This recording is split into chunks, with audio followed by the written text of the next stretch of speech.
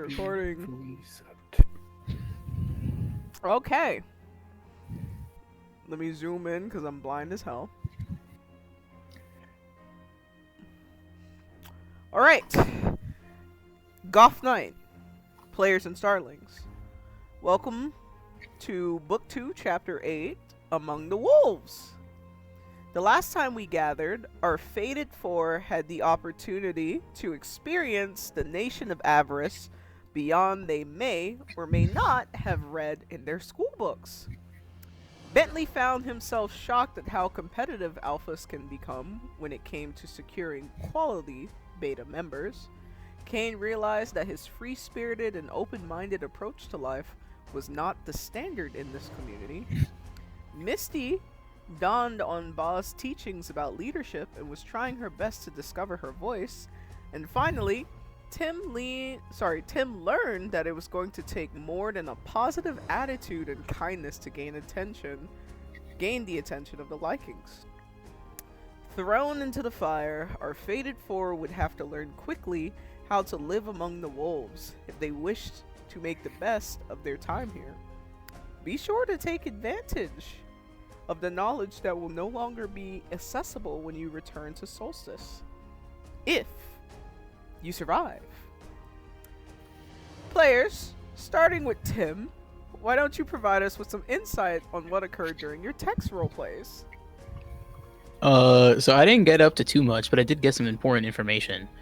So I talked to, let me just make sure. I talked to this person named Liren, and apparently they're like a middle person for like stuff, and so they order from other nations to bring to Avarice. And I was like, maybe this can be my opening for like doing like smithing stuff.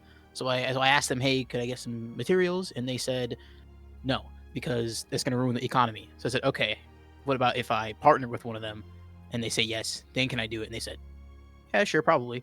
And so I was like, okay, big brain. But I was like, I need money because I've spent the last 5 gold on beef jerky.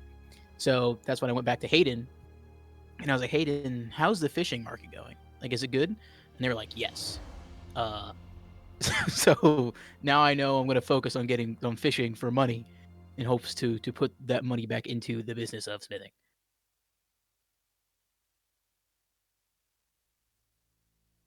And that's all. My text roleplays. I spoke with the guy I got from Combat Square because Miss Sandra said I had to go and like make some money. His name's Levias. He is the hunting grounds attendant. He says that he makes a good paycheck and he has a house by the hunting district, and he paid me good money. Like, I was upselling him, I was trying to put them charges in. He tipped me, so like that was great. And then I was decompressing with Miss Sandra. She was telling me what my job roles were, essentially. What kind of things I can continue to upsell them. She said that she made some remedies and products herself. So I'm trying to get in good with her so she can teach me how to make those. So optimistically that can kind of feed into my whole medicine potion brewing route that I'm trying to take. What else? I'm trying to think of what else. Oh, and there's gonna be some other betas that I'm going to meet. There is somebody named, is it Naira? Regardless, there's another beta I'm supposed to be meeting from the tavern.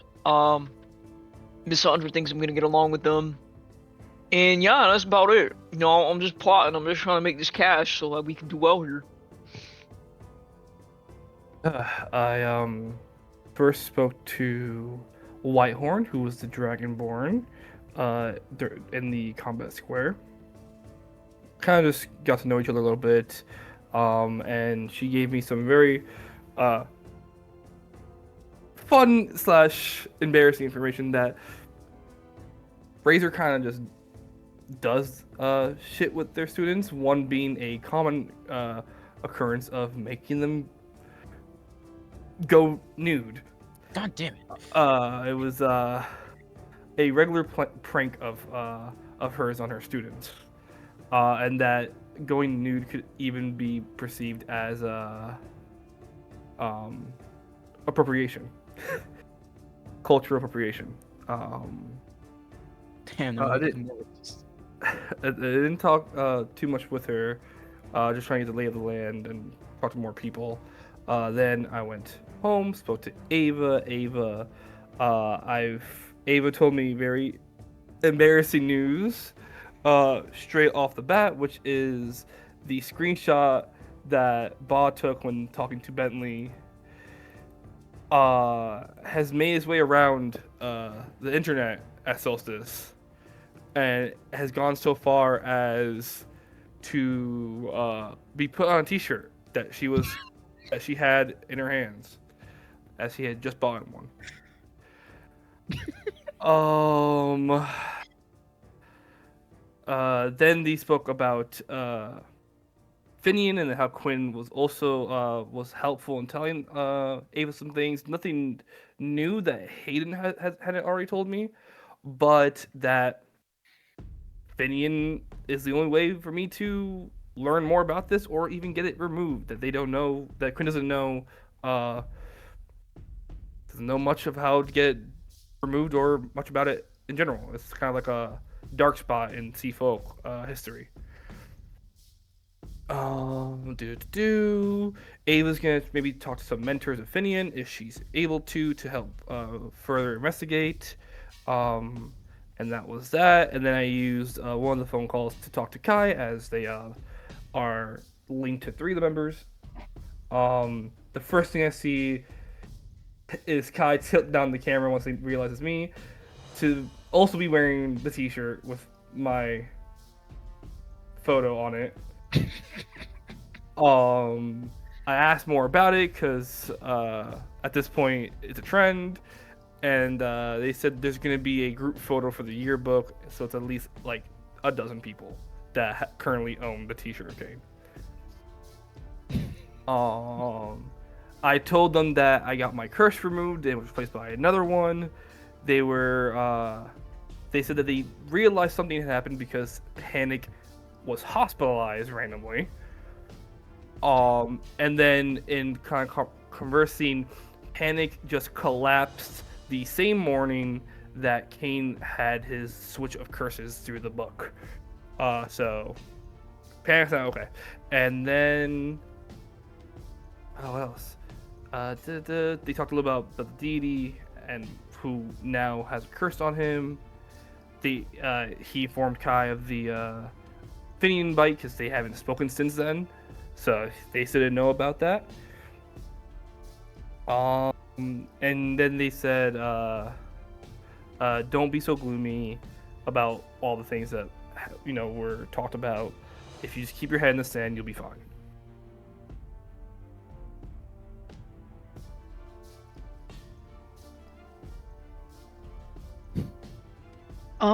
I didn't do much in my role plays besides getting swindled by the baby girl, Annabelle.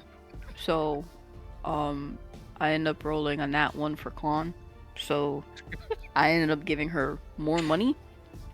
I didn't call anyone because I just didn't have the time to do any of the role plays. So, I only got swindled. How much money do you have left? That's a good question. I'm about to do the math.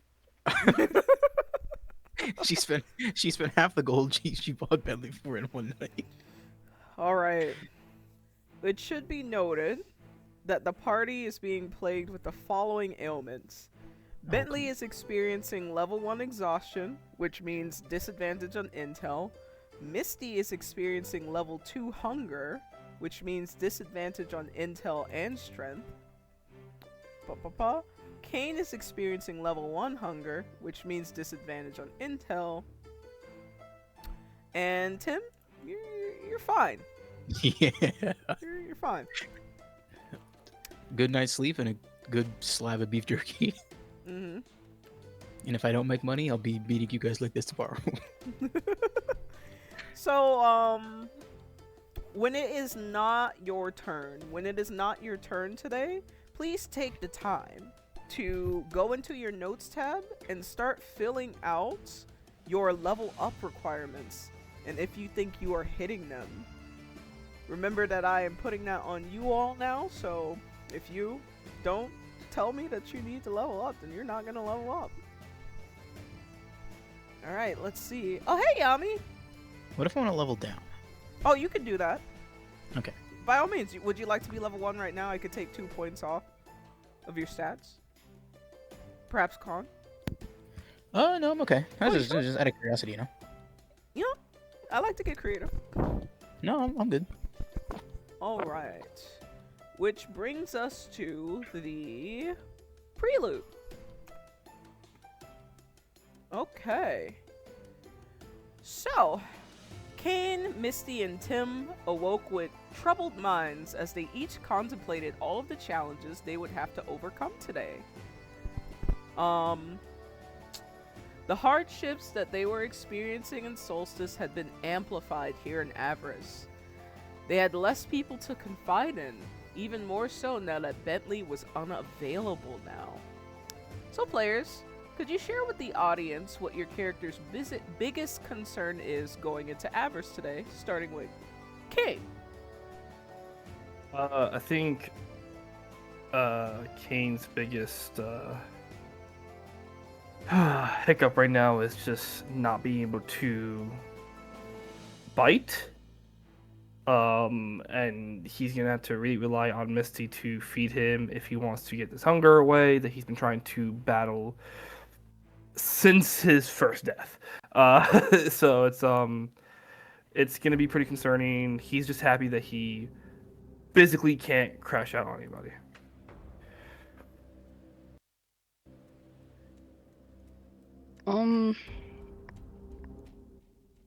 I guess hunting, probably. And probably having to feed Cain twice. I have to feed myself twice. Can I get the question again? The question is, share with the audience what your character's biggest concern is going into Avarice today. Okay. Yeah. Specifically today is probably fishing because that's like my pivot to like trying to actually pursue the smithing stuff. And then that is my overall biggest pain in the ass I'm gonna have to figure out is I don't even know if anyone's gonna want to partner with me. So yeah, I feel like it's not gonna go so well. As everyone gathered their items, clothed themselves, and arranged their pockets for today, their door creaked open. It was Razor. They had been wearing clothing today, dusty ivory garments that matched their worn hair. Their eyes scanned over the room, and it was clear that they were noting their dwindling numbers. Razor chuckled, smiling at them. I sure hope you all have a plan, they warned, before holding the door open for them. So, yesterday you were all down Tim, now you're down Bentley. How does your character express the feelings this realization brings to the others? So, you guys talk about what it's like to not have Bentley. Like from a third person perspective or like together, like with each other? At each other, yeah. Oh, okay. It's a weird feeling. Can you start speaking? Even when Tim was passed out, he was at least in the area. You know, we knew where he was. Not knowing where Bentley is, and not having a way to text them is definitely new. Yeah. Do you guys know when he'll be back? It's quiet. I don't No. know. Before we leave, we obviously have to grab them, but we also should try to save up some money to buy Bentley back, or we probably gonna have to fight to get him back. So just keep that in mind. You said buy him back? Yeah. What are Yes. you talking about? So, an alpha approached me and they wanted Bentley. Obviously, I don't have the funds to take care of a beta, so they took Bentley for a bit. A bit. Yeah, until we have to go back to Solstice. And we need to buy him back. How much did you sell him for?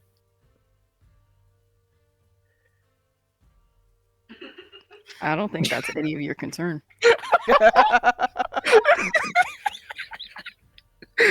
Out of character, is it because you don't want to tell us you wasted half the money already? You can just I say don't like want one. to talk about it.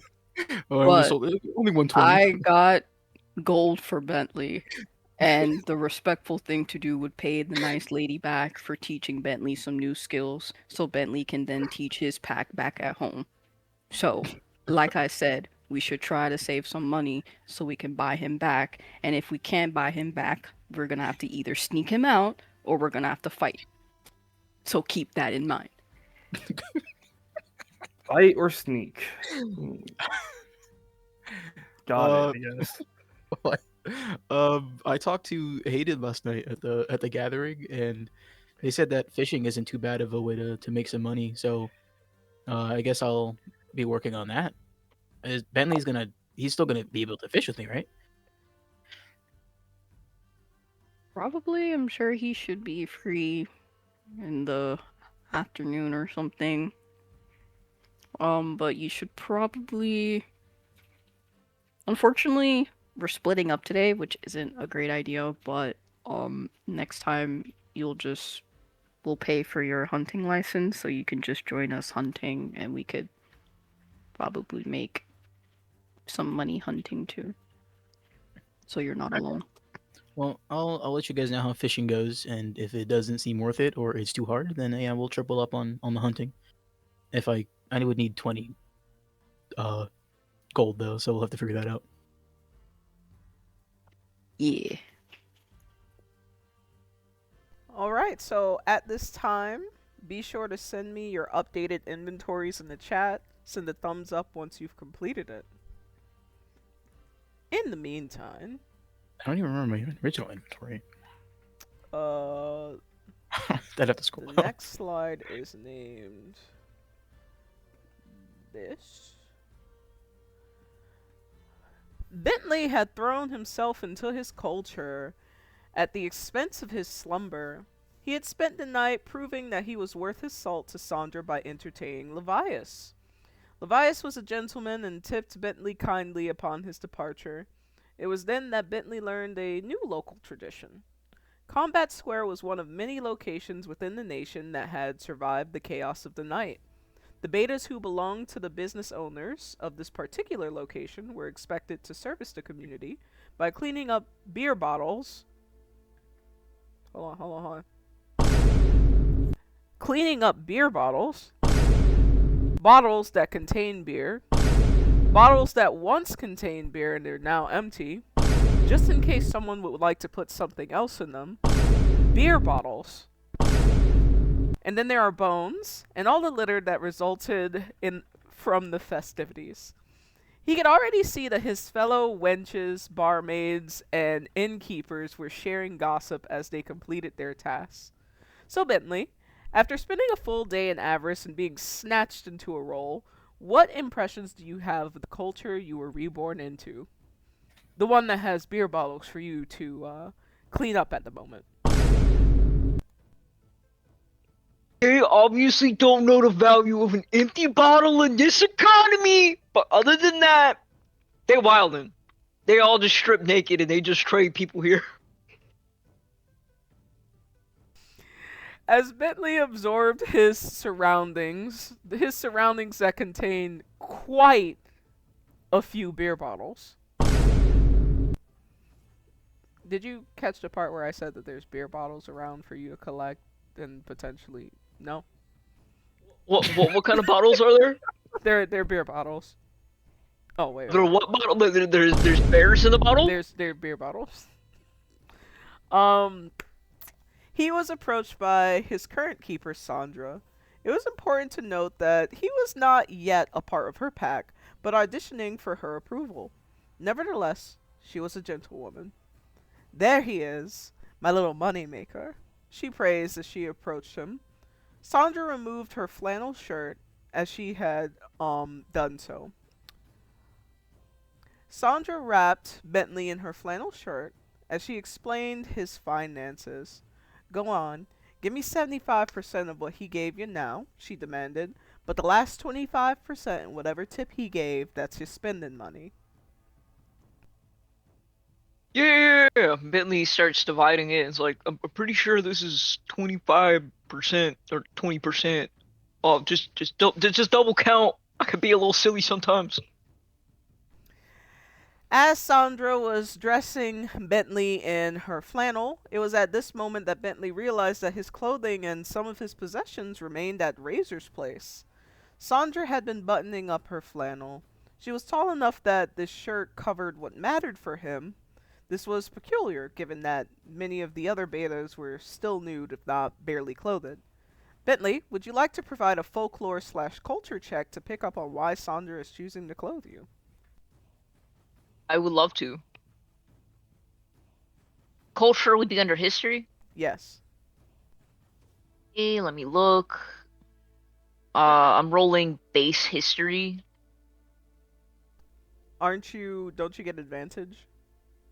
Not history. Um, That's the one that she doesn't have. I think because I only read the packet, so I'm doing base. Everybody gets disadvantage. I think that's in. Yeah, you're right.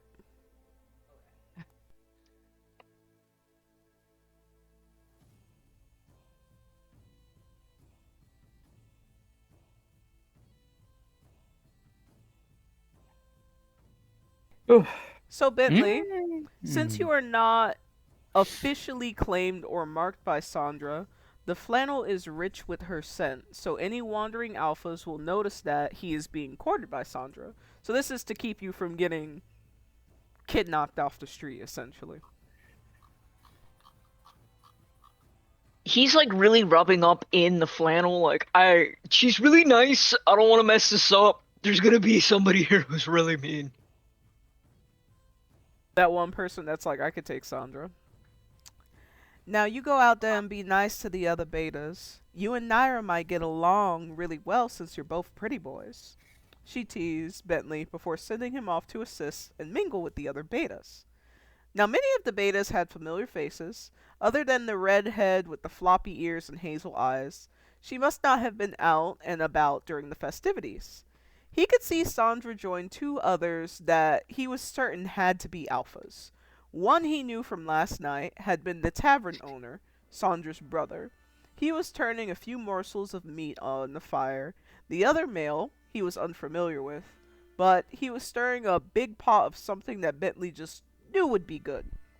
They had been catching up with one another while making food for their betas. He could hear them talking about him. Who's the pretty boy with the third leg? The unknown man inquired as he stirred a pot of grits. Careful, Sandra, her brother warned teasingly while placing some wooden plates on the table. You already know that Farhan has a sweet tooth. Yeah, one that I'll punch right out of his mouth, she warned playfully before taking her seat at the bar. Stop adopting all those sweet girls and go find yourself some other fine young man. Farhan exhaled deeply and Bentley could just feel his eyes on him. Guess I just haven't found the right one yet. So Bentley, the alphas are watching. The pressure is on to adjust finally to your community. Who among the betas would you like to assist in cleaning and get to know more? If my intuition is correct, the one with the split hair, I'm assuming, is the one Sandra told me I get along with.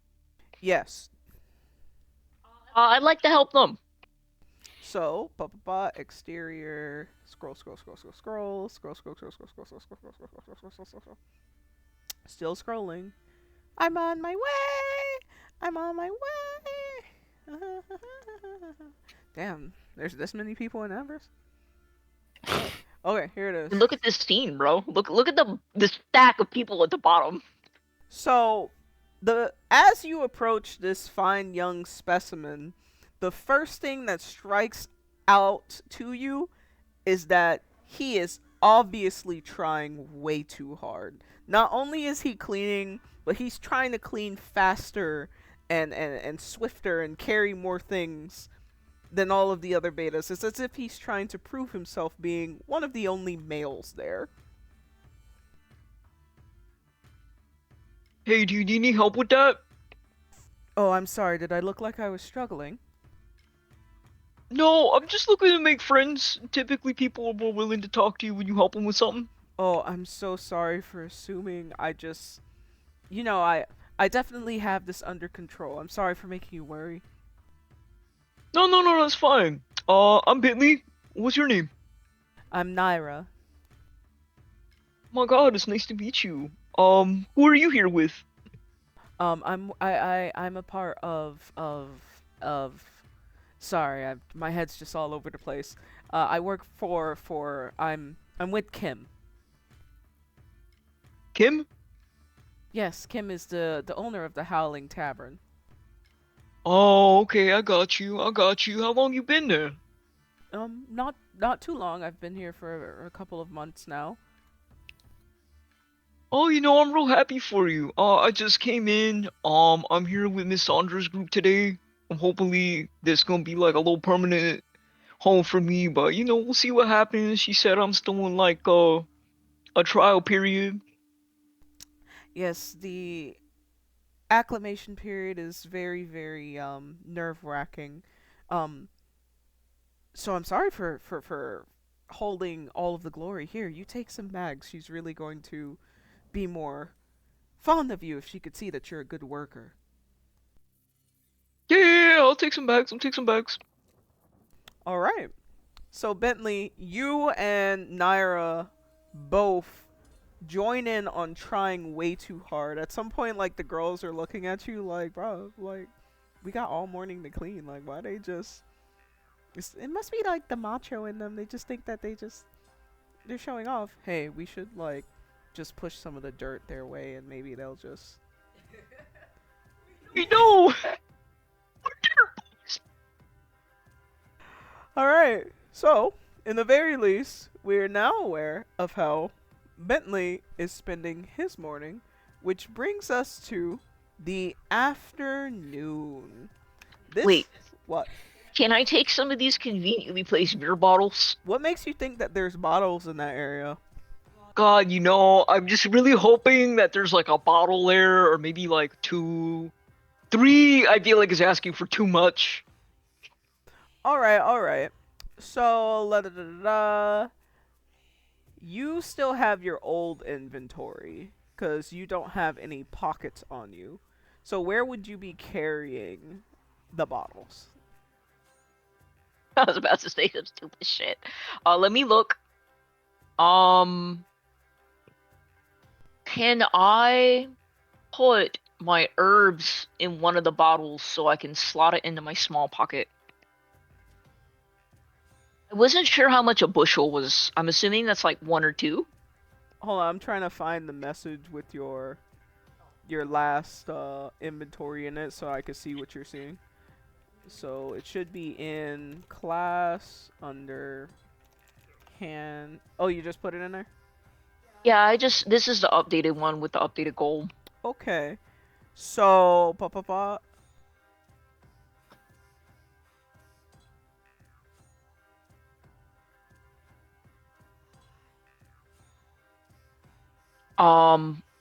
I know that for herbs I can put up to like 5 in a pocket, but if I were to just put all my herbs in like 1 or 2 bottles, would I be able to put that in the pocket? So once you...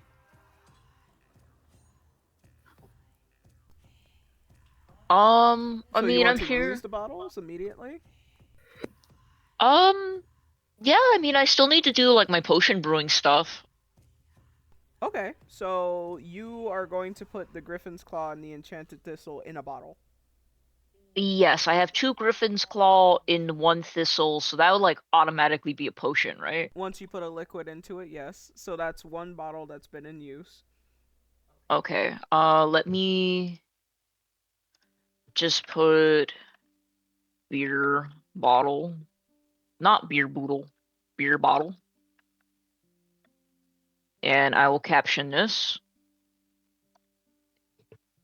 And then would I be able to put the other bottle in my free hand? Because it just has a ring on it. Yes, you can.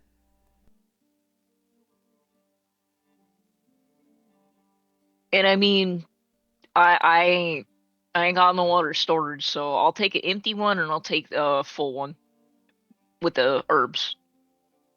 Okay. Unless there's like, was there any sort of like, I don't know if they have these in Avarice, but you know how they usually come in like those little cardboard holders for a Give six pack? me a luck roll.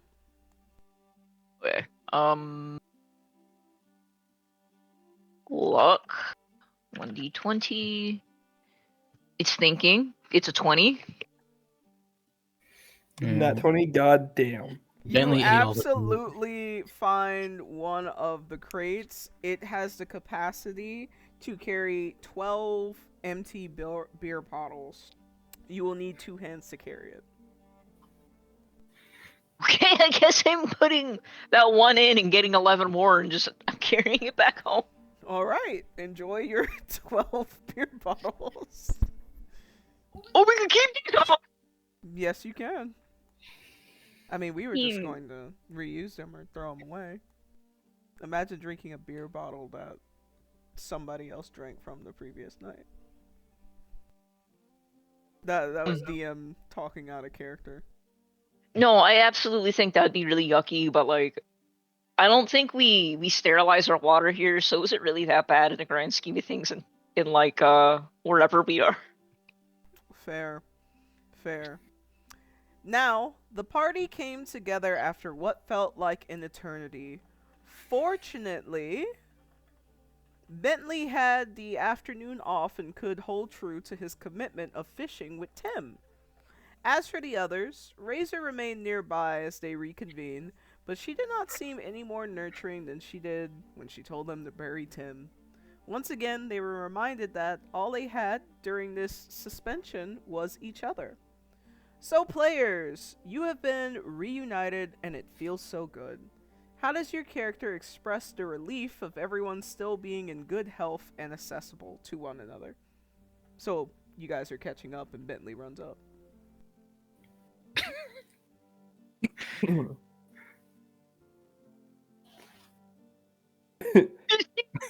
I did something good!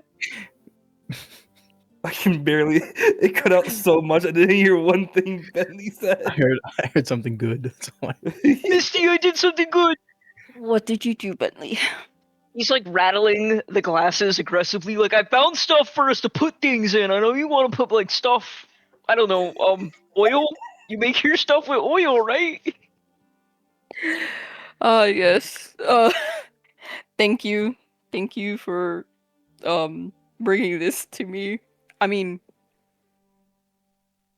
do you also need these? I would just like you to hold on to 2 or 3 so I can still do my potion brewing assignments, but like, you know, now you can, y'all can put your hustle on. Or maybe, I don't know. Kane, you said that putting blood in bottles was bad, but like, how bad is bad, you know? Oh. Oh yeah, we could put animal blood in it. Here's Bentley. He goes, considering that I cannot bite down for the foreseeable future, a bottle will be great. You can't bite down? What uh, happened? You broke your teeth or something? I have like magic placed on me because I'm infected. Someone by the name of Garu placed it. I told Misty. Misty was there for the whole thing. And so it's just like that for whatever? Until I leave Avarice. Oh, okay. How do you know? You just drink it like regularly then? If it's food, I need someone to feed me. Ah. And if it's a drink, I believe I can drink it myself. I just can't bite.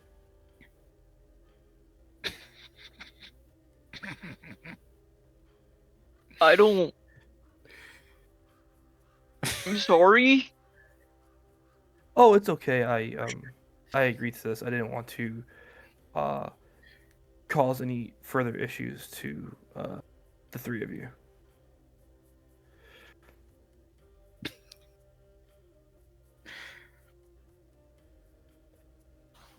He's still acting weird. But anyways, we gonna be hunting later, and I gotta go feed him. So, and I ain't eat yet, so we're all just gonna meet up later to eat. That Dokes meme. That's literally Misty every time she talks to Kate. What you mean he acting weird? Like, I'd be talking to him and he's just I don't know. I don't know. I think Bob mentioned it before. And it's really settling in now. I feel more confused when I ask my question.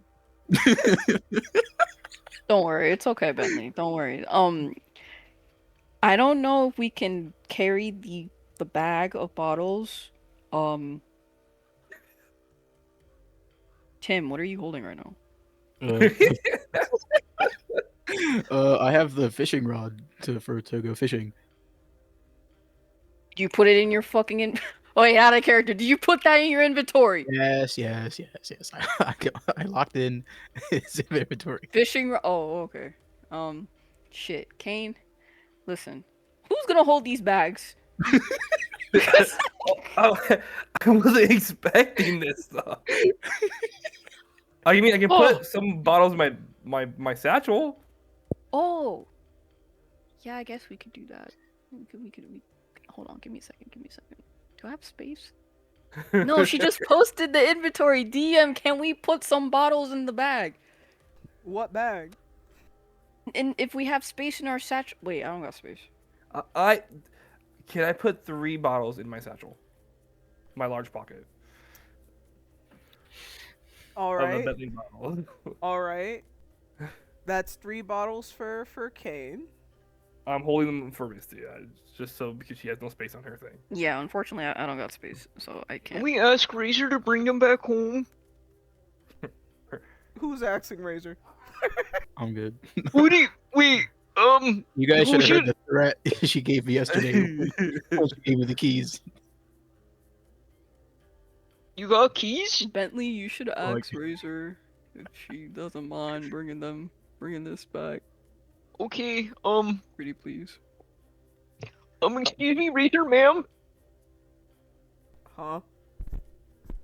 Can I pretty please politely ask that you bring my bottles back home to your house? I'm scared of them getting broken when I go fishing. Charisma roll. Persuasion. Yeah, I wasn't doing it. Yeah, I have good Charisma fucking- roll. I have good charisma. I don't have good persuasion. Persuasion, Charisma literature. is the same thing, you know that. No, But I persuasion have is a +3 roll in charisma, but I literature. have disadvantage on persuasion. Yeah, Oh. that's what he means. Bentley has whatever, but advantage in persuasion.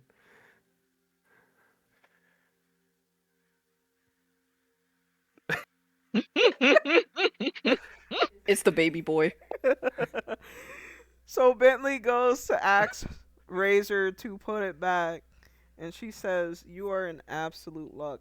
I was actually on my way back because I realized that I forgot. You know what? Are you 18? Yes, ma'am. Yeah, just know that I forgot some adult shit. Yeah, I'll take your bottles. Oh, thank you. Oh man, I was almost certain that you died today. Good to know you're still alive. I died? All right. So the party spends a considerable amount of time. Who has how much bottles? Type in the chat how much bottles you take, and Razor will just take the rest to the house. Tim doesn't notice, but I took a look at and she spent 180 on the massage. I told you I was swindled. I laughed because it was funny because I think the last time we talked about it, you spent only 80. Yeah, but I rolled a nat 1 against this girl, so she took all my money. Everyone in this fucking town are a bunch of fucking con artists. The party spends a considerable amount of time hashing out the detail of their future conquests and inventories before they reach a comfortable state. As you all prepare to leave this location, would anyone like to mingle with some of the locals? No. That's a no from Cain. You should go talk to the cat guy. I'm alright. Can I say I hi honestly- to Levias? How do you say hi to Levias? We're like running up to him, waving, like, hey! Levias sees Bentley coming up, and you could see his face kind of like redden, and his ears go back, and he, provides a polite wave back. Is he the gay one? What? What do you mean? What are you doing? I don't even know who you're actually trying to refer to right now. No, I'm Being generally. gay! He the one that has a crush on. Is he the gay one? Like literally, that's my question. He is the gay one. Okay, thank you. That's all I was asking. When did we establish that he was gay? Because he was that all established? flustered when Bentley came up. And then Sandra was like, "Oh, I was having a problem with him." Well, I must have missed a chapter. Well, that's perfect for you then. Can you go talk to him? Y'all, he has a name. His name's Levias. He's not The gay the one. gay one. Just refer to him as the gay one moving forward. You know, Bentley's there, and he's like, hey, I just wanted to say hi, and I wanted to see if you got home safely. Obviously you did, because I know you're a big, strong hunter. Are you headed to your job today? It's, W is. It's good to see you again, Bentley. I do work in the hunting grounds today, but not until nighttime. Okay. I'm gonna try my hand at fishing and see how that goes for me, but I'm definitely gonna try maybe going to the hunting district tomorrow, because that sounds like it'd be really fun. Well, you just go ahead and let me know when you plan to come to the hunting field, and I would be more than happy to be your escort. I'll let you know when you visit me later tonight. Later tonight. Or whenever you plan on dropping by. You mean the Winch's Cavern? Well, yeah, of course. I work there. Oh, you want me to come again? Well, yeah, you're like the highlight of my day. You could see on his face the whole the Winch's Cavern is expensive. And he goes, how about we meet up somewhere else? What time what time are you do you have free time from the Winch's Cavern? Oh, hang on, I gotta math meme that, cause Sandra has me working. What is Wouldn't that? it be now with the in the afternoon? 'Cause it's That's closed. like afternoon, cause I work night and morning, right? Yeah. Oh, I guess tomorrow afternoon. That's when I should be getting off of my shift. Alright, then how about tomorrow afternoon we meet up again for hunting? I would really like that. Yes, I think I could show you what I do for a change. Absolutely, I can't wait to see you. Great, then it's a date. It's the date.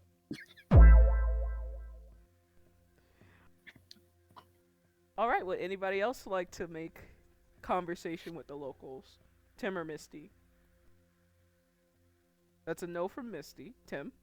I know I talked to the cat guy. I completely forgot that conversation. I'm trying to remember because I'm trying to remember who he was. I only really remember that he was the cat guy. Talk to Was him he the again. one? Was he the one that was like flustered when I walked up? He was like, "Yo, what the fuck? Why is somebody talking to me like that?"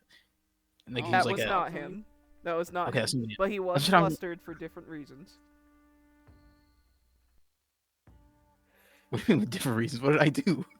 Oh, maybe it was naked. I don't remember. Fuck, I don't fucking remember. All right, I'm gonna go talk to the cat guy again.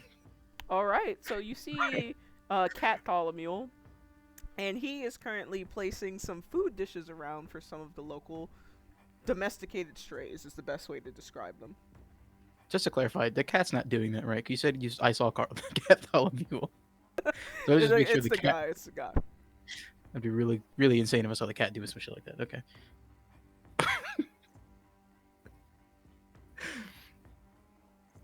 Wait, okay. I lost my train of thought. What was he doing again? He's like refilling some food dishes for the domesticated strays. Okay. All right. You seem to be. I'm just gonna catch him off guard. you you seem to be tending to a lot of cats around here. I'm assuming that's what you mean by domesticated strays. You seem to be wearing a lot of clothing today. God, it was naked. All right. Yeah, I was told I had to do that for tradition, and I didn't want to mess up tradition. And now that tradition's over, clothing's back on. Right, tradition.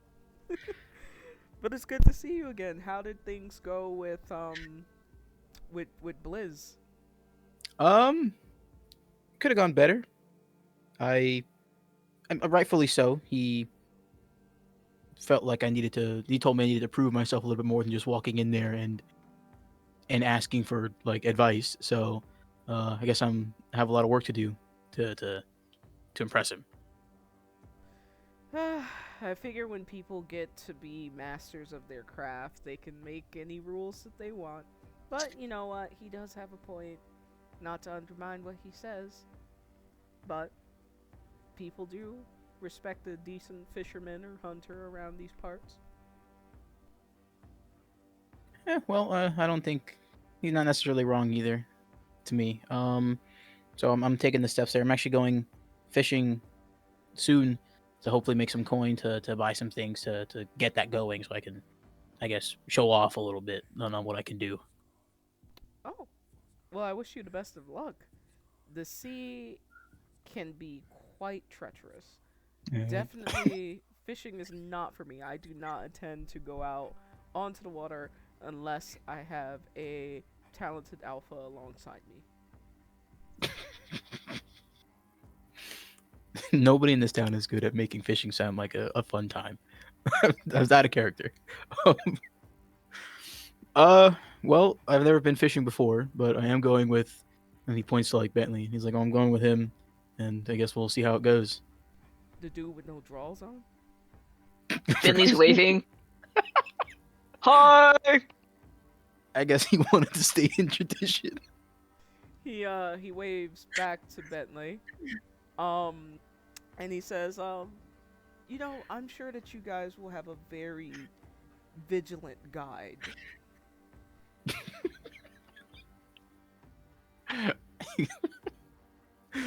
Oh,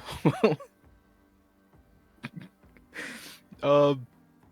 Yeah, well, I hope we have a guide in general because again, I've never been fishing before, and nobody in this town has made me feel like fishing is going to be easy, which it shouldn't be honestly if you're going to make coin off of it, but hopefully it's not too hard. Yeah, well, fishing and hunting, they're easy for people who, you know, like fishing and hunting, but I've heard some horror stories on either of them. You know, I guess it comes down to, like, you know, the bigger the prize, the more difficult it can be. So just stick to the little guppies and shrimps, and you should be fine. Well, I like a good horror story, so we'll see what happens. Oh. Well, it was nice knowing you.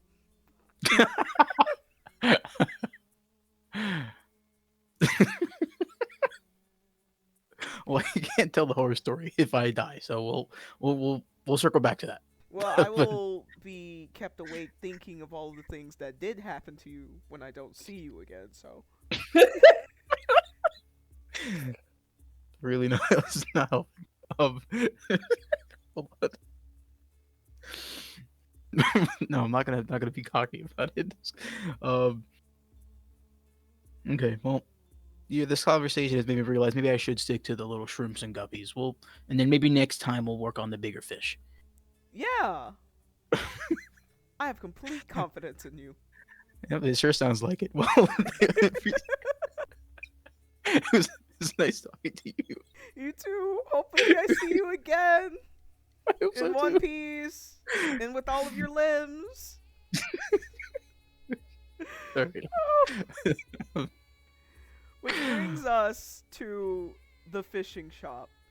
It had been much more lively now that the fishing grounds had been accessible. The bells sounded at their arrival and they were greeted by Hayden. "Welcome, travelers," they cooed. "How fortunate I am that at least you two continue to remain in good health." There was a teasing edge to Hayden's tone, followed by a curl of their lips. "Allow me to introduce you to your attendant for the fishing grounds today. This is Vane, one of my current proteges. I know he doesn't look like much on the land, but I can assure you that he is an absolute shark in the shallow waters."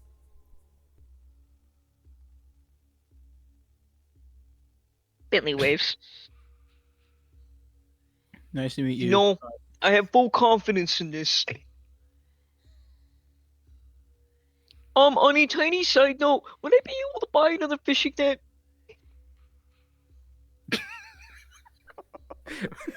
Bentley with the money? Where'd the one we bought yesterday go?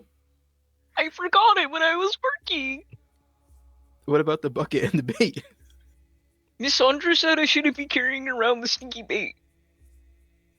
Alright, Bentley.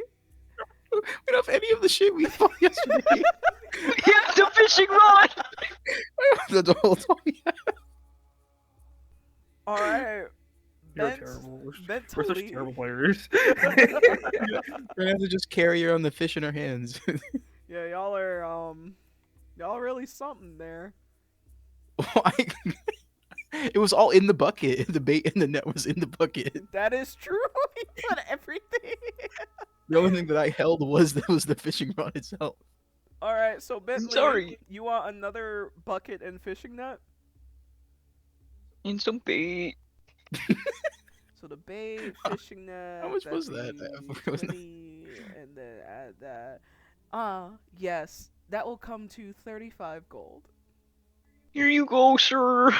Thank you so much. And might I recommend that you two consider purchasing a fish finder. It is a device that uses sonar to detect fish and their depth in the water. It would make the entire fishing experience much more simple for you. Can Bentley perception roll that? Because he's like looking at the state of avarice, and sonar feels a little advanced. Absolutely. Bentley, I don't have any more money. I can't buy that. Hang on, big man. Hang on. Let me put this brain on heart real quick.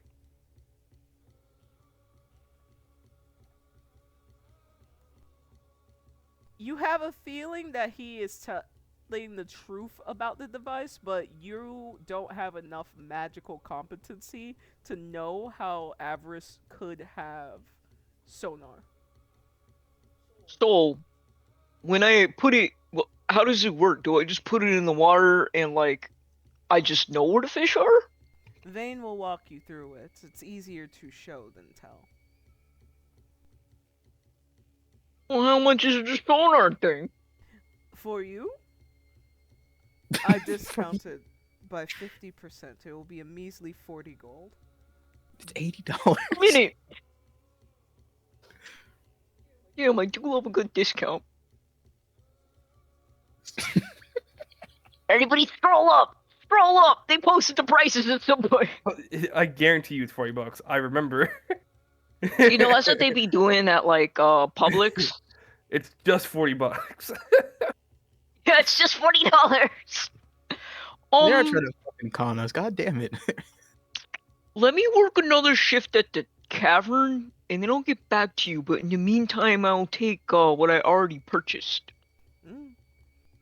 I love how you all have a tendency to choose the more challenging routes. Don't try to swindle us even more, okay? I don't even have money to be paying for this, okay, DM? So I'm trying to make this character think I need to spend more money. I'm broke. I'm gonna go negative in gold. Negative? Please, follow me. Vane stumbled his way towards a side entrance, grasping onto any surface that he could to keep himself stable as he continued on. Fortunately, The boats in the sea had been quite nearby once he exited. Bentley and Tim had the pleasure of witnessing Vane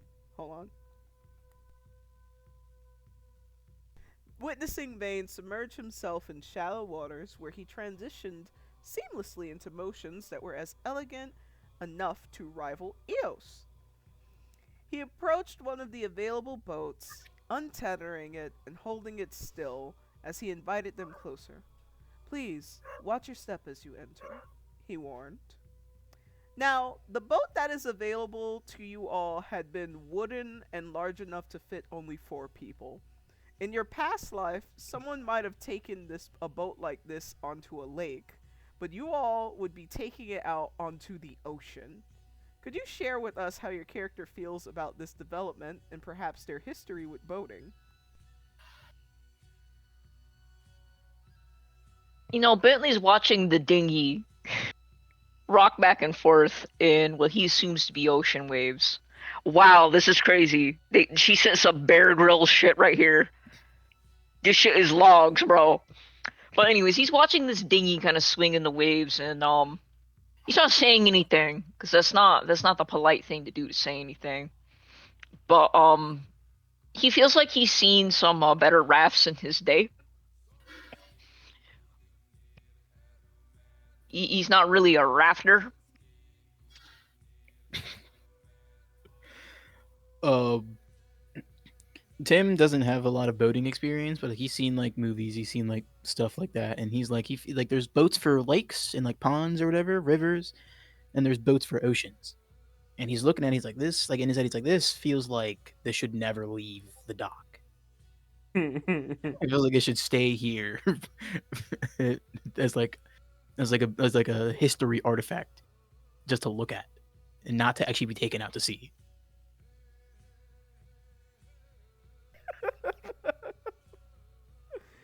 Which brings us to the hunting shop. Oh god. I got tears in my eyes. Oh. Woo! Okay. The hunting shop had also been quite lively with laughter and camaraderie. Misty and Cain arrived to see that the shop owner, Eden, had been engaged in a rigorous arm wrestling match with someone twice her size. He was tall, chiseled, and clearly holding back. However, she seemed determined. Let's make this more interesting, Eden chimed as her arm trembled against his. Oh yeah? The man entertained with a curious tilt of the head. What could be better than free gear? If you win, I'll pay you double what you earn in the wild, she starts. But if I win, you upgrade my gear with platinum, she demanded. Well, I would be a fool to turn down easy money, he accepted. But, Eden, you must answer me this. You're a smart woman. Why would you throw away such a coin? He inquired. You must be fond of me, he teased. She scoffed and smiled. Yes, I've become quite fond of your craft, she corrected him before using her free hand to push a loose board on the table in his direction. Startled, the man dodged towards the right, which made it simple for Eden to use his weight to pin his hand down. Ha! Platinum it is, she chimed triumphantly.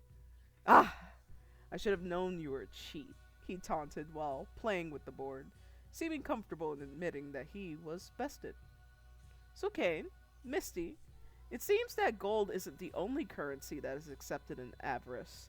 In addition to gold in combat, it was demonstrated that some folk may even accept gambling, all in good fun. How does your character express to the other how they feel about their own gambling skills?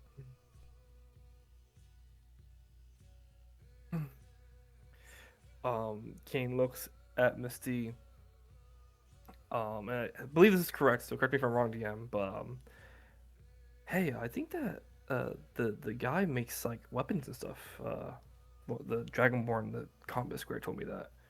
So maybe once we establish ourselves more, we can maybe get something from him. Commission something.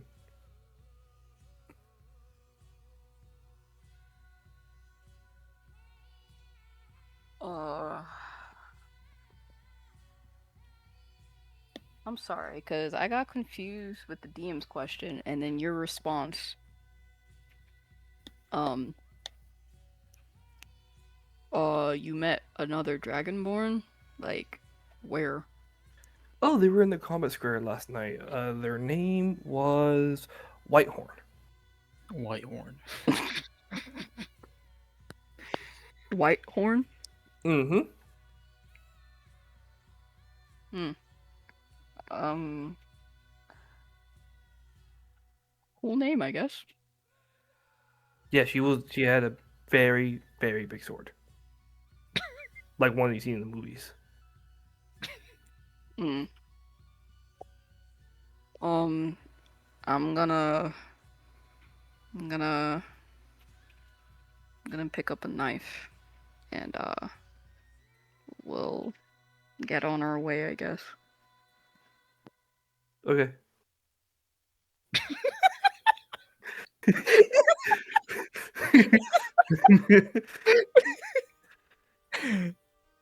Okay. Eden looked over to the two travelers before continuing.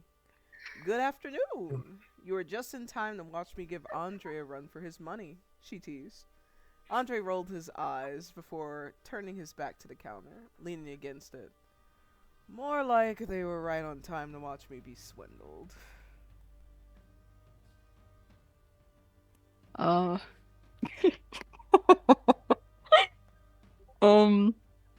Misty does say afternoon. Wait,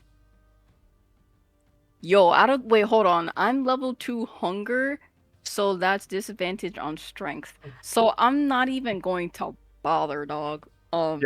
I'm not even gonna bother. So, um,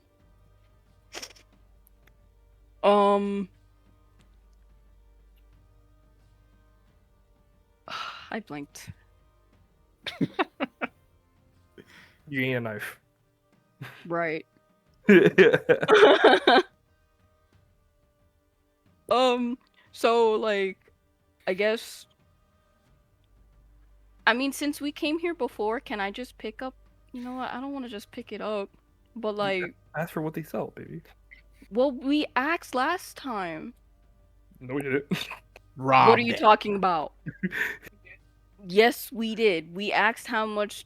I asked her, and she was between. She said she didn't give me a definite answer, but she told me 4, starting from 4 all the way up until like 20 or some bullshit. I remember that. I don't think we ever asked them anything about their Oh wares. my god. I think she might have given them a price range, but I don't think she asked for anything in particular. Because she said she made up like a thing of, oh, I was looking at those knives over there or something like that. Yeah. Just ask what she sells. I think you asked like, oh, what's the price range and stuff. You didn't ask what she sold. See if they have a big sword. See if like Okay. I know a person named Whitehorn. They have a giant sword. Can I have that? Okay. Well, anyways, Misty is gonna go up to the shopkeeper, and she is going to ask, how much is she selling a hunting knife for, or like what are, like, how much she's selling her wares for.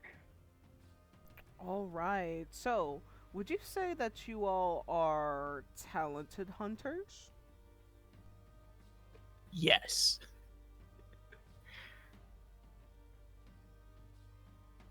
No. Yeah, I had a feeling. So, Alright. here's what you're going to need. First, I don't even know where to begin. Oh, yeah, I'm sure you don't.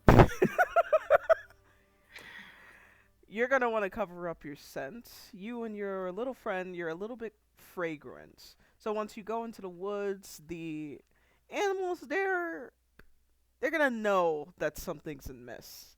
So first I have this scent covering spray. She puts the scent covering spray on. Then of course there's the hunting knife that you asked for.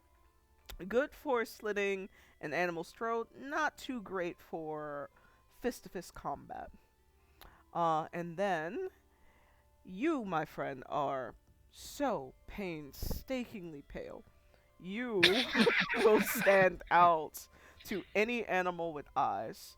But fortunately for you, I do have some clothing, specifically ones made out of animal skin, so that you would better blend in the forest. He might eat it.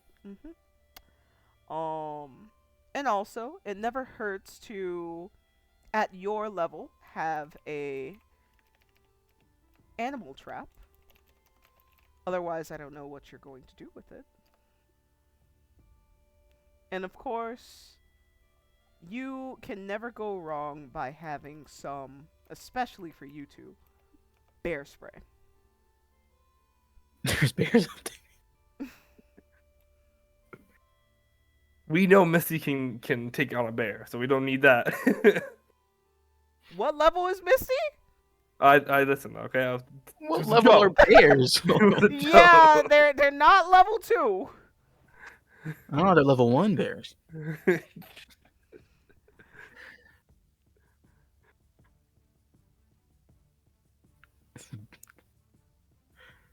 How much Out is of this? character, I'm just gonna roll in some fucking dirt. Like, I will literally put dirt in Kane's face and push him on the floor, dirty him up. I'm not putting the And then he's bodies gonna look up at you and say, "Hey, why did you do that?" for hider sense.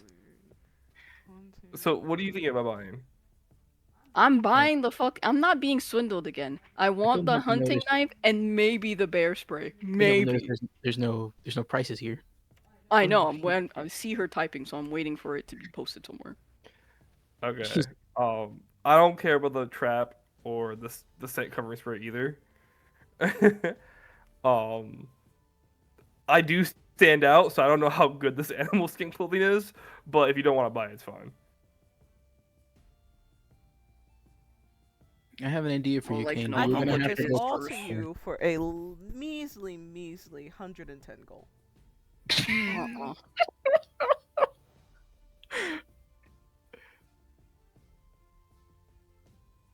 Um.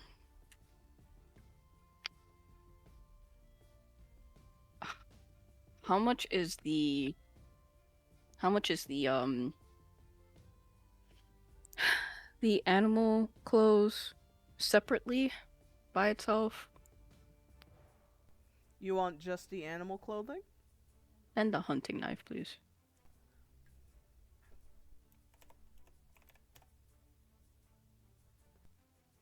$65 gold. Damn, dude. Give me a second. Well, you know what they say. You gotta make money to lose money. That's not the same. I'm pretty sure that's what it is. Can I You got it right. try? Can I try to perception roll if she's like giving me?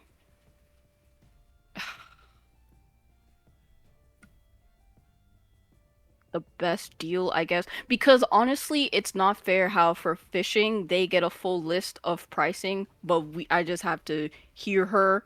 I would like to see it on paper. Like, 2 different shops. it's so stupid. Well, just perception roll to see if she's either actually like doing this for the sake of your safety or like just trying to upsell you. Yeah, can I try to perception roll if she's like bluffing? You can.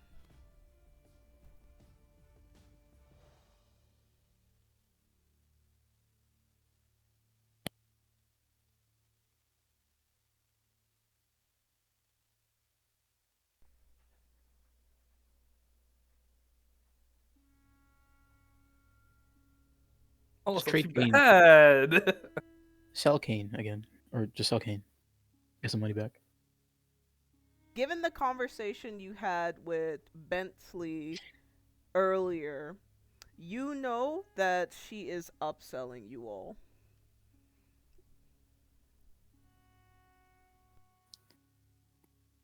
Okay.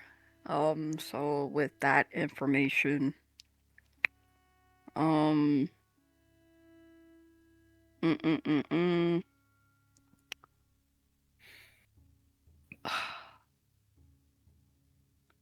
How much can I just?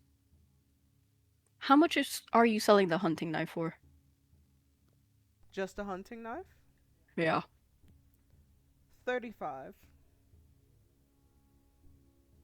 Damn, the animal Um, clothing. It's already I an mean, animal. for like a I guess, quote unquote, beginner hunting knife, that's kind of a lot. Oh, by all means, you don't have to purchase it. She's If you feel comfortable in your capabilities, I can have Sigrid here take you straight into the forest. I mean,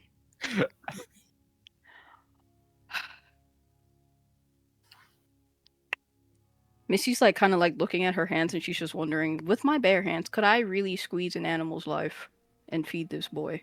And she looks to Kane. Because spending 35 gold on a hunting knife, that's. Jeez. Yeah, it wouldn't be too bad if we had more money. Shut up.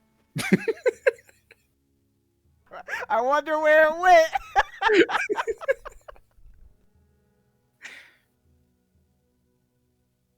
I think Kane has like 5 golds. just rob him. I have 1 gold. Oh, You have one. I have a singular gold That token. ain't any better. Where did all of your money go? 30 bought on a a beer. license. 30 on a license. I bought a drink and bought food to eat. How much Can was the I- drink? Can I I get attempt 7 to? bucks. Oh my god. Wait, Kane, you're out of character. You can charisma roll disadvantage. It's not disadvantage for me, no. So I'm gonna have you speak up and try to charisma roll this lady to lower this price for a hunting knife.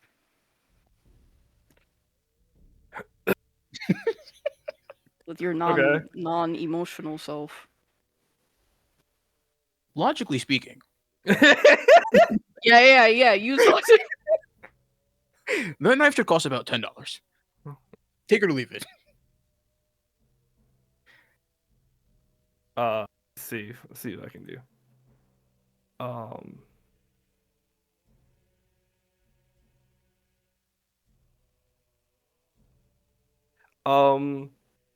Keen's gonna walk up.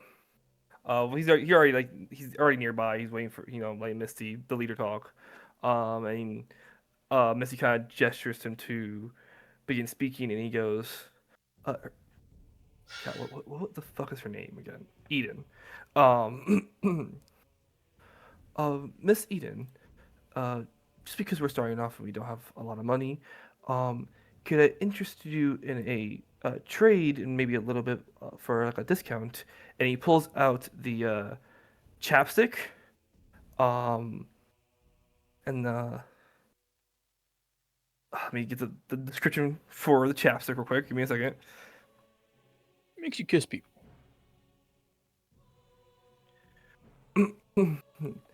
um,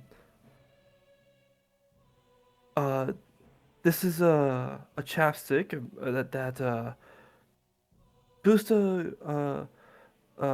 confidence and energy and emotional honesty from others. So you can maybe use it to continue legitimately winning against Sir Andre.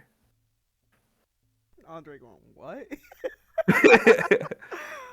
Go ahead and give me a persuasion roll.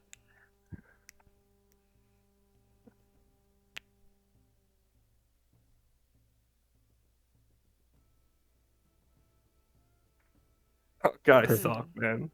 So, I He's can't gonna roll take for that- shit, man. He's gonna take that chapstick. it was a And, 9. $35. So she's going to look at the chapstick and she's going to assess it. And she says, you know what? That is a very interesting artifact that you have there. For the chapstick, I'm willing to offer you a discount of 5 gold. It's not that much. He looks at So Misty. the hunting knife will be 30 gold. He looks at Misty. Did I do it?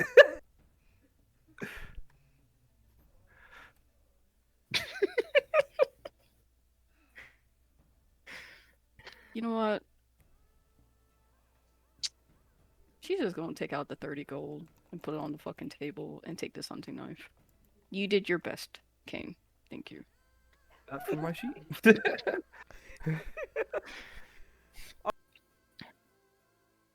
So, Cain, you can go ahead and remove your chapstick of kissability from your sheet.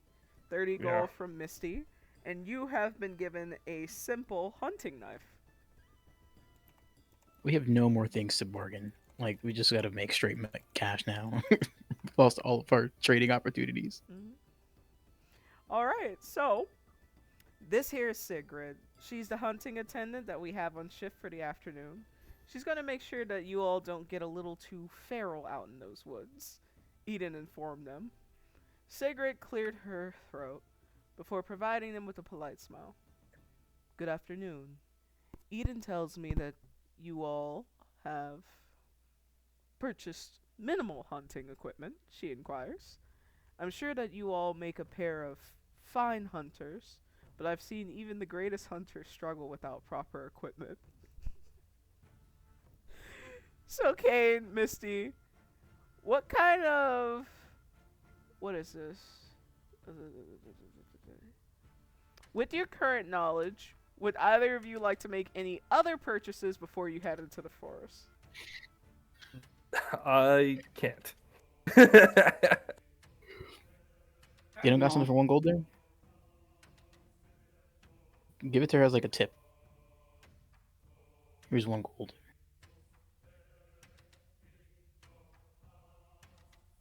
If you feel as if you are prepared, then I shall guide you, she assures before turning to Eden and her guests. I shall see you soon, and Andre, if you are not here when I return, then have a wonderful day, she assured them before guiding you two out towards the back entrance. It was a short walk from the hunting shop into the forest, of which she provided you all with warning. Many of the animals are as quick as they are territorial. Be mindful in the game you choose to approach. So, Cain and Misty, just as many of you have not gotten into combative situations prior to entering Solstice, neither of you have ever hunted before in your lives. Yet, here you were preparing to go toe-to-toe with creatures as dangerous as lions, tigers, and bears with your bare hands and a kitchen hunting knife. Could you share with us how your character feels having to hunt for the first time in their lives and how they express it to the other?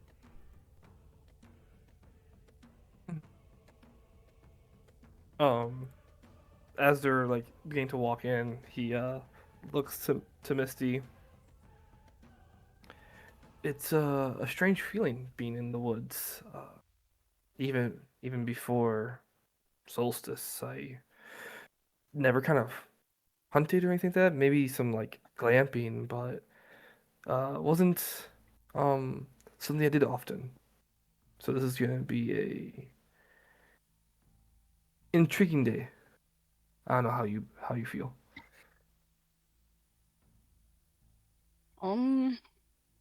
I haven't hunted before, and obviously Solstice is not as well as difference between Solstice and here, obviously, but the ferality pen wasn't that safe either. So just brace yourself, I guess.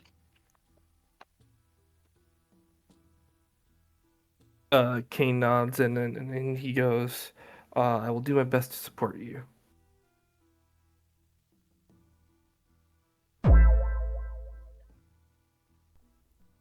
That was a misclick.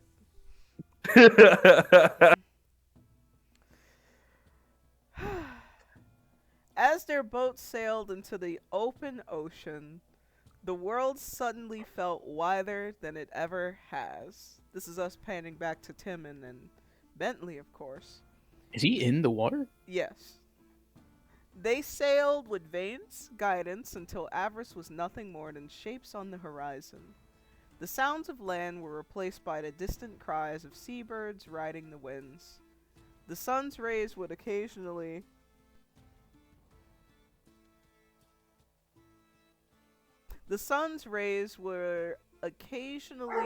glint off the surface in blinding flashes as their senses were consumed by the saltiness of the sea. It was peaceful. For a moment, all of their problems slipped away, and all they had was each other and the open sea. So, Bentley and Tim, How does your character express to one another how being out in the out in the ocean like this makes them feel? You ever been in the ocean before, Tim? No. Our where I used to live was landlocked, so I'd have to go out of my way to go to the ocean. So this is my first time. Mm, I was mostly like a beach person. Um, I wasn't too big into the boats and stuff like that, but it's kind of pretty out here. It's just like the beach DLC, I guess.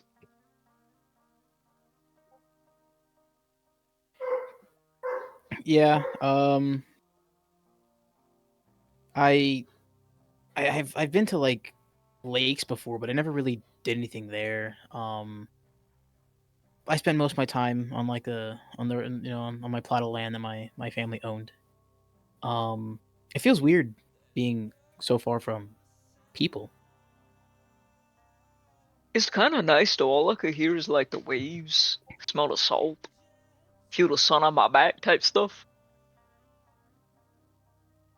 Yeah, I guess it's nice. I don't hate being outside, so you gotta make the best of it, I guess.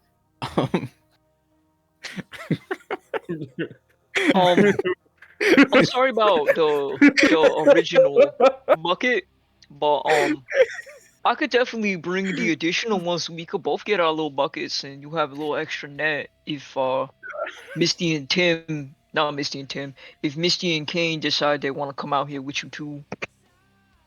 Yeah, don't sweat it. If you're able to get it to me at some point, then I'll be there. But hopefully after these fishing endeavors, I'll have enough money to buy it back anyways. Because I don't have any more money. this is my do or die here. I mean, I Literally. think you'll be good at it. I feel like you built real sturdy, so I feel like you could lift the fish up, catch it. Speaking of Uh, lifting a fish up and catching it. Oh, I'm on the wrong one. Here we are. So, Vane's voice could be heard from the water as you arrived in the opportune location. Feel free to navigate this space as you see fit, he informed them. I implore you to brace yourselves. The creatures of the sea can become quite rowdy in their final moments. He warned them. what does that mean? So, Bentley, Tim, the time has come for you all to fish. Final Equipped with moment. nothing but your tools and wits, walk us through how your character would like to navigate this space.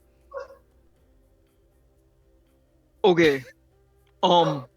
Tim, do you want to go first, or should I be going first? Uh, fuck. What's that cat guy's name? I forgot his name, but I was gonna pretend that You Tim know a knows it. cat guy?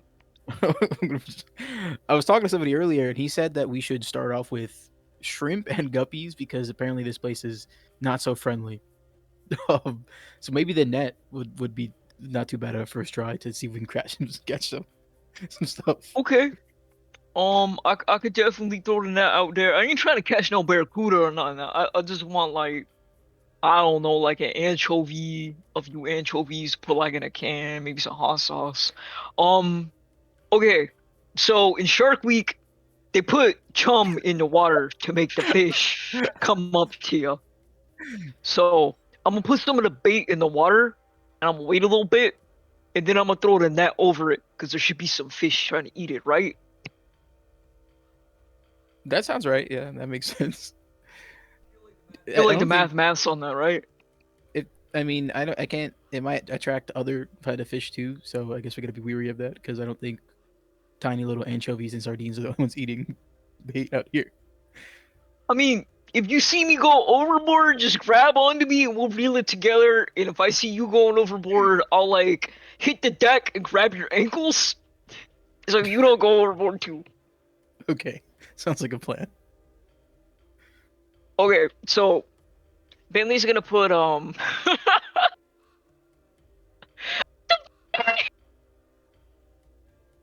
okay.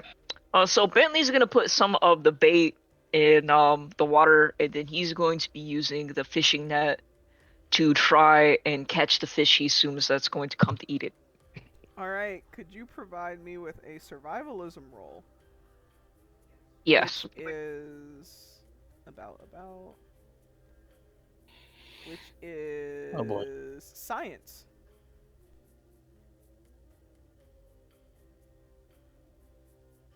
I believe in you.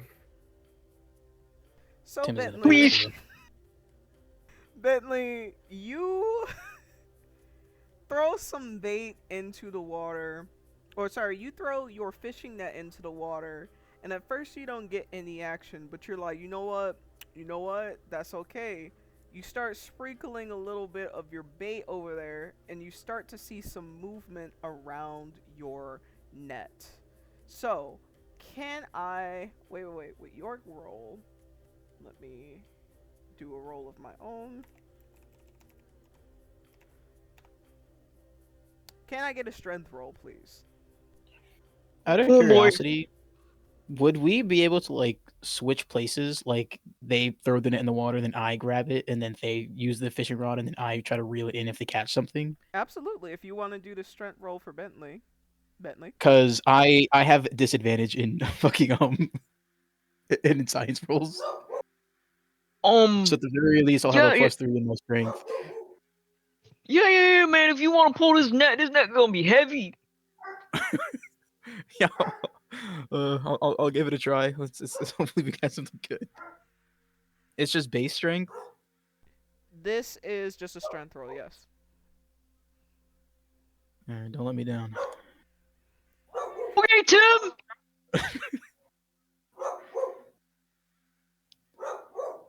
Bentley and Tim, you pull up your net and you are able to see that you have captured 10 anchovies. You said 10? Ten of- What 10 of these. happened? Sick. Can we how much scoop these into the bucket? You can scoop the. Oh! Da, da, da, da, da. Where? Give me a second.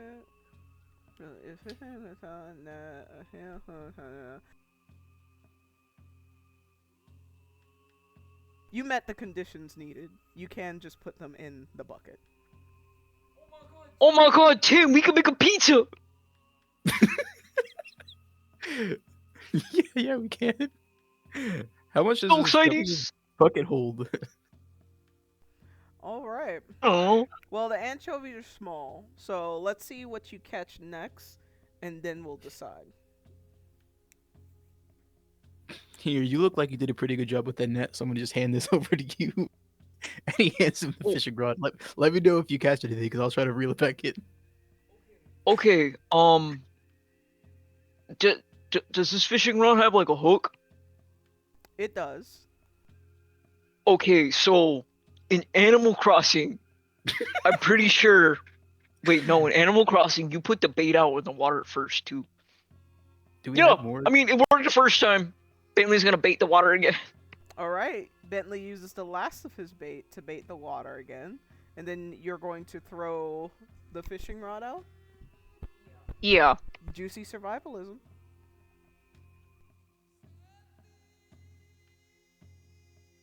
Bentley, I want to point something out here.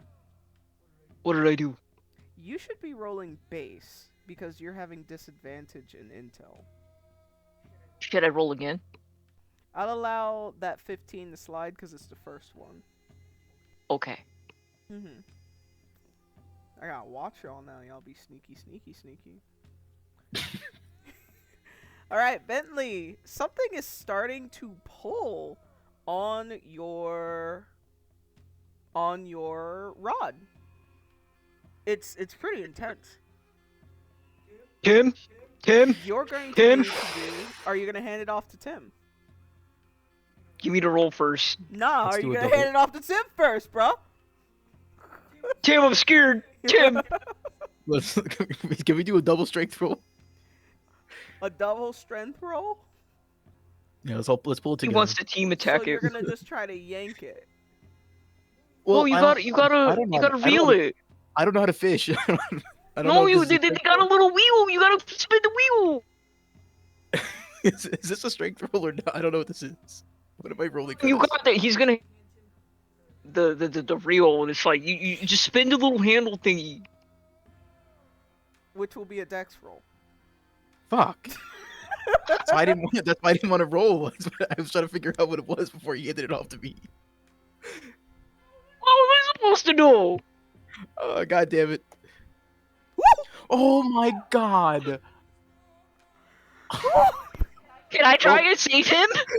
Give me a reroll, please. Someone in chat. I cannot take this 0. Please. Yummy! Please, somebody. Yummy! I do not have this fucking 0 on my record.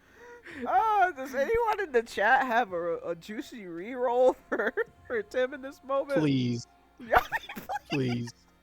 Oh my fucking god. You have to be kidding me.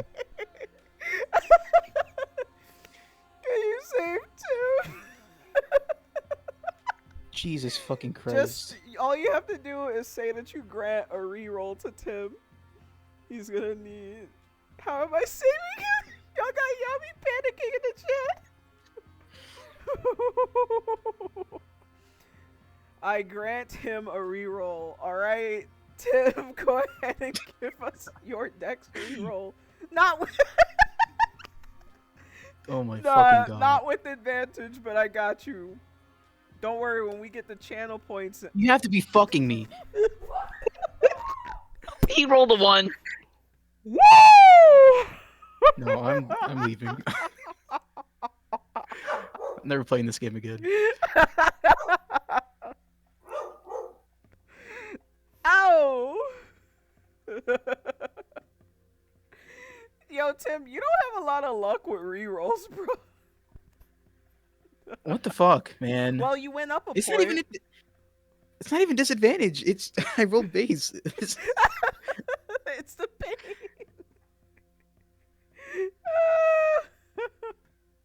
Any more So, viewers Tim, in there? Bentley, you go to hand off the rod to Tim, and as soon as it ends up in Tim's hands, the whatever you captures yanks and takes the fishing rod into the water. Oh, it doesn't take me? No, not you.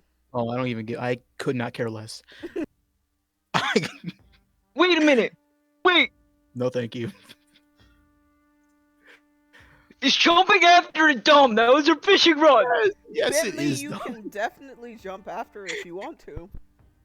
I would. I You, I that think thing we've almost- proven that you can swim.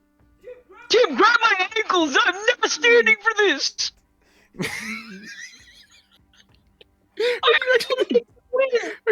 Are you gonna jump in there and go get it? What are we gonna do? Here, look.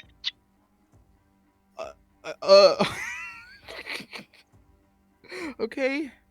I'll try to hold on to you. I feel like this is not a good idea. Okay, Bentley, give me a dex roll. You are diving in hopes of getting the fish.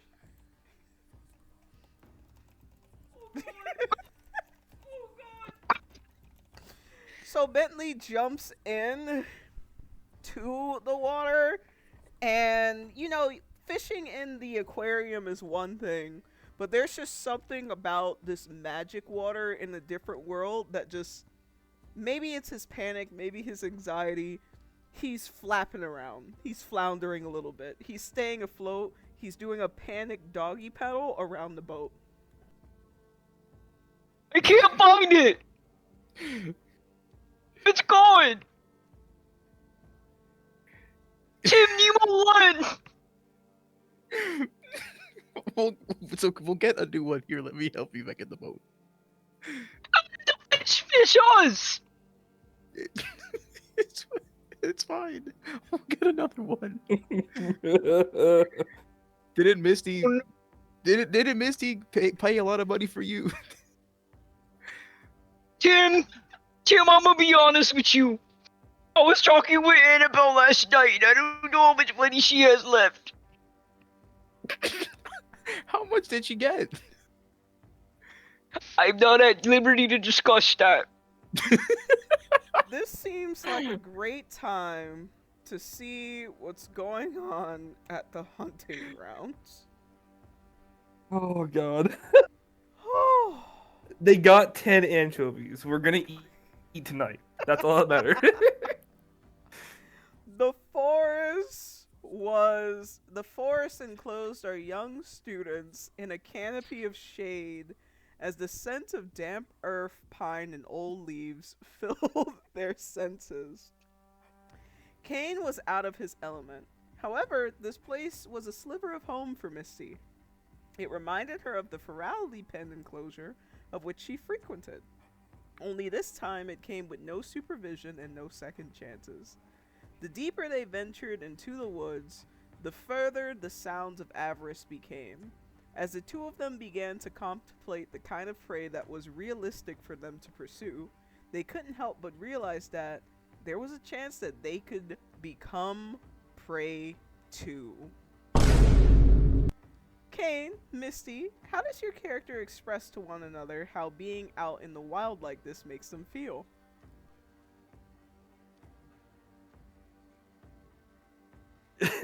Misty can absolutely see Cain twitch and react to all the noises with his enhanced hearing. He's like not used to being able to hear things from in the wild like that. Um, and so he's like twitching at branches, cracking and stuff. He's clearly not in his element. He's just trying to stay quiet. Oh,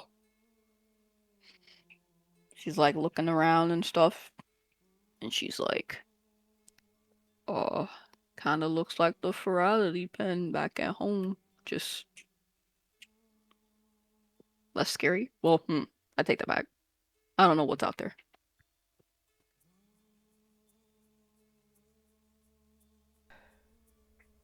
Once they arrived at an appropriate space, Sigrid addressed the two of them with a low voice. I sense a few animals in this region that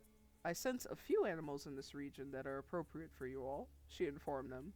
Be advised that some animals have a tendency to be territorial, which will lead to them being more combative, she warned them. So Cain and Misty, the time has come for you all to hunt. Equipped with nothing but your tools and wits, walk us through how your character would like to navigate this space. Can I, um, like, perception roll? Sounds crazy. I basically want to rub myself in dirt, so may I perception roll if there is, like, a dirt pile, I guess. Something. There is a dirt pile. There's dirt everywhere. So, first, Misty would like to, like, get on her hands and knees and kind of, like, put all the dirt all over her body and clothes and shit, because she gotta hide her little scent or whatever. And, she kind of splashes some at Cain and like rubs it all over his face. Cain, I guess, gets the memo and starts doing a similar motion with the dirt that's been like just yeeted in his face, I guess. All right, Cain and Misty are now Dirty. suffering from day 3 hygiene. You guys are going outside. All Got the right, room to myself. continue. I would like to cast.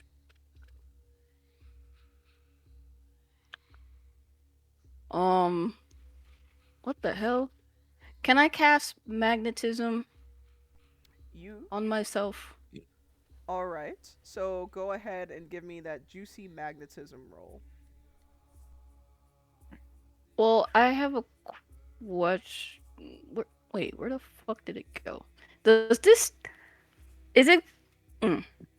Yeah, I'm just gonna roll. What does magnetism do? Makes her like attracted to animals. Hmm? I'm No, that's gonna bestiality, Kane. That's bestiality. Jesus That's a nat Christ. 20, bruv. Where was that? Mm. I don't know. Let's see, Kane. Ridiculous. Give me a second. I am adjusting my notes. 24 and 24 and 36. All right, you lose no mana because it is a nat 20. So, Misty, you cast magnetism. So, as a result of this spell, some of the smaller animals start to come to you. You start to see some rabbits, Mm, mm, a few squirrels, mm, mm. and even a jungle fowl. It's a chicken. Which one of these are you hungry for, Kane? There are 3 rabbits, 4 squirrels, and 2 jungle fowl.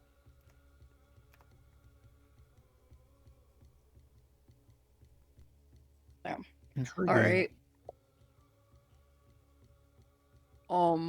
Bentley. I would also like to cast.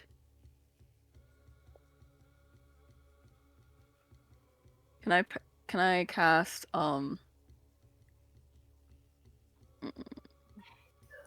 No, I won't do that. But can I do polyglot? Go ahead and give me that juicy wisdom roll.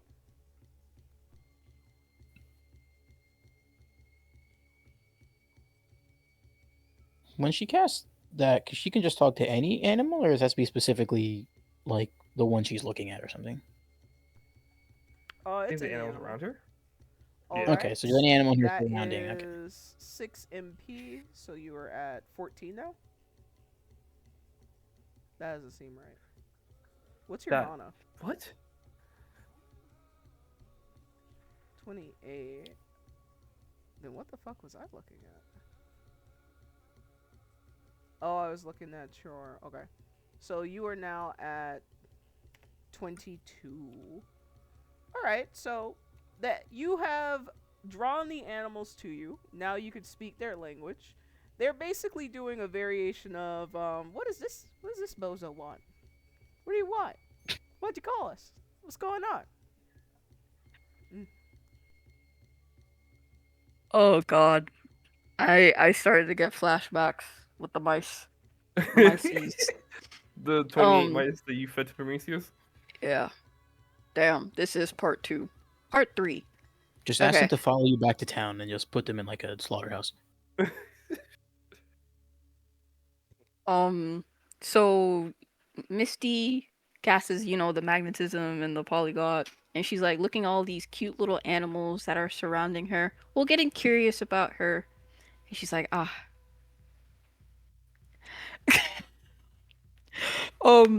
So she's going to look to one of the little bunny rabbits, and she's going to ask them,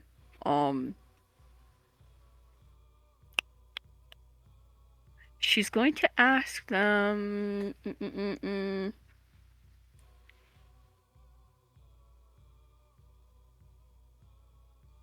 Hold on. Look how cute. It is so cute. So damn cute. Ugh. She's gonna ask them, did they eat already? What did you guys have for lunch? The rabbit is going to say, well, we were eating some seeds, some carrots. Do you mind pointing me to the direction of where those carrots are? Misty, could you give What are you me gonna steal a those? persuasion roll?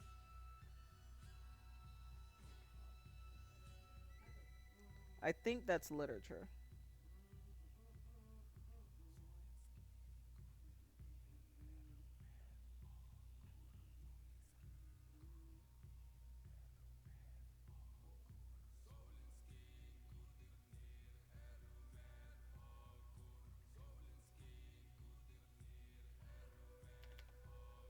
Cain just listening to Misty going. Trying to see where Misty's going with this. Misty, you can the animals can understand you, but they don't seem to be very trustworthy of you. So you ask to see wherever their stash of food is, and they're just like, "Why? You see the size of you? You're gonna eat up all of our food." I wasn't gonna eat all of the food, but like I was hoping we could like trade or something like that. No. No. No. So she looks to Kane and she's like, okay, well, I tried talking to them. They said no. They won't show us their secret stash. So, start using your little, you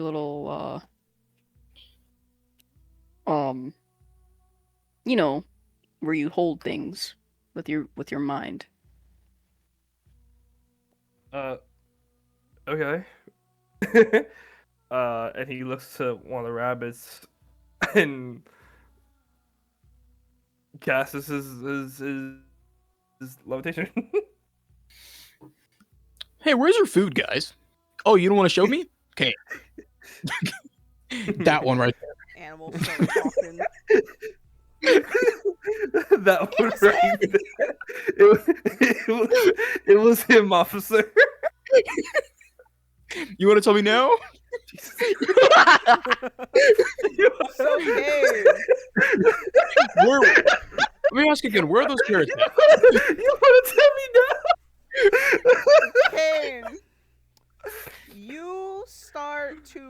you turn to one of the rabbits, and you're just like, you know what, that one, and you cause it to start levitating, and the other 2 rabbits, 4 squirrels, and 2 pheasants all start to run away. You have this one rabbit floating.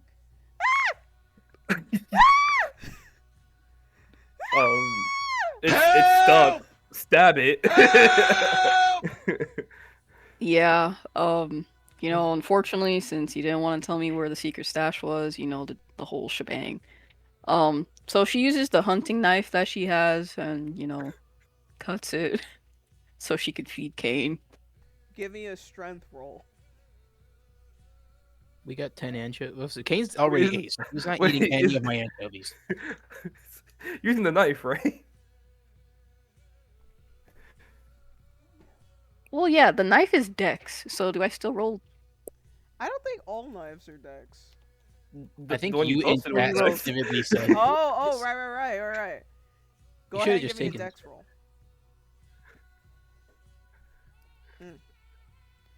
Missy's dex is 2? Yeah, she's You fast, come- man. I wish I had some dex. You come Right? towards the rabbit. The rabbit's basically breakdancing in the air.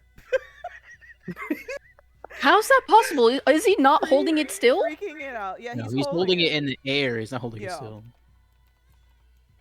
Oh. And you come close to it.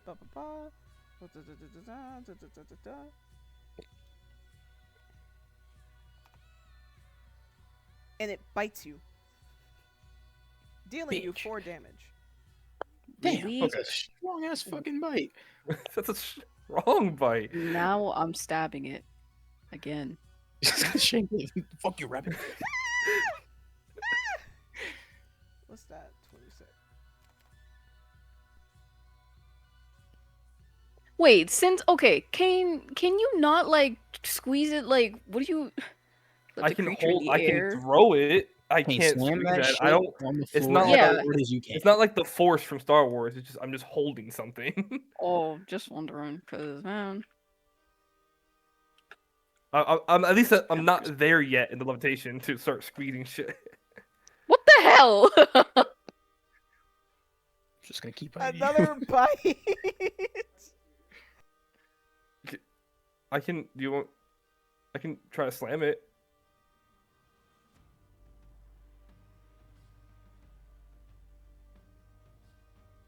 Getting bested by a rabbit right now. Release me! The other rabbits came back and are looking. It's like, damn. No, they gone. Do you want me to, you can try again, or am I throwing it into the ground? I mean, if you can. I literally asked and you said you're not there yet. I can't squeeze it. I can throw it. Then throw it. Up. Go ahead and give me a juicy wisdom roll.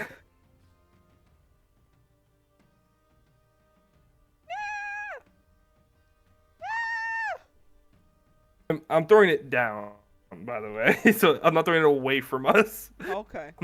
You're throwing it on the floor. Yeah, Got I it. can't spell. It You bites the fucking floor. suck. I don't. Come on. I don't think that's enough to activate the spell. Is your levitation level 4? I That's mean one. level 2. One. It's level 1? You're- All right, that fizzles. All right, that's So 3 you're at mana. 27 NP, I think. I'll do it again. All There we go. right, so now you're at rabbit's up. 21 MP. 15. So, what was I saying? So Cain slams the rabbit on the floor and it stops moving. Hmm. It is, which seems like an appropriate time for Cain to give us a con roll. Did you rabbits see that? Okay, I'm at this. God damn it.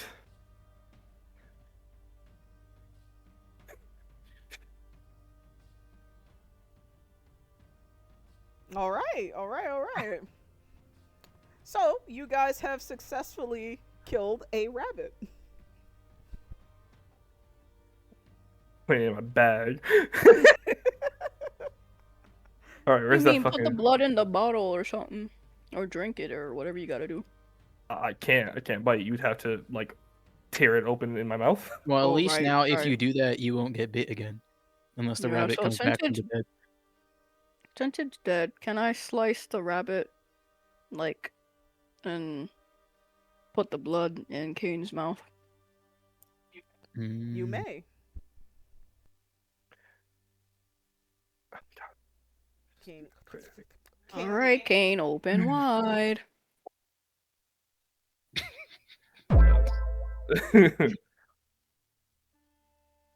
Ugh, I'm so thirsty. I was very thirsty. So Cain. Misty saw the con. Was like, wait.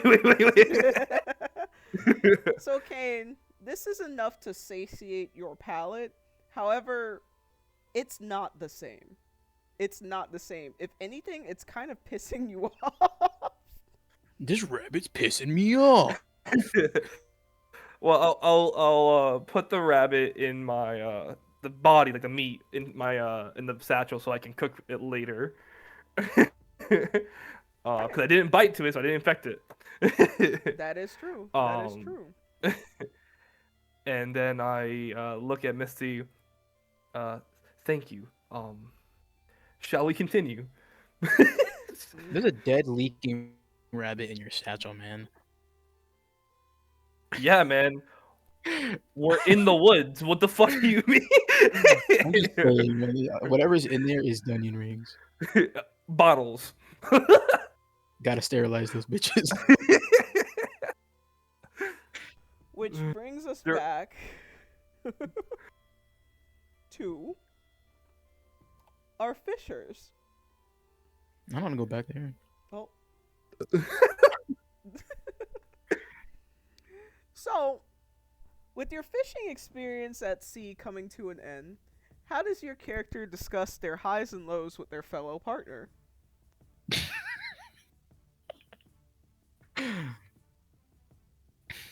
Well, all in all, I think it went pretty okay. Nobody died. Mm-hmm. And we learned that we should stick with the nets. I'm Well, we sorry you do couldn't have- get the fishing rod back. Well, I'm glad that we're gonna end up using the extra net, and Yeah, I mean, I guess we donated a fishing rod to the ocean. Do you think they'd give fishing lessons here? You know, maybe. So, Well, at least we caught supper.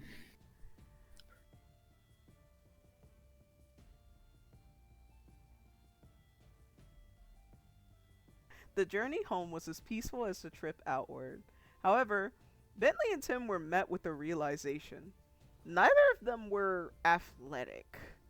So, having to row for such an extensive amount of time was starting to take its toll on them. So, Bentley, Tim, could you provide me with con rolls? No, thank you. I've had enough of rolls today. Bentley can do 2 of them, and whoever one is, I'll take all of them. Feeling too good, Tim. Neither am I. Anyways, Guys. We're twinning. We're both equally So- exhausted. Bentley and Tim rowing out to sea, paired with rowing back to sea, has taken its toll on you two, and you two have increased by 1 level of exhaustion. All right, I'm level 1 exhaustion. Nice.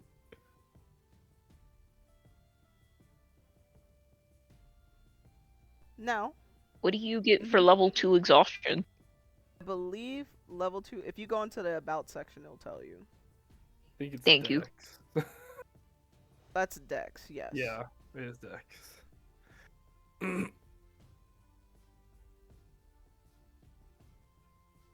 It's a good Vane thing. secured the boat while allowing Bentley and Tim to secure their wares. They returned to the fishing shop where Hayden had been patiently waiting for them behind the counter. Hayden was in the middle of enjoying his lunch, a large bowl of something that was steaming and smelled vaguely fishy as he smiled to the two of you. "How wonderful to see that you have returned in one piece," they commented while placing their bowl on the counter. They placed their elbows on the counter as well, lacing their fingers together as they tilted their head to the side. "Have you decided if you will be selling your wares to me, or shall you be filling your bellies tonight?" they inquired.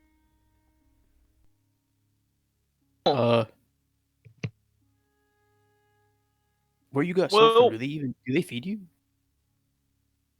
Huh? Do they feed you where you stay now? Yeah, they feed me where I stay. You want to see how much they sell for before we make that decision? Yeah, that's why I was asking, because maybe we can sell like half of them, and then I could use the rest to like, because I'm sure Misty and Cain went hunting, so I'm sure they brought back something too. Yeah, I don't think Cain can eat like real food anyway, so like you just be feeding yourself a Misty. Yeah. Okay. Well, let's go see if they're interested in the 10 anchovies. I'm proud of my 10 anchovies.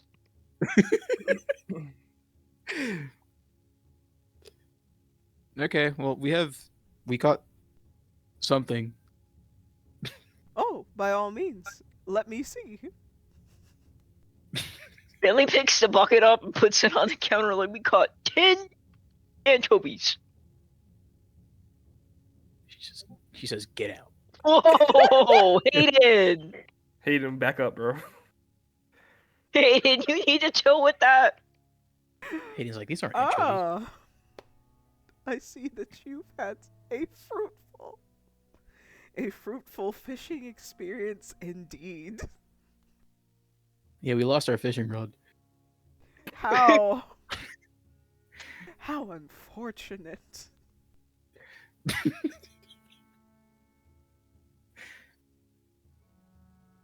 Mm.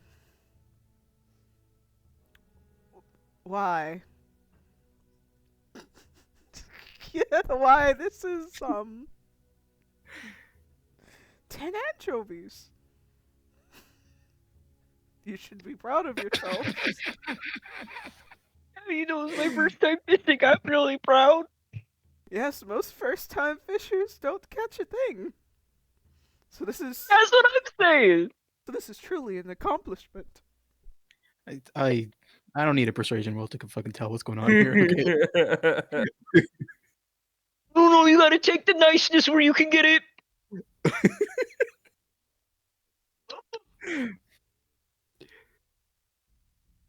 I'd like I to don't even offer ask how much. you. I would like to offer you 10 gold, the gold piece per anchovy. Oh, you could buy back your rod. That's how much it costs. Something like that. Was it 10 or 15 for a rod, sir?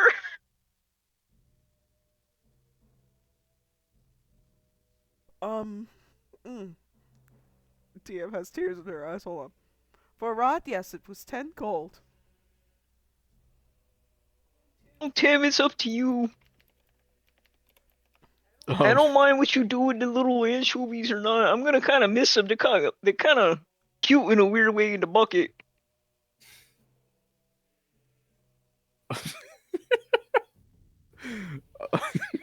um,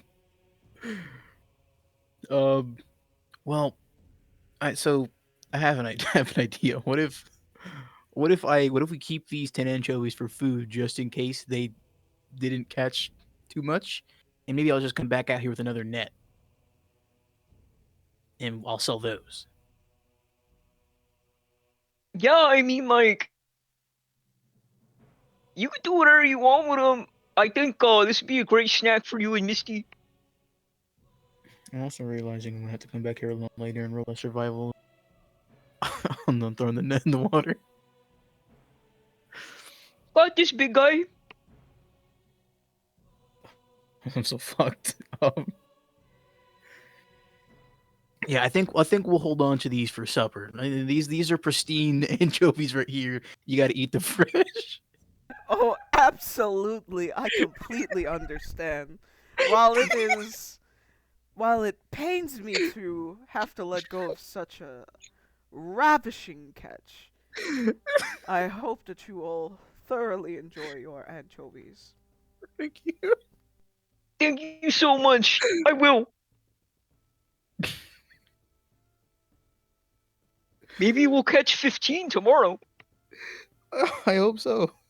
That's 15 gold right there. Now, let's see how things are going over at the hunting shop. Whew. The first thing that Cain and Misty had noticed is that they were not used to walking as much as they needed to not only get to the hunting location, but to return. It was beginning to take a toll on them. So Cain and Misty, could you provide me with con rolls? God Mm. damn it. He's good.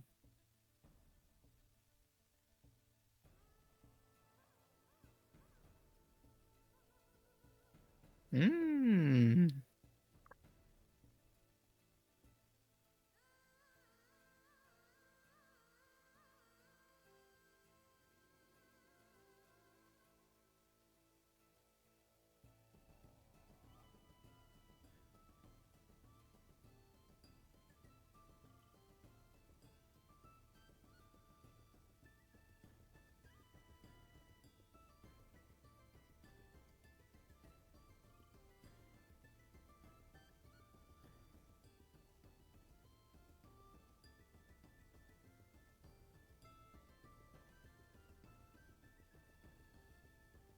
The DM's doing quick maths. So Cain, you just went up to level 2, right? No, one. 1? I had a hunger, not exhaustion. Oh, okay, fair, fair, fair. No, it's gonna stay Wait. that way. Wait, let me see. Level 2. Up here. Oh, okay, cool, cool, cool, cool, cool.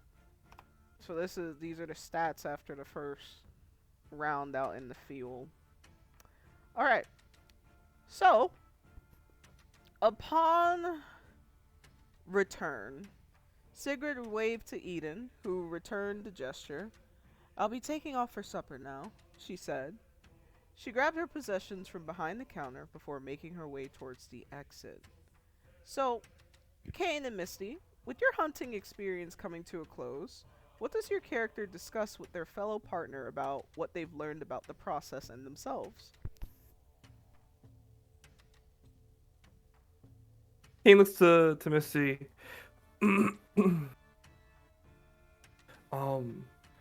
Since it's just the two of us, maybe tonight we all, because we are both night creatures, we can bring more home. As this was like a practice run for us, I think.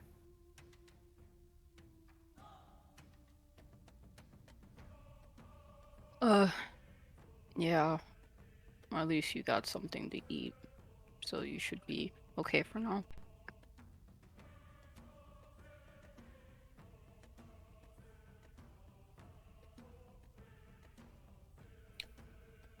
So, Eden nodded to her before turning her to Sigrid, before turning her attention to our young travelers.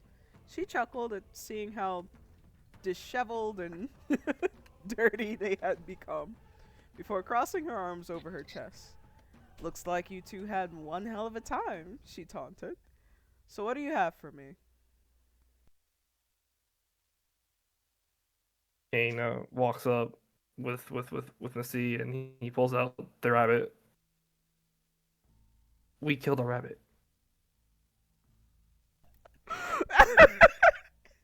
Sure seems like it. It's just that they're covered in dirt from head to toe. Like hair, clothes, a mess. Rabbit. She says, why? A mighty fine rabbit this is. Did you, how did you catch it? How did that process go?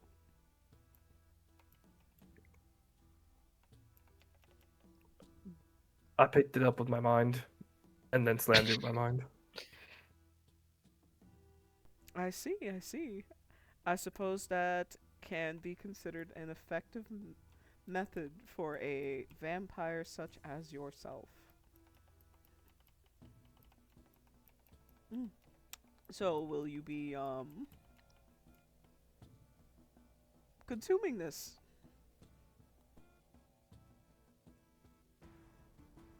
He looks to Misty.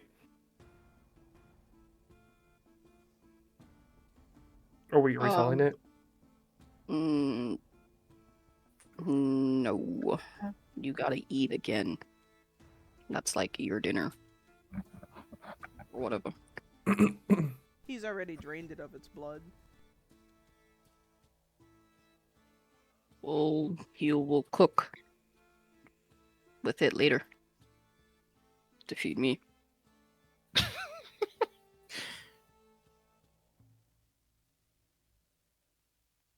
We aren't gonna sell it. We're gonna eat it tonight. Well, I look forward to seeing where your future hunting endeavors, take you. I'm sure that your mythology will continue to prove to be successful with, games such as this.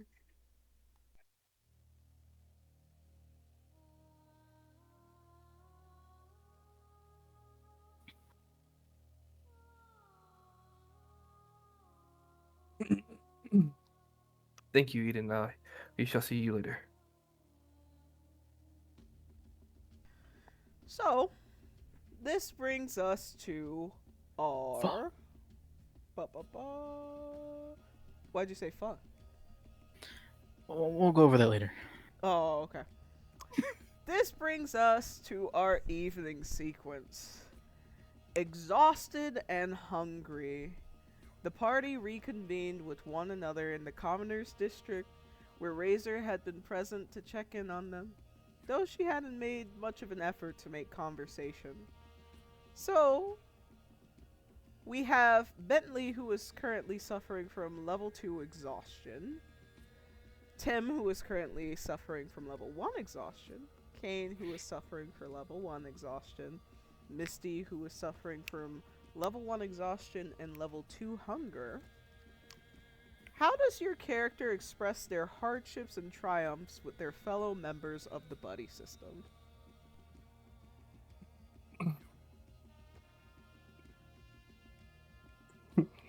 Kane comes back, sees Tim and Bentley are okay. It's a soft smile, but he uh hey I'm glad to see that you guys have returned. Um, was fishing fruitful for you two? I Bentley mean, tries to lift this bucket up, but his arms are too tired, so it only gets halfway. Tim, why don't you tell him about it? well, Bentley threw the net into the water, and we got some anchovies. We were gonna sell it, but we didn't know how you guys did, so we decided to hold off on that just so we can have some food. We also unfortunately lost our fishing rod because something took it. I don't know what. Um, it looks like you guys had a rough, rough time. You guys are covered in dirt and stuff. Oh, this was intentional. We successfully got a rabbit. Mm-hmm.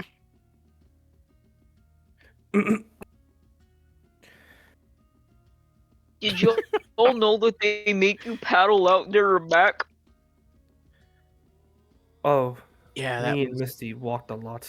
It's very tiring, even with enhanced endurance, like a vampire has. I tried to like go in the ocean to save the fishing rod, but I couldn't find it. Yeah, I'm sorry about that. Whatever that was could have fed us for ages because it was strong as shit. I think it was 12 anchovies in a coat. That would have been 22 gold. Hmm. I'm glad that we were all successful, and hopefully me and Misty are going back after this, and hopefully we are able to bring back more for the buddy system. Oh, I'm Bentley, sorry, you're not all I gonna be can able hear to, is the ocean. Bentley, you're not gonna be able to make it to the again, right? I was planning on going back. You're gonna go again? Well, I really need some money. But your So, arms are gonna fall off, and your legs are gonna fall off, and the fish are gonna eat you. oh, they didn't eat me this time. Not to be like pessimistic, but like, don't you want to rest first?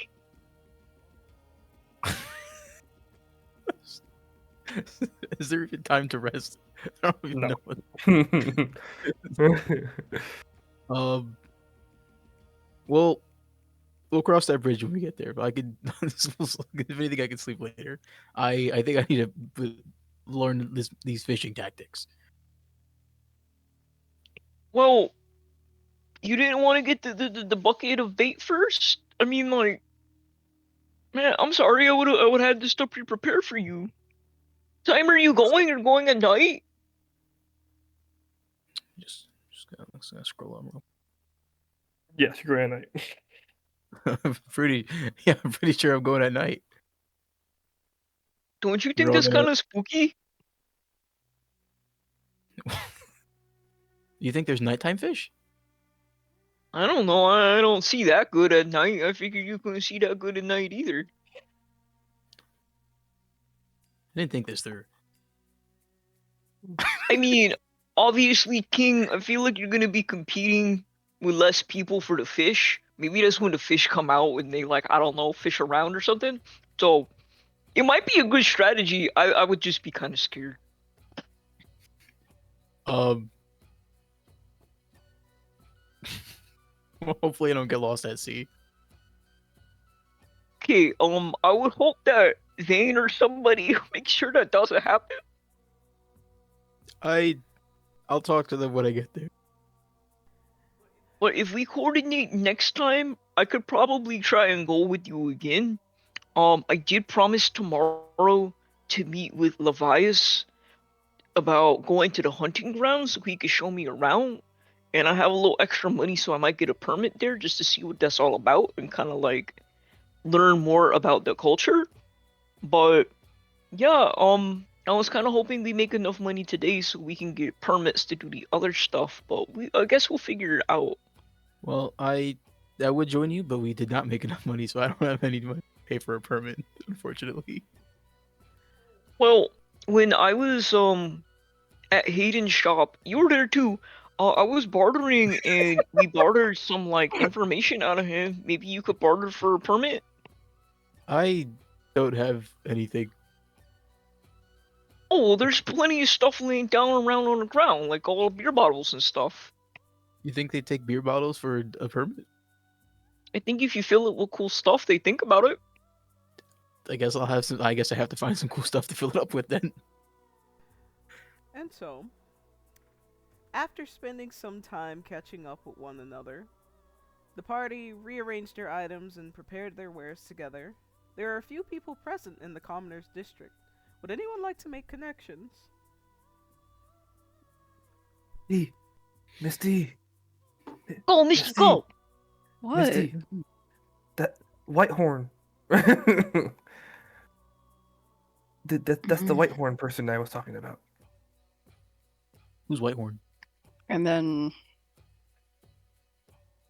I mean, out of character, what did you just told me they have a big sword. And what? Misty seemed curious because they were a Dragonborn, so Cain is reiterating the conversation from before, saying, Oh. that's them, if you want to Okay. talk to them. Mm. That's Whitehorn, they're the Dragonborn that lives here.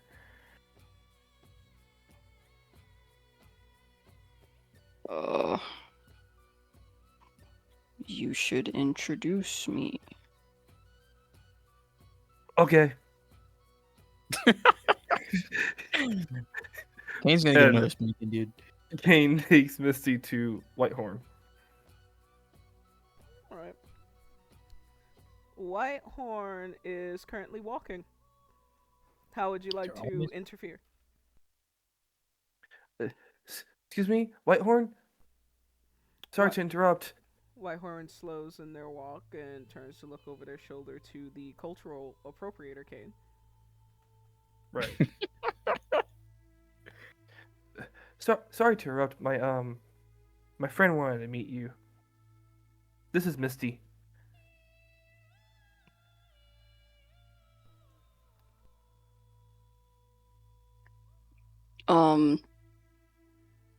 For reference, how tall are they? Are they taller than me?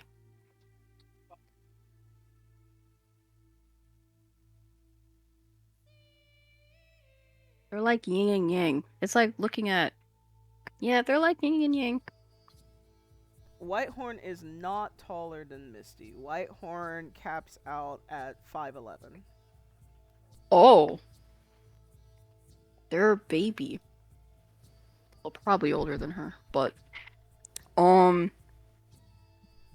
so Misty looks at Whitehorn and like kind of nods her head and she's like, "Yeah, like he said, my name is Misty. I was just curious, like, did you come up with that name, Whitehorn?"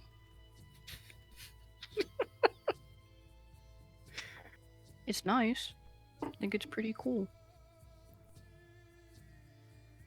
I can see that you are claimed by an old war dragonborn. Whitehorn says, in reference to Kane. My name was granted to me by my dragon. Ah. I hope you don't mind me asking, who is your dragon? Witherwing of Avarice.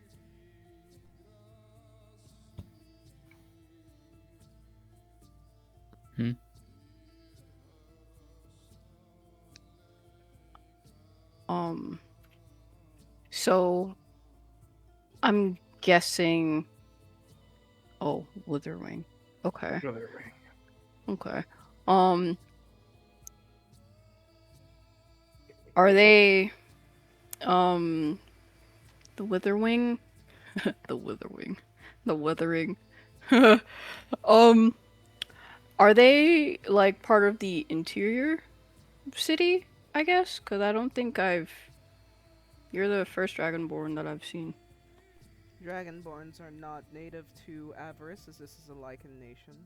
Witherwing resides in the royal city, and all information or transactions that need to transpire to her goes through me. Mm-hmm. Okay.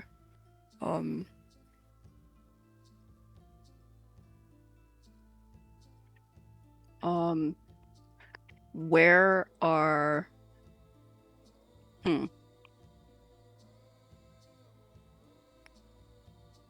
where are the Dragonborns normally? Whitehorn North, looks south. to you confused. Where did you come from?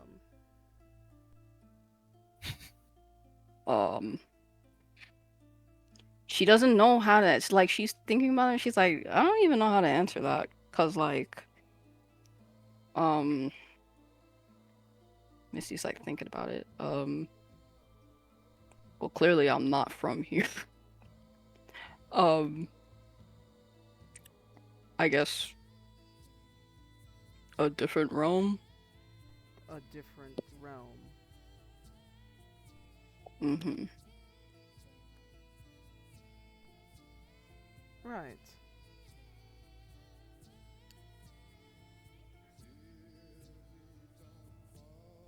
So, you know, Misty kind of just she's like looking at this what was their name again? Whitehorn? Yeah, it was Whitehorn. Whitehorn. Yeah. And it's like, you know what?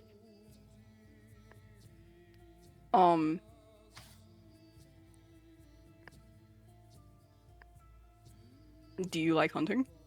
Oh my god. I do not partake in hunting. It is a distraction. And I can see as an old world dragonborn that you have taken kindly to hunting. It's in your nature.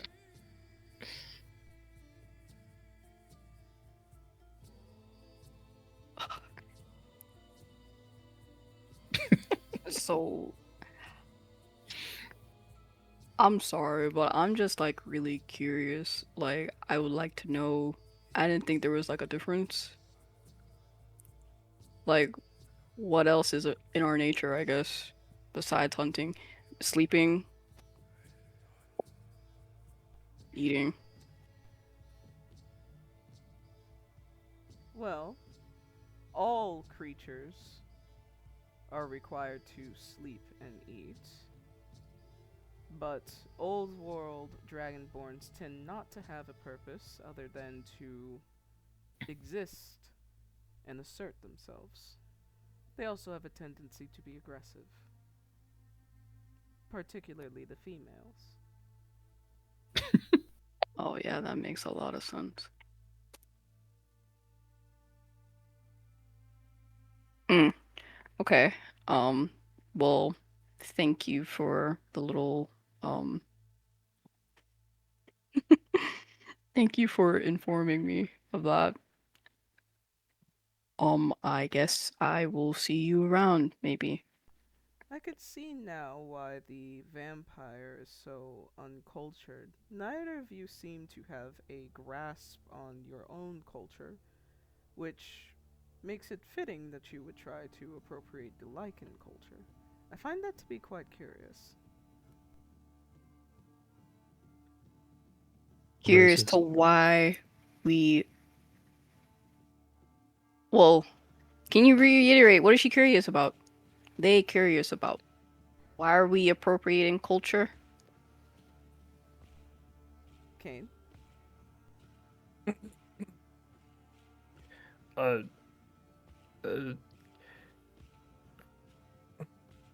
uh, Kane sees him No. talking. No, Cain, Cat's axing what she means. Oh, she's just saying that because we don't know like where like we come from and who we're technically quote unquote owned by, like how they're owned by Withering and the new dragon she said new world Dragonborn, that it's curious because that's not normal for people from right Hamburg. Everyone kind of knows who they are and where they come from, but because we're not from here and because we are also not born like this, we have a lot less of that knowledge. Oh. So And last night she saw that Cain was trying very hard to be a lichen, and she thought it was inappropriate because he was a vampire. But now Misty comes up and she doesn't know anything about Dragonborns, and it's just like, okay, it makes sense. Both of y'all are uncultured. yeah, it's just we have no clue of our cultures. Okay.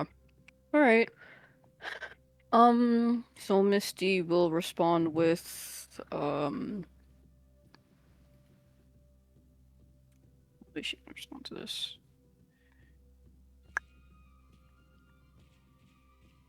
I guess she is going to admit that, yeah, she's still like trying to like I guess find herself because this is all still kind of new to her. So she's just going to shrug her shoulders a bit and be like, yeah,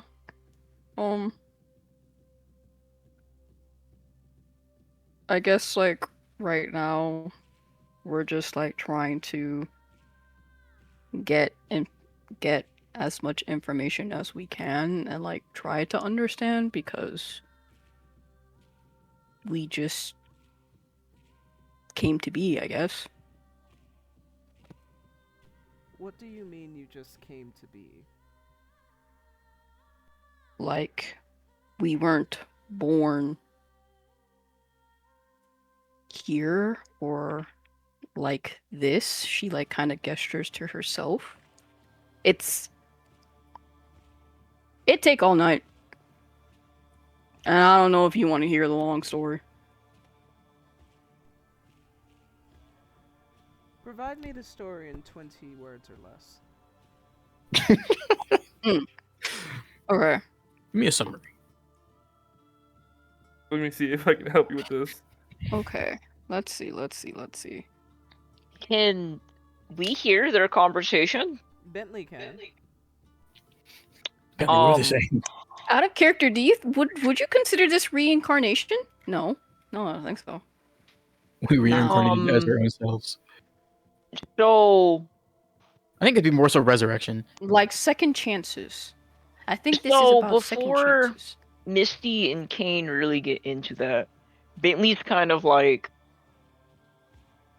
he looks uncomfortable in the background. He's kind of like looking at y'all, and at some point it's like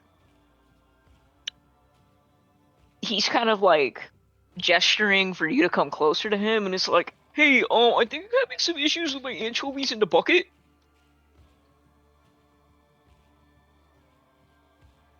Who are you saying that to? Them? Misty, Cain, I'm sorry. Misty, huh? Yes. Can you come over here? Please, just for a second. I don't mean to interrupt.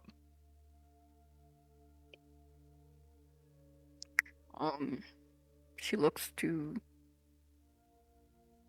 Whitehorn and says, "Give me one moment." And she turns to go to Bentley. Misty, you talking crazy. Everything you mentioned, everything you said doesn't make sense. I know it doesn't make sense. No, look.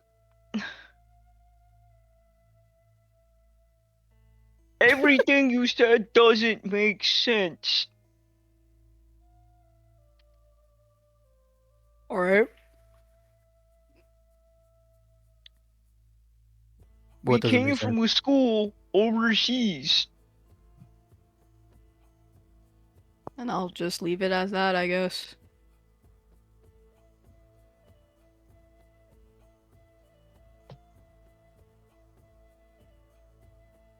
Man, any superhero, you guys get all the gossip.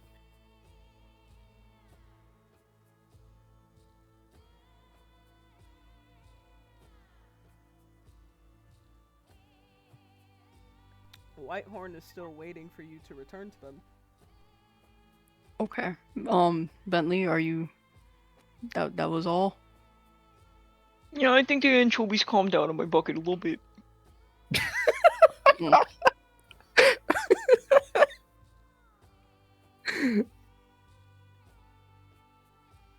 Okay. So, Misty goes back to Whitehorn. And she's like... really... She knows it doesn't make sense, but also, like...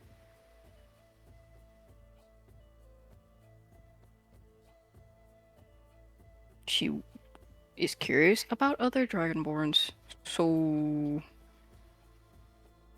she's like kind of thinking 20 words or less.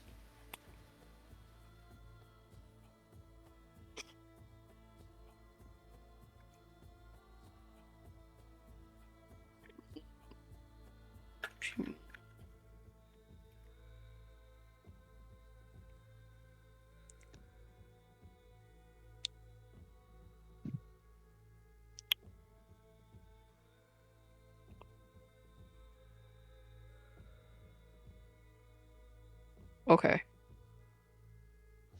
So I guess when you die, you get brought back, get a second chance, and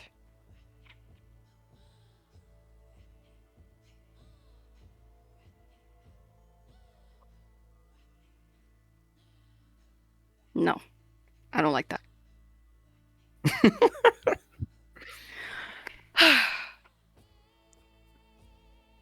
Are you gonna listen to Bentley?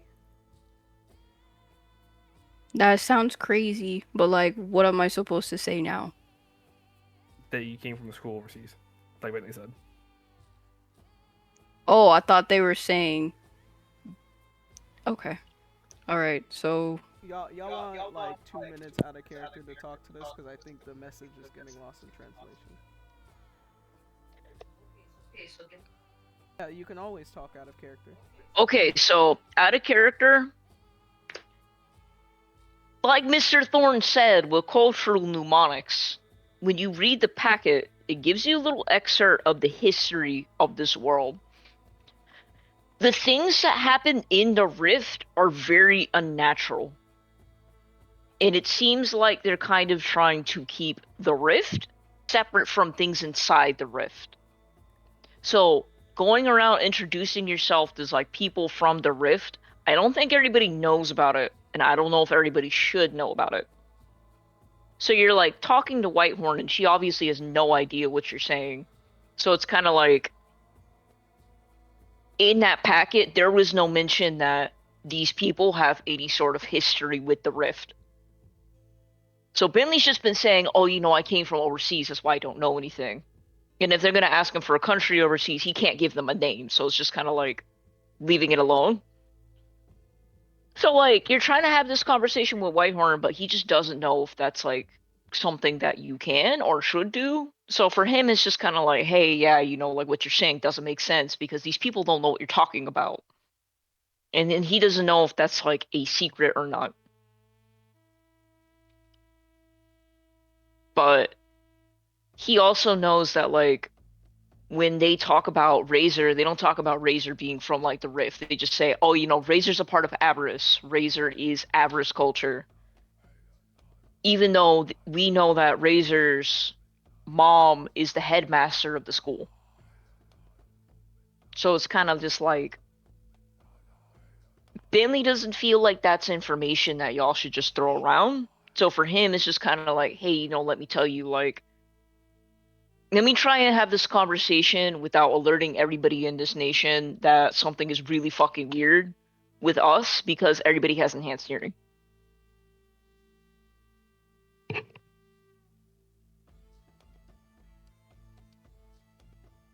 Okay.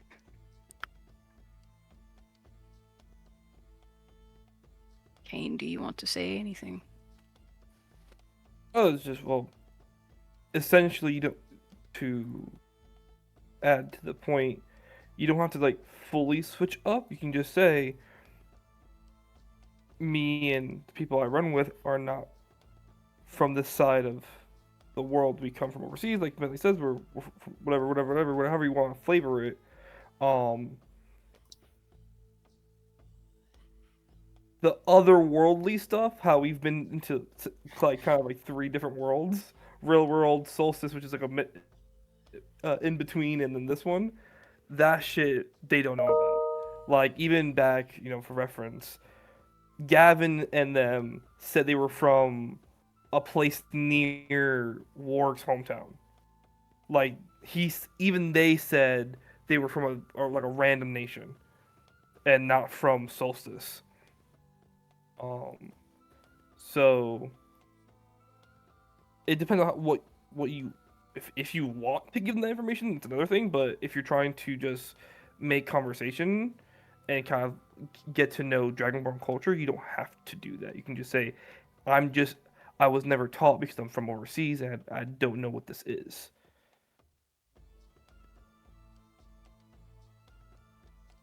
Okay.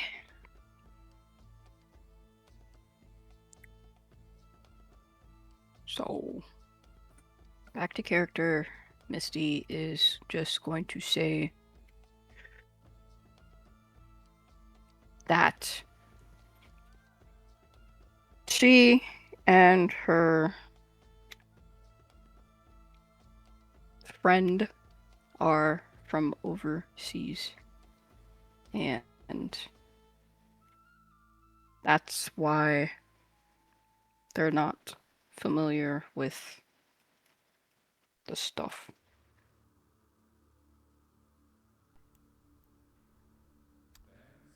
So, Whitehorn is going to say, where overseas is the rift?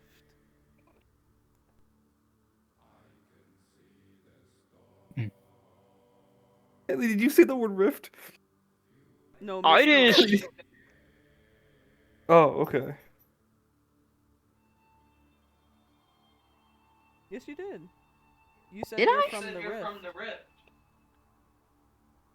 Now you have to explain to them that this is the rift. Oh my god. Okay. Um.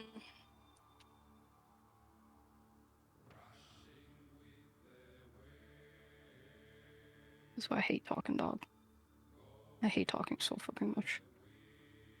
Okay. I don't even know how the world. Misty doesn't know the world, so she can't say. So. Mm,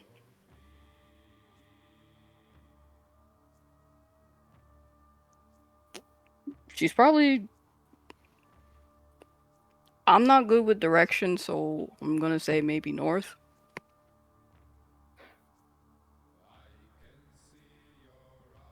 The the rift is north. Yeah, it's Probably. north. Somewhere up there. Probably.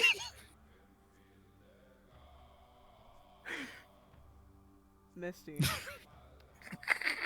if you could just provide me with a geography roll, which is history, that is the only thing that might save you, even though Let's it's let's get a disadvantage. let's get a confusion roll for Whitehorn here. Just max confusion.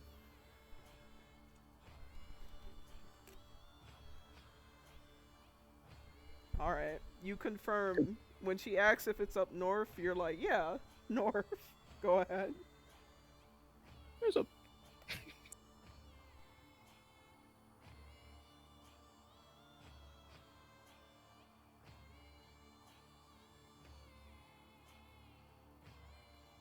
You double down and say, yeah, up north.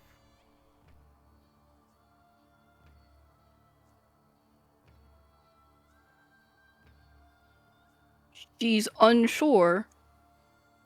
So, yeah, north. Somewhere up north, I guess.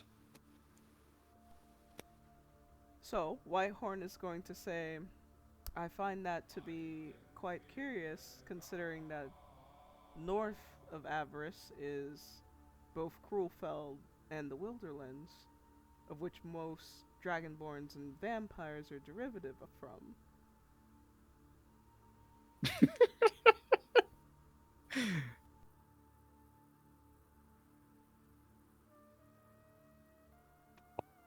I think at this point you might have to just lie and say, "Yeah, I call that the rift" or something like that. I mean,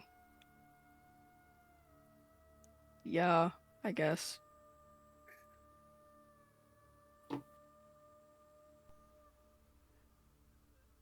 So the two of you are from your respective nations, but you are not aware of your culture?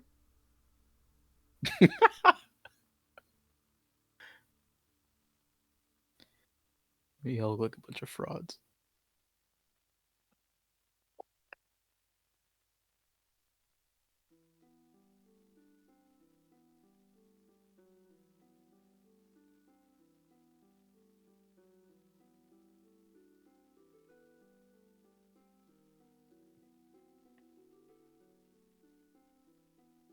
Yes, we're from overseas, somewhere up north, and we don't know anything about our culture.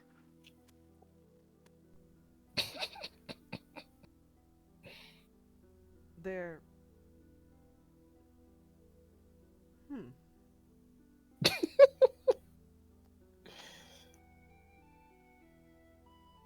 Well, thank you for providing me with that clarity. I hope that you all enjoy your time in Avarice.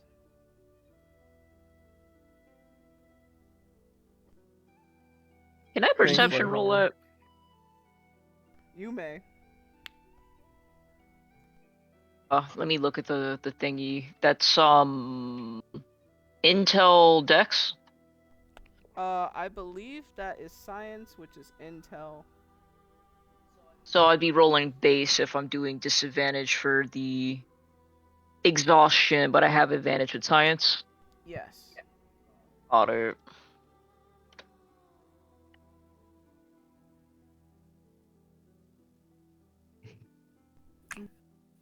Could be worse. Alright, so Bentley, you are unable to get a read on how Whitehorn has absorbed that information. After she basically bows her head to Misty. Misty, do you have anything else you'd like to say to her in dismissal? She takes a side step towards the second person that's located on the scene and offers to buy her a drink.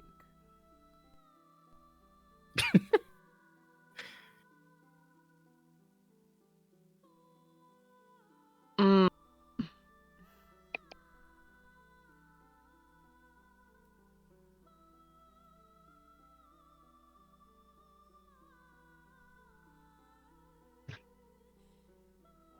okay.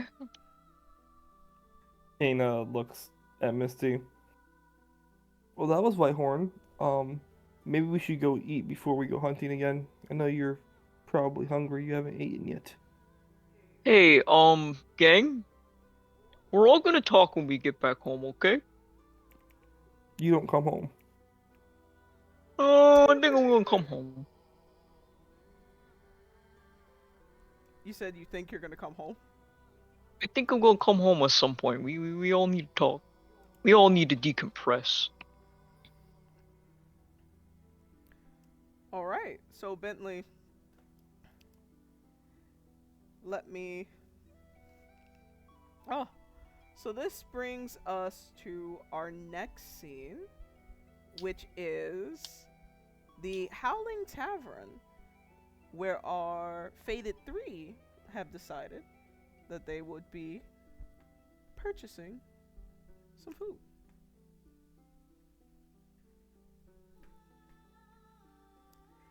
Now, by evening, the tavern was alive in a way that could only be described as feral.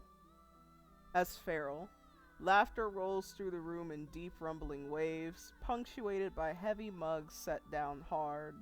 The tavern feels safe in its own wild way.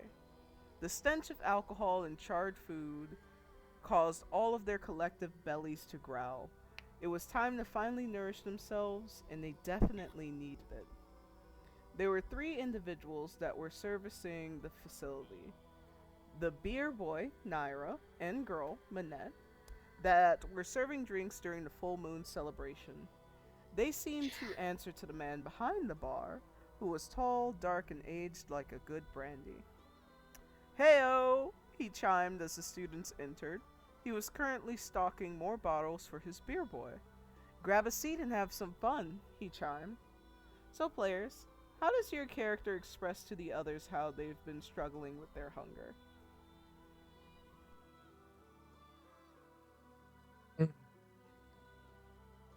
Cain looks to the two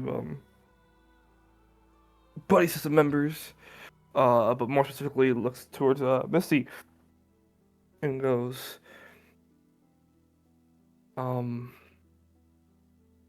my time here would have been a lot harder if you hadn't helped me feed already and been trying to keep me well fed. So I do really appreciate it, and I hope you do the same for yourself.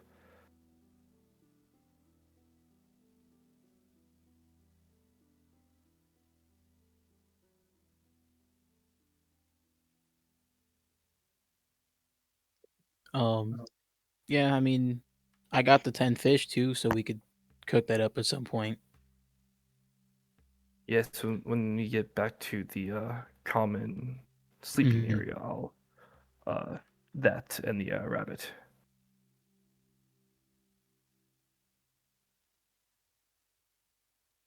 I have not been eating, but I'm gonna eat now. And I guess in the morning you'll cook with the meat that we have. Correct. As everyone settled in, they were approached by a short, curvaceous shot girl that possessed a rather sizable assets. In spite of it all, she seemed to be well balanced as she placed a rack of beer upon their table, smiling graciously to them. "Hello, hello, I'm Manette. It's so good to see you all," she said while beginning to set out a beer for each and every one of them. "We love travelers here at the Howling Tavern. You all are always so kind and generous."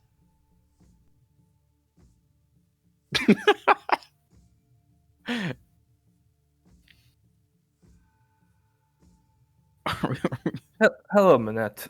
I am Cain. I'm Tim.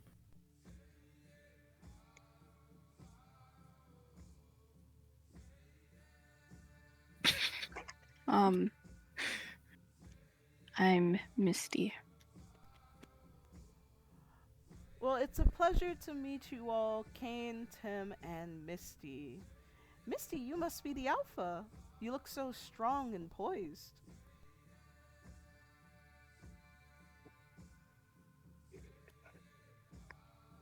She's like eyeing her, and it's just like, I know they're fucking bluffing right now.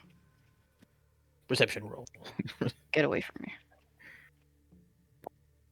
Uh, she says, "Yes, I am the Alpha, and thank you."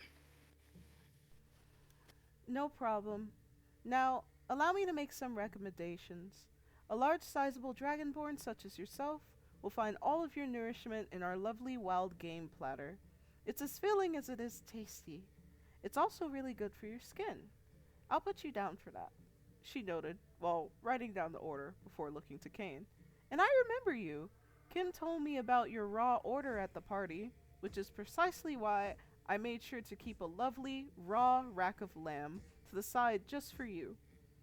She shared before her gaze fell upon Tim. "And for a strong, hefty man such as yourself, I can tell that you'll be nourished by a tender grilled boar. Could I get you all anything else?" Players, it seems like Manette knew exactly what you all needed to remove your hunger ailments. How does it feel to know that she knows exactly how to take care of you? Feels expensive. Weird. Yeah, weird. Feels off. Like, Who told you about me? What? I'm also not really all that hungry, to be 100% honest with you. I could eat. I'm feeling good right now. So that boar sounds like a lot. I don't think I'm hungry either. Misty I'm good for right now. is going to ask how much is this gonna run up to.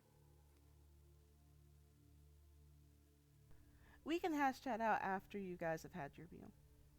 No. Wait, What? I don't know about that one. Hold on a second. Kane will look at Misty. As we haven't been able to properly hunt yet, and I've already eaten today, I don't need to have anything.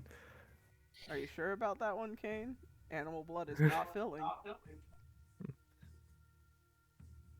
I have to make it to the morning. I can cook again, and I'll have eaten twice. The what? You know the So the rabbit... day starts in the morning. Yeah. I have to eat twice. Mhm. I have blood Mhm. in the system, and now I just need to eat regularly, which I will be cooking in the morning. So I won't But for the entire there 24 is no hours. blood in the rabbit anymore. There's anchovies that I can use. We've I don't already think they have established that you can't get the blood from fish. What's when? The When did that last happen? time when we were hashing out whether you should be a fisher or a hunter, we established that Kane cannot get blood from fish, which is why he should hunt over fishing. Well, to keep the same technical, we could just reverse that to me because I am actually not hungry. I could just eat in the morning. Yeah, you're good. Okay. You know, that boar Oh. sounded mighty fine, but I did catch some fish today that I've been eyeing since I got off the boat. So I think I'll have that later. So you don't have to worry about me tonight. Appreciate it though. Okay.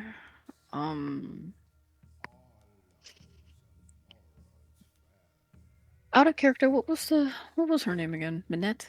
Minette. Yes. She's trying to scam us. Um,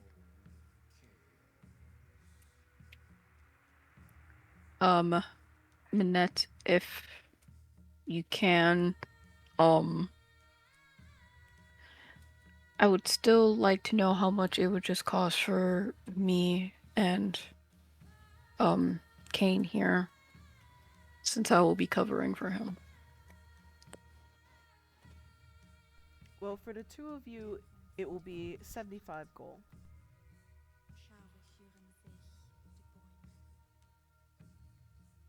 God damn, dude. What the fuck?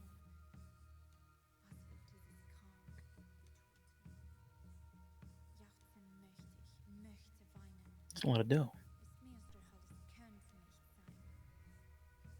Yeah, it's a lot. You can ask me cheaper for sure. What's Alright. the cheapest thing on the menu?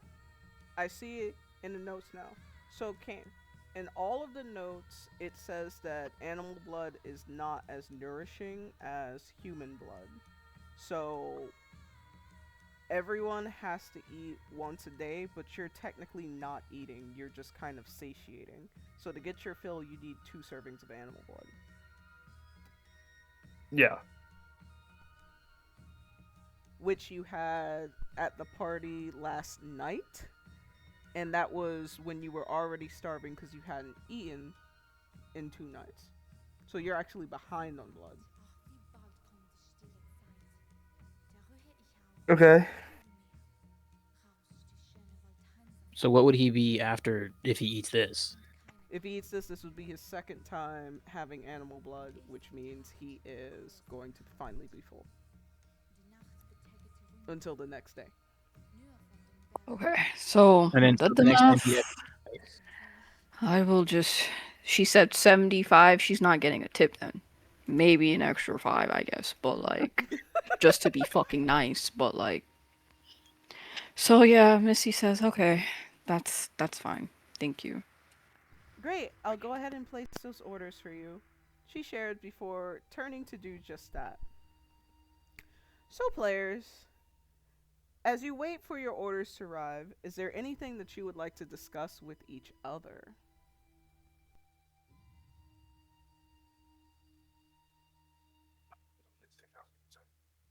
just to make some small talk. Hey, I see she brought 3 of these. I don't drink. I assume these are, alcohol. So if either of you two want to snag that, I don't mind. Please don't drink it, because I'm not paying for it. I don't have the money to pay for it anyway, so I was planning on it.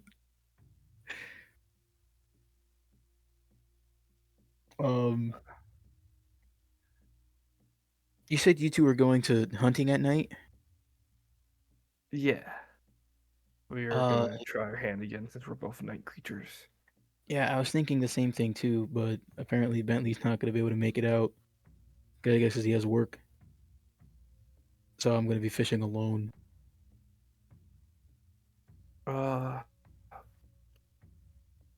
Yeah, I'm really sorry, that you're fishing alone, but, we'll try hunting again tonight and hopefully it goes better. Maybe we can make enough money to get you a hunting license too, because I don't think you being out there by yourself is a good idea. Or maybe you can ask, wait, is that split hair character? Oh no, never mind, that's the wrong one. Damn. Try bringing someone you know with you. For now, I'm sorry.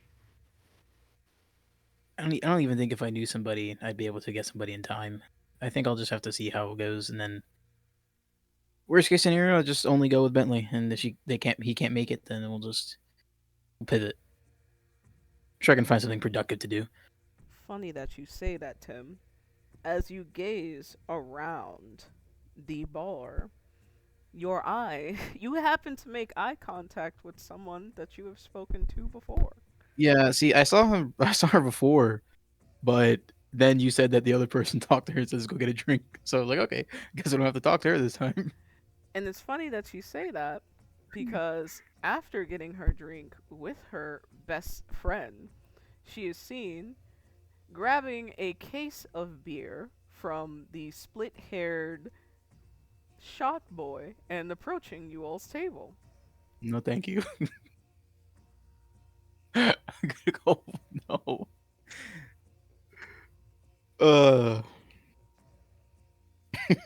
Party, what's going through your head right now? Who's approaching us? Redhead. The lady in the bottom quarter. right, I think.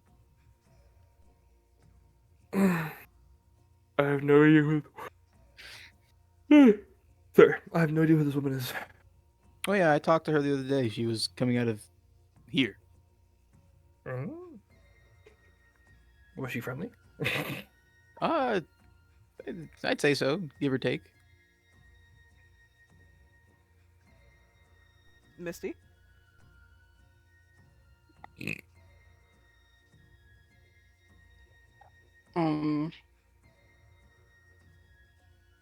She's just looking, cause,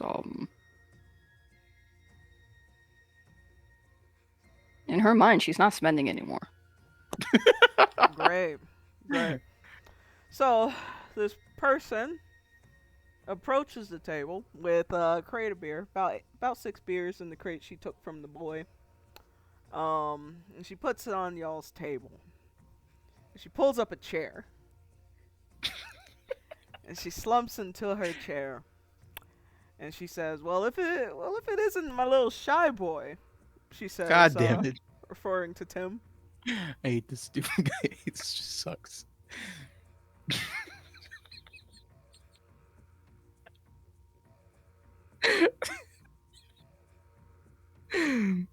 Yep, in the flesh.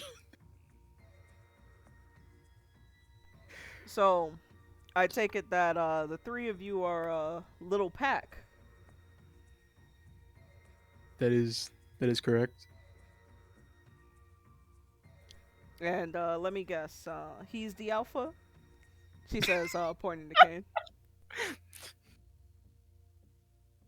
No.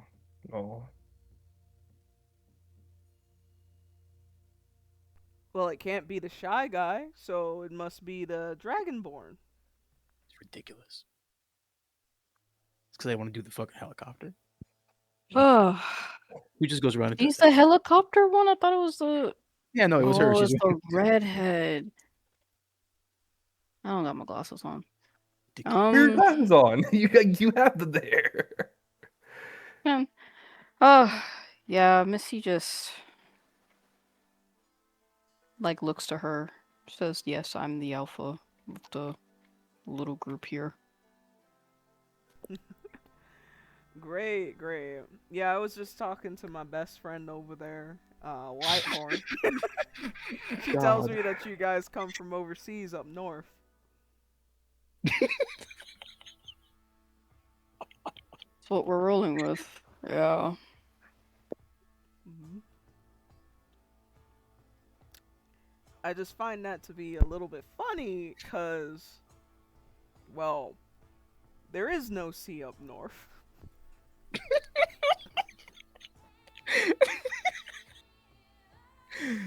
Tim doesn't. I don't think Tim knows about this conversation because he didn't have like hearing or anything like that. He doesn't know they said that. I don't know if I should throw him under the bus or not because I'm confused right now. Cain will. Well, I never said I was good at school, so north, south, east, west. I don't know.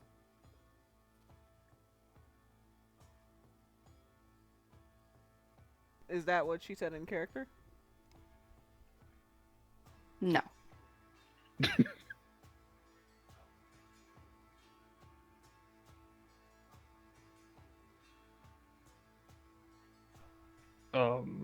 Cain will speak and he'll go. Oh, apologies. We're not really go directions, and being thrown around in the hunting district probably got us all out of whack.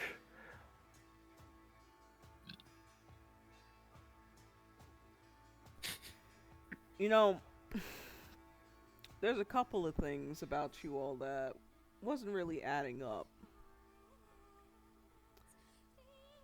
I really thought it was curious when I saw a vampire with a deep sea parasite. When they told me about that, I was like, "What?" I don't know of a single vampire that goes swimming. And I can't remember the last time that I've seen a golem in these parts. But most importantly, an old world dragonborn. Coming from overseas. Can't say that I know dragonborns being derivative of anywhere outside of Glorior. So party. Where? Gloria? Yeah, run that by me one more time. Where's she from? Gang, I'm pretty sure that's the continent that has Avers. The continents have name? That's news to fucking me. No, they've dropped it once before. Not when I was in campaign. You all need to read your packets! We don't have our packets. I left mine at home.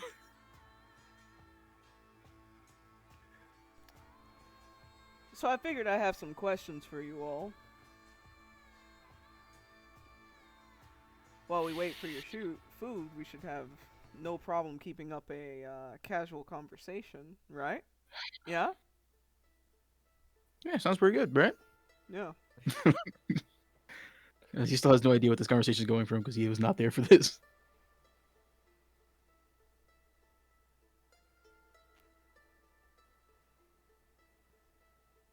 Misty, Cain.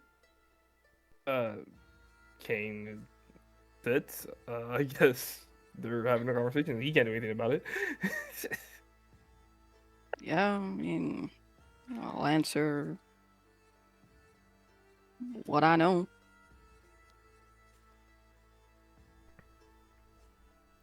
Gotta pump up those book skills. Okay.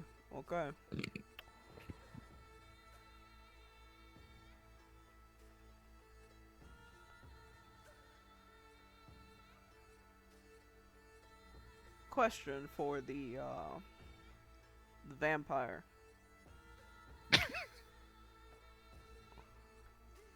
What clan are you from? I actually know this. He actually knows the name of his clan. Hold on.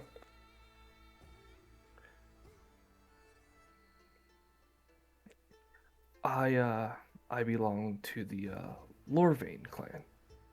Oh, I hear that they are quite the endangered species. What was the name of that country that they derived from again? Hmm. Kane, if you want to provide me with a geography check, history. What's your knowledge on that? Sure.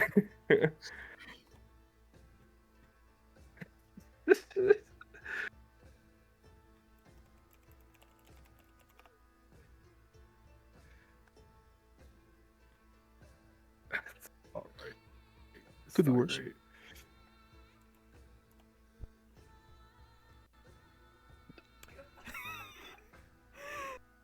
Kane, with that roll, your best guess is Cruelfell. Isn't that the place in the play? The only place I know where my kind is from is Krufeld. Alright. Gollum. Mr. Hey. Shyboy. God damn it. You know, it's been a while since I've seen a Gollum here out in the wild. I was hoping you could tell me what land did you derive from? If you could provide me with a geography. I This don't is think so I can. fucked.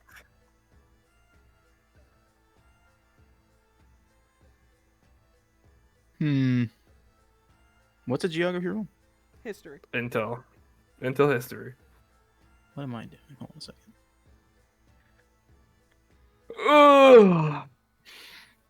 I foresee us not going to do hunting or fishing today. No. I foresee us going back to school to go talk to Thorn real quick. Just 1 hour. Give us one hour. Give us one sequence. We'll come back. Hey, We'll come back and answer all your questions. Tim, with that roll, your best guess is Maliki. That doesn't even. I don't even think he knows where that is. He's just made that word up. He's never heard that in his entire life. I don't even remember what you said. Maliki, you said? Yeah, Maliki. What's up with the trivia questions?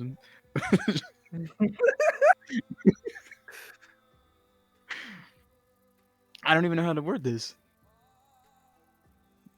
I come from Maliki. Sounds fake. It sounds like I made that shit up on the spot. I had to sit there and think, let me think of a place that sounds like a golem would be. He's sitting with his hand stroking his chin. He's like, I've probably read this in like a textbook somewhere. He says, Maliki sounds. Yeah, Maliki. Just like that. That's Oh yeah, I've been there before. It's very lustrous. you pushed. Maybe you saw me there. And now Mrs. Alpha.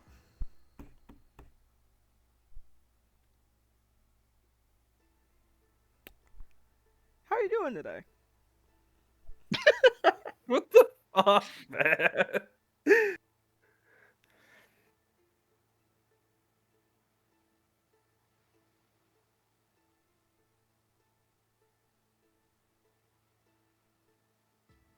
I've been better.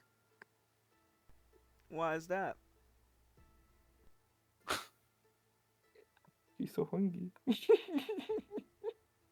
Tired. I'm hungry. Oh. Yeah, what did you end up getting into today? Just nice casual conversation, just as she said before. Hunting. I failed miserably. Oh, if I might ask, what kind of dragonborn are you?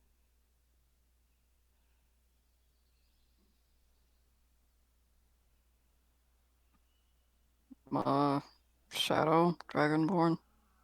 Hmm. Damn, and you had a hard time hunting? It must be the weather, because in my experience, old world dragonborns tend to go toe to toe with lichens when it comes to hunting.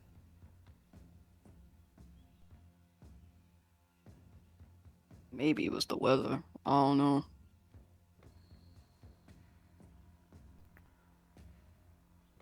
So, it's at this point that Minette comes back, and she is carrying a lovely, very sizable, kind of like a charcuterie board, but mostly with meats and not a lot of cheeses for Misty. And of course, that raw rack of lamb for Cain. And she goes, "Here you go. Can I get you all anything else?" The check. No, thank you. No, thank you. Thank you for the food. No, that's all. Mmm, looks delicious. Thanks, man. Alright. Oh, I see that you guys are about to get started with your meal. So I'll cut the conversation short. Um, where are you really from?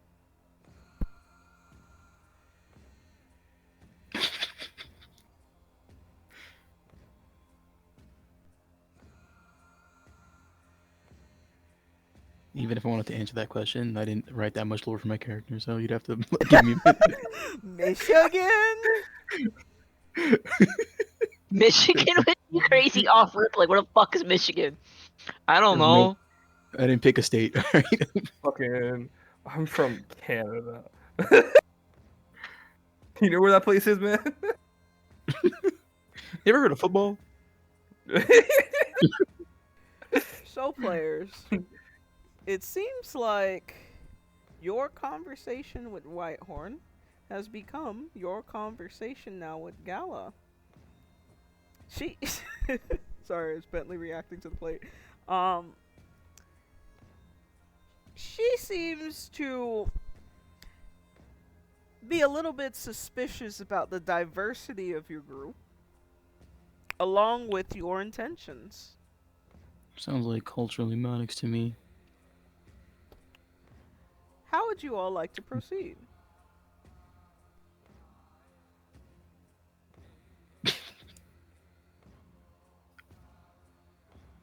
I think Tim kind of just stares over at Misty.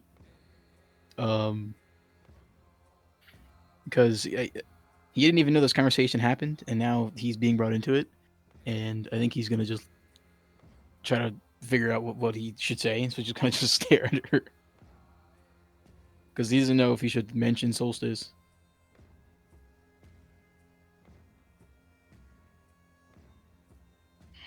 So, Misty is going to stick with what she says and says overseas. Maybe not north, but like, I don't know. I wasn't good at school.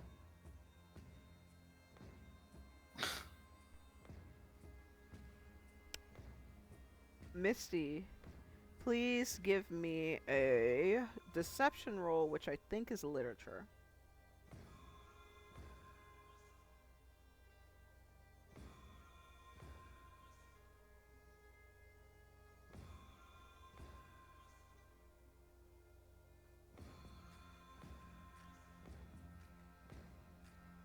Right. God damn it. I hate this game. I don't know. It looks pretty good. I'd be convinced by that. I like to go to bed though. You have to eat your lamb. So Misty has decided to stick with her story. To which Gala is looking across from her, and she's going to say, you know, I know that you guys aren't from here, but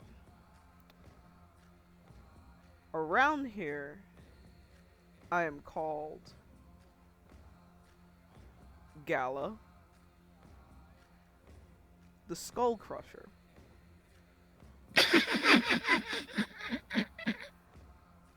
I teach offensive combat in the interior city. All of Avarice's greatest warriors get everything that they know from me. That being said, being an instructor, I don't really get the opportunity to toss around in the old fighting rink anymore. It's beneath me.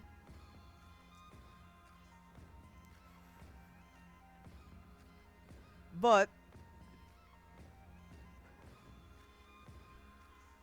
I could turn this tavern into a battlefield, should I have to repeat my question.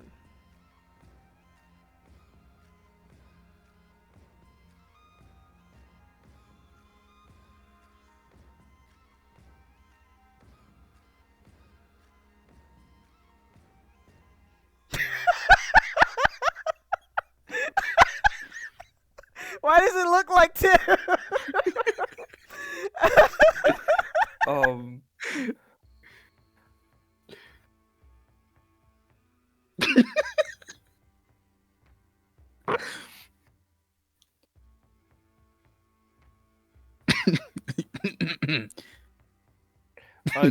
Kane. God, I don't want to speak. Kane will go, and I'll go. There's no need for that, Gala. Like Misty said, directions are kind of hard for us. We are from a school, hence her comment about being bad at it. Really, what school? I just think it's.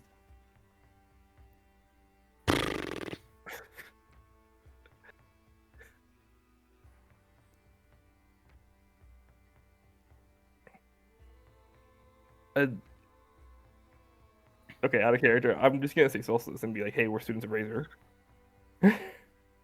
Yeah, I don't want to get my skull crushed personally. I feel like that's best case scenario. It's like half truth, half lies. This place called Solstice. We're students of Razor. We're here on like a field trip, I guess. Field trip. Is the best way I can put this without fully outing it. The situation. So yeah, Go ahead, he goes. since I done fucked up, I guess. He goes. It's referred to as Solstice. We're here on like a. I guess you can call it like a field trip. Currently overseen by Razor, or like her students, or students sent to her.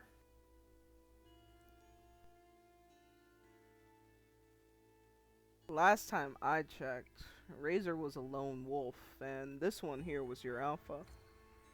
She says, gesturing towards Misty. Are you telling me that Razor should assume responsibility for the four of you? Yeah, let's go ahead and not do that real quick.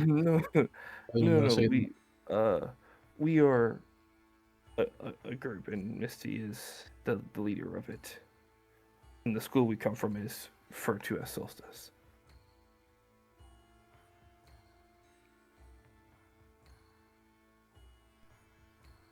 And what exactly does this rift have to do with it?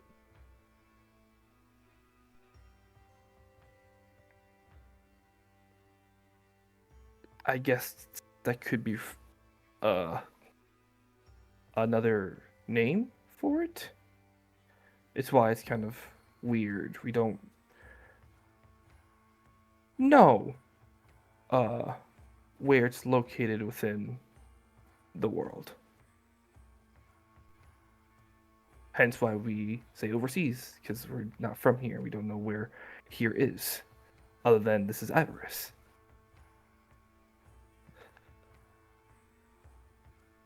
So you don't know what nation your school is in, or how you got here. Pretty much. I like, and Tim said he's like, I don't see what's the problem. Like why don't we just come clean? Like that's what's going through his head. And I feel like this So is just like, walk me through your first day here then. If you don't know how you got here, how did you arrive? You see my confusion. glad I'm not the one talking.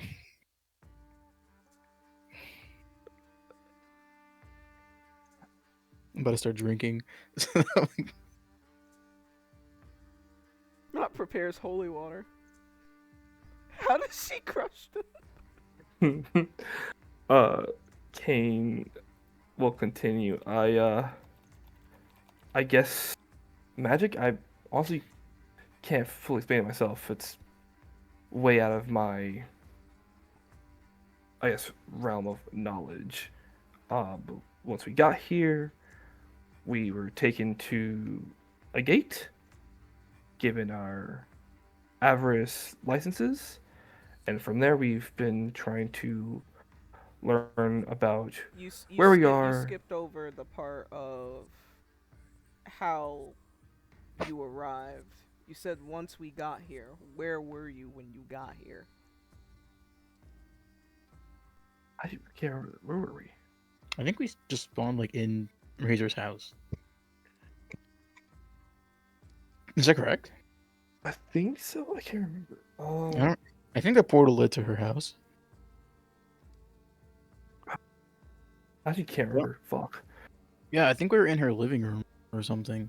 I don't think we went to her house. I think we went to the portal and we were just there.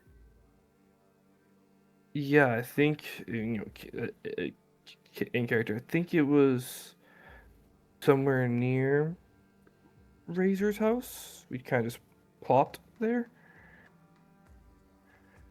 Yeah, this seems way more complicated to lie than just say what happened. I'm really trying to. Okay, guys. So I should have fucking read history packet, man. Well, no. What was the last question? The last question is, where did we end up when we first entered Avarice? Y'all, I mean, like it's already all out there almost essentially. So you were in Solstice, you went through a portal, and you came out from like by Razor's house. Yeah, that's what I said. Yeah, by Razor's house, near Razor's house. I feel like for the sake of our skulls, like I know they were asking, we probably, even if they're out of confusion, I feel like it's better to explain them because if we don't explain it, they're gonna keep questioning us. If we do explain it, then they're just gonna have more questions. But at the very least, it's like, what else can we do aside from just tell them that's what happened? Like either way, we're like fuck. So like if we tell them the truth, it's like they're just gonna be confused, but like at least we won't fucking die. I don't really Now we're feel just- like you can deceive your way out from this. I feel like it's already Yeah, that's it's she kind already of threatened. She already told us her name. She said it was a skull crusher. By well, that it's not point in even time, it's not even the skull crushing. It's just like it's a little bit. Of that. everything you said thus far, you can't really take back. Yeah, I'm aware. Well, it's the problem is we can't we if we keep sticking with it, it's like we can't take it back. But I feel like if we just be like, hey, like you guys clearly saw through our very terrible fucking excuses. This is what happened. Well, none of you have the geographic or historical information to say that you're from like Hamper. Yeah, because we don't have the historical knowledge to lie about anything. The only thing we know about is we were alive, went to Solstice, came here. Yeah. That's the only thing we could say, and that is the truth.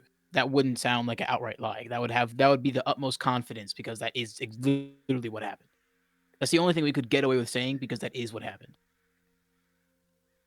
Everything else would sound like a lie because we don't have the geographical historical knowledge of Hamper or anywhere else to say anything with confidence. Yeah, so to Kane's comment, sent through a magic portal, sent through magic, plopped up near Razor's house. That's, yes. And then we were sent to the gate. You can say Solstice is in like a different realm, because like that doesn't imply that it's like a different universe. Realms exist in this, and realms don't exactly exist in like a geographic location, but y'all are kind of in like a verbal rigmarole I don't know how to help you out of. Yeah, again, we either continue to try and convince them of like this random lie, or we just straight up say, "Hey, my bad. Let's start over." Because again, the only thing we can say with utmost confidence is what actually happened. Everything else we're gonna have to roll for and do a lot of maybes or I don't knows. Okay, so I'm, We I'm can either waiting to keep see what dancing she around said. it, or we can just come clean. But those are really the only two options. Yeah, I haven't lied to the person once, so I'm waiting for her to see what she says. What was the last question again? She She asks asked y'all don't us, know where your school is from. No, she asks where y'all plopped landed. into Avernus. Yeah, go ahead. Yeah, I said right next to Razor's house through through magic. All right. So she's going to say, well, it sounds like I need to have a riveting conversation with Razor. I guess it's times like these where I'm grateful that our nation is fully surrounded by our stone gates, because I don't see you guys getting out of here anytime soon. Anyways, I digress. Enjoy your meal. She gets up. She pushes her chair in. And she walks towards the exit. Waiting for her by the door is Whitehorn, who provides the party with a passing glance before following after Gala, the Skull Crusher.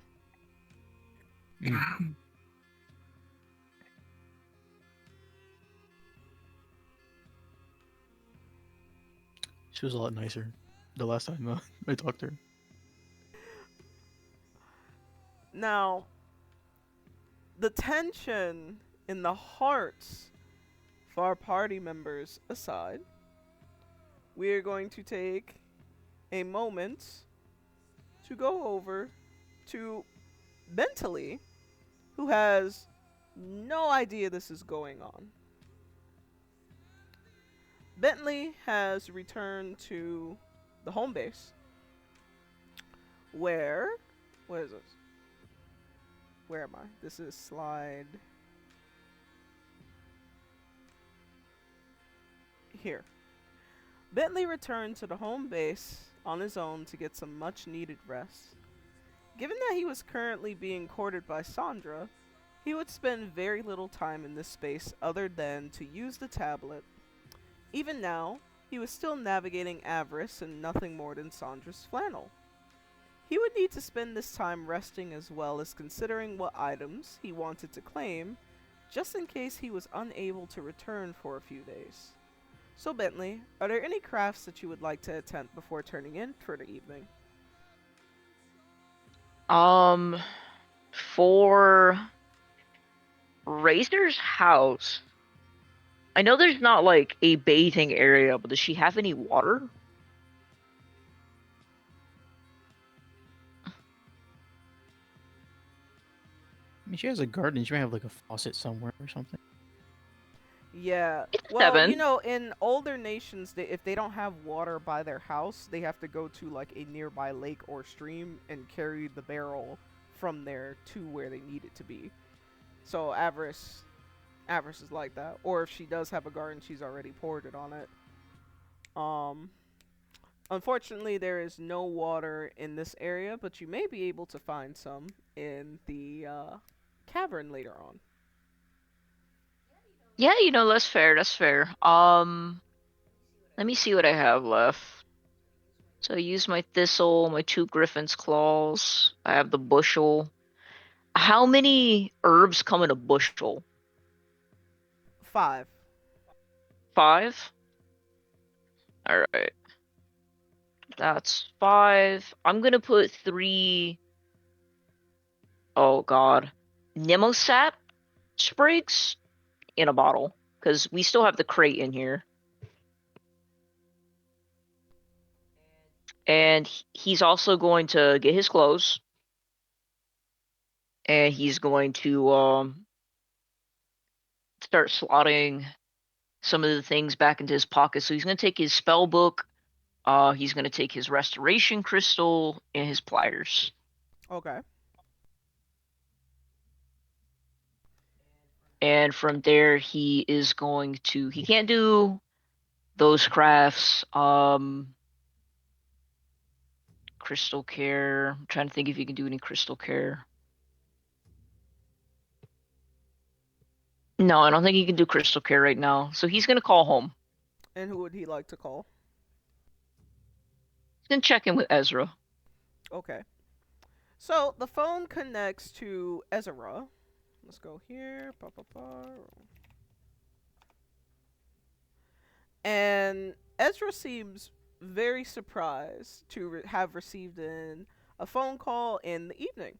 So Ezra takes a phone, they look at it, and they see Bentley, and they go, Bentley, is that you?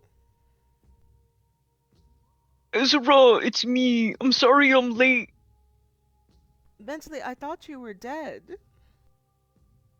No, no, no, no. It was a lot of nonsense.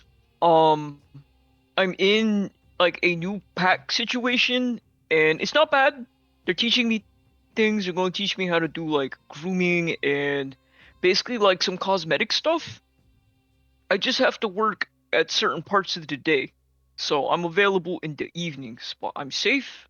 Are you safe? Are you okay? Yes, I'm safe, and I just have to take your word for it that you are safe because that is going to help me sleep tonight. Everything is fine on campus. Um, for the most part. Nothing unusual other than the typical magical rigmarole and the infamy of Cain. Infamy of Cain. Yes, they're selling t-shirts with Cain on them. What? Wait, like, what do you mean like a picture of Cain? Yes, someone has an inappropriate picture of Cain that they printed on the t-shirt, and they're selling them for $20 on Simstagram. Oh my god. Oh my god. He mentioned something about that, but I thought it was just like I didn't want to say he was being dramatic, but like I just can't comprehend buying a picture of somebody on a t-shirt and they're not dead. I assume he came out with the SoundCloud album. Oh yeah, people do that for their album covers, huh? Yes. Did he not come out with the SoundCloud album in Avarice?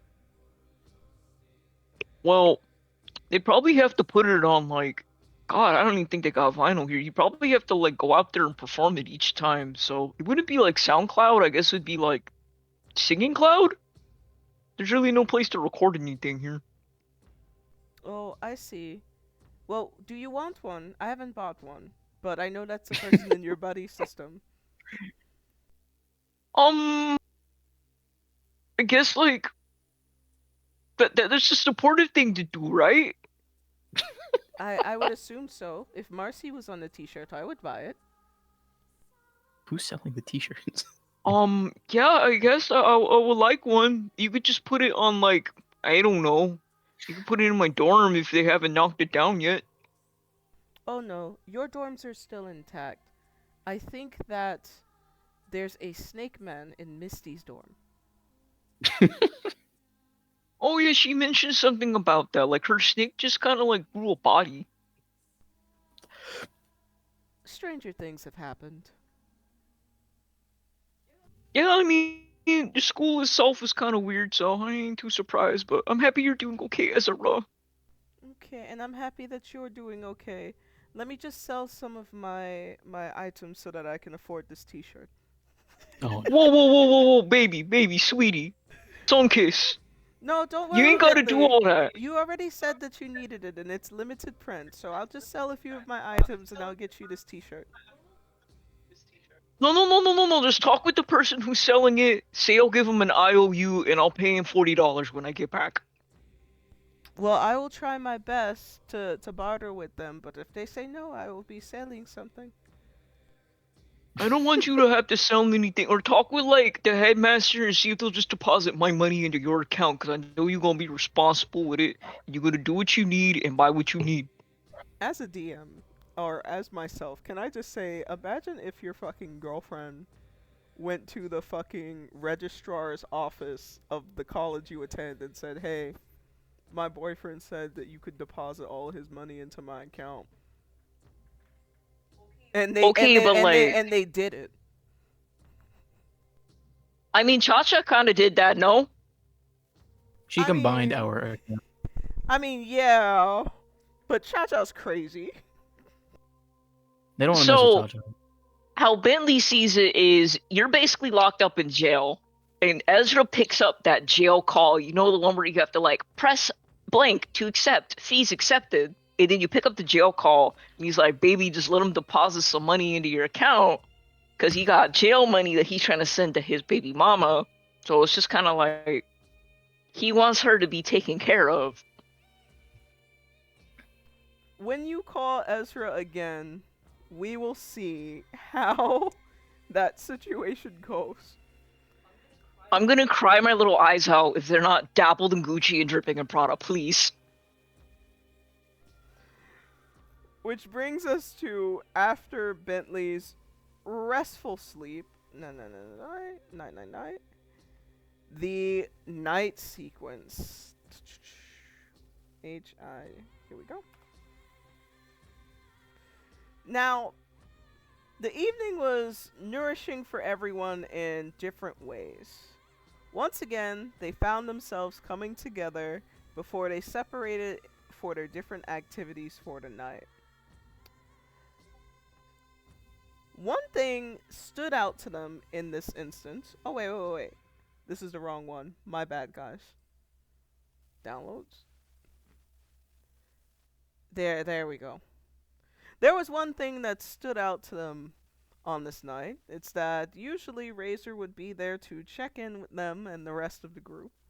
But at the moment, they were nowhere in sight. So, players, Bentley has been missing for the evening.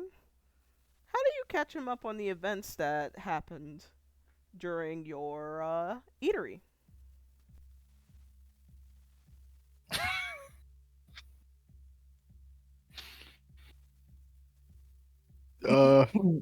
Hey, Benz.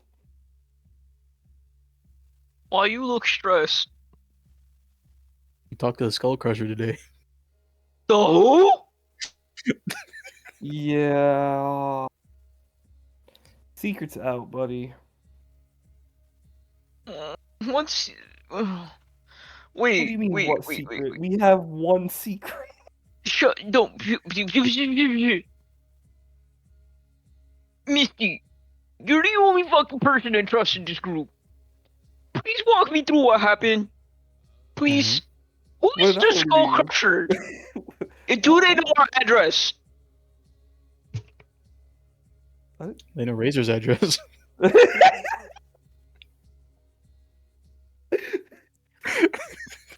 So the Dragonborn went to their little friends, and their friend is the Skull Crusher.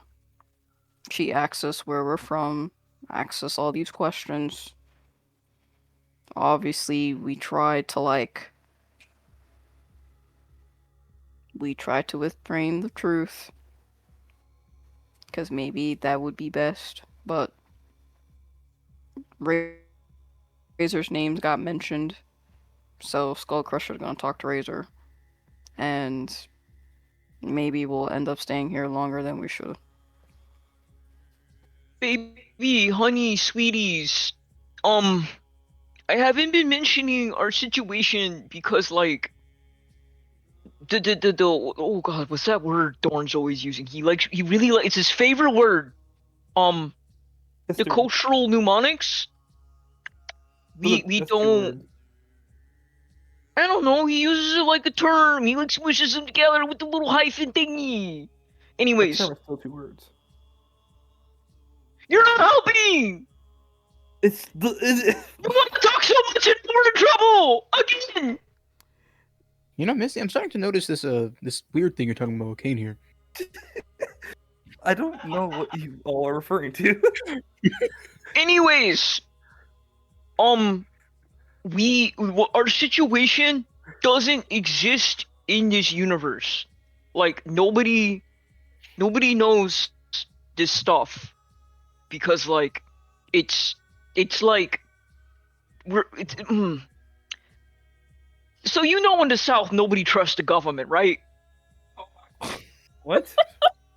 So like the we're the equivalent of the FBI, and you're trying to tell people like we created the weather. Like the things you're saying just don't make sense. And probably people shouldn't know.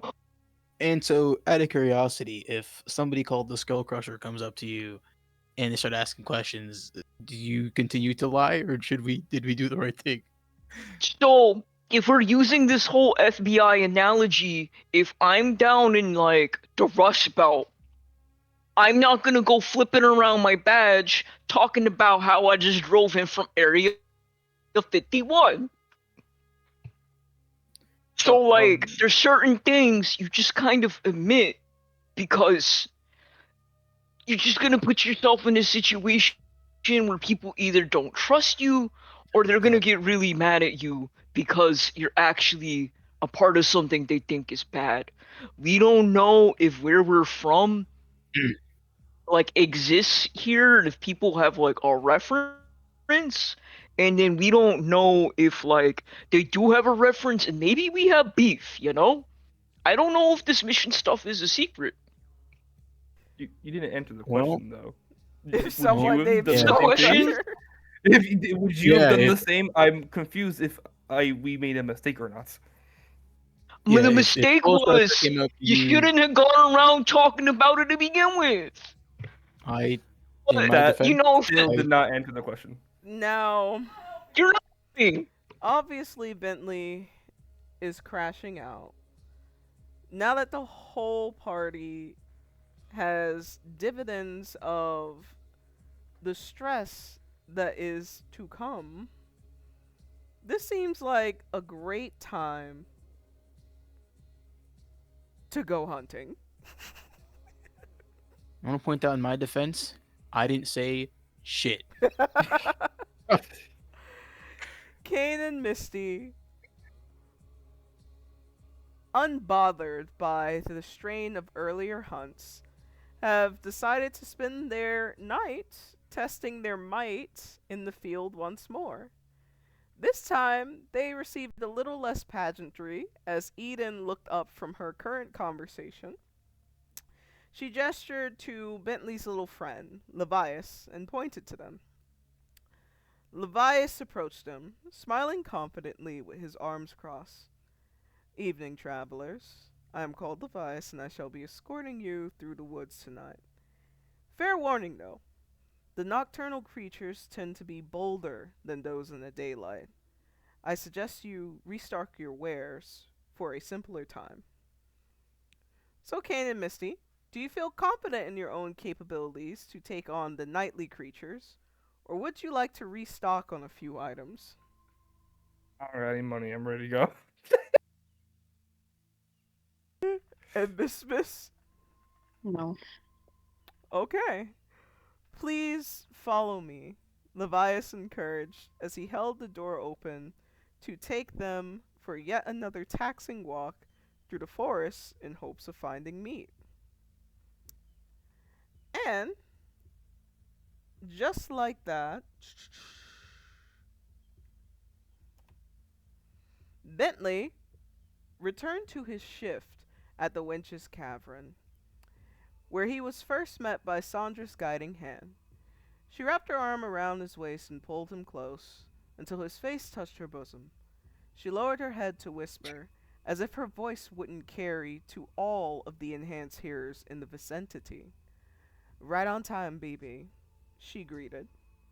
"Your name is BB now. It's time for you to get to work. Darling, we have 3 customers waiting, but only 2 of them are viable for you. Now, Farhan is one of my fellow business owners. This is his first time coming in here, and I think it has a little something something to do with my new employee." She stroked through Bentley's hair while his head rested against her chest. "He's got his wits about him, so he'll play you more than you can play him. Then there's little Nala. She's a fiery little thing, but she's chewed up men twice your size. She's fierce and feisty, but you strike me as someone that could take on a challenge," she shared while gazing down to him. "So what'll it be, BB? So Bentley, you have a choice here. There's Farhan, who has deep pockets but can be harder to swindle. Then there's Nala, who has a tenacity towards violence but can be very simple-minded. Who would you prefer to take on for tonight?" Well, I'm gonna go for Nala, because I feel like Farhan is going to trick me in some sort of verbal rigmarole, and that's not my strong suit.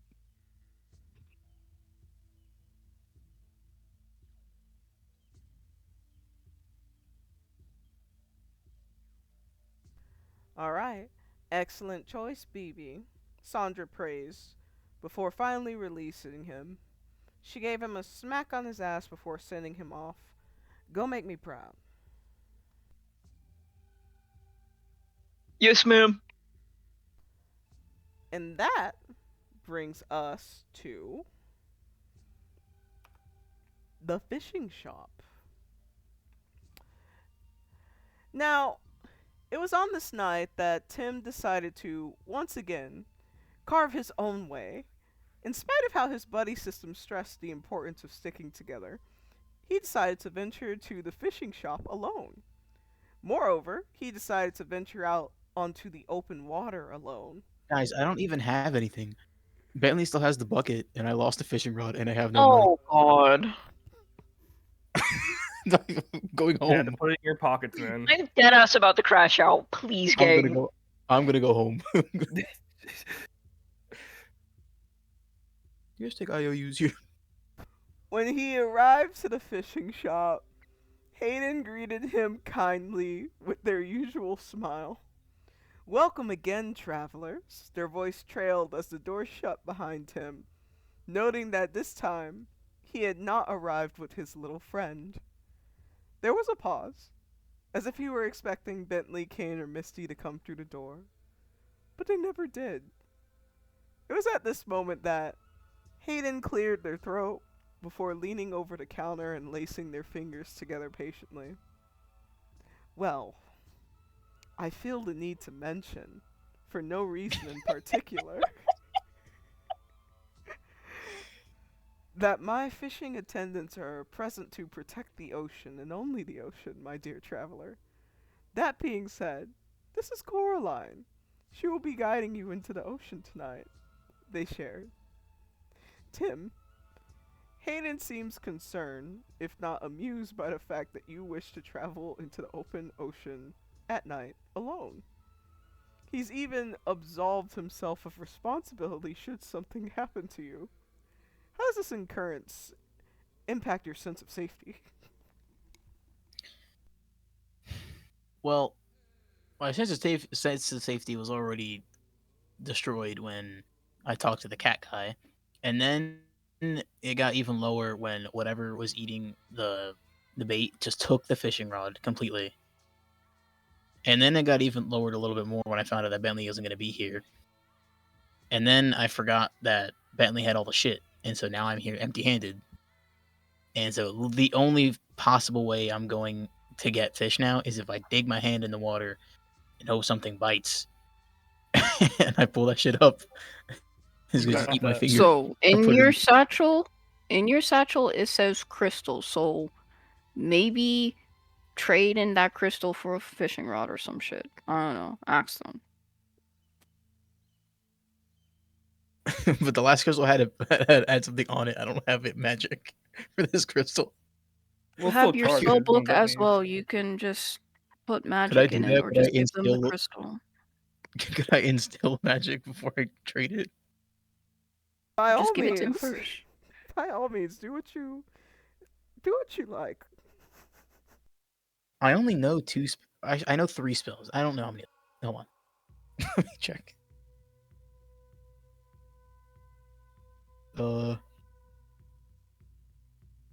So I have 2 spells here, but I also have like the spell that's on the bracelet. Would I have enough knowledge of that to just be able to do that myself and not have to Unfortunately, specifically have it in my no. advanced spell book? Unfortunately, no. The Okay. kind of spell that's on your bracelet is like such low level. You would need, I believe, it's a spell book, or how do I put it? The bracelet can't do it. So I can only really use the spell through the bracelet itself. I can't instill it onto something else. You can't. Okay.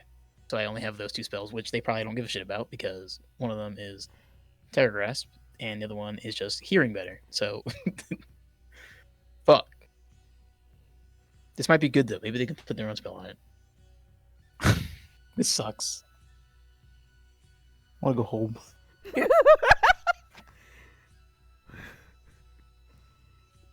Do you miss your warm, cozy bed at Solstice? I miss not being here. Anywhere I'll go but get- here.com. I'll go get buried again. Where's the tomb? Let me open that shit again. So That how was would better you than like? this. How would you like to approach Hayden? God fucking damn it. I'm gonna be real. I came here a little unprepared, and by little I mean a lot. No. Ken, be nice. I didn't even say anything wrong. Oh, sure. He just said no.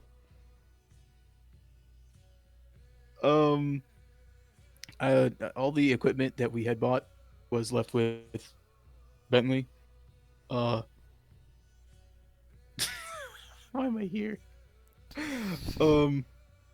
I do, however, have another one of the crystals that we traded for before. Now I know that last time we traded it for bait, which was like the cheapest thing we could buy here. But this one does not have any magic on it, which means that you can instill your own. And so I was wondering if I could trade this for like at least a net or a fishing rod or something, so I don't have to go out there with my bare hands.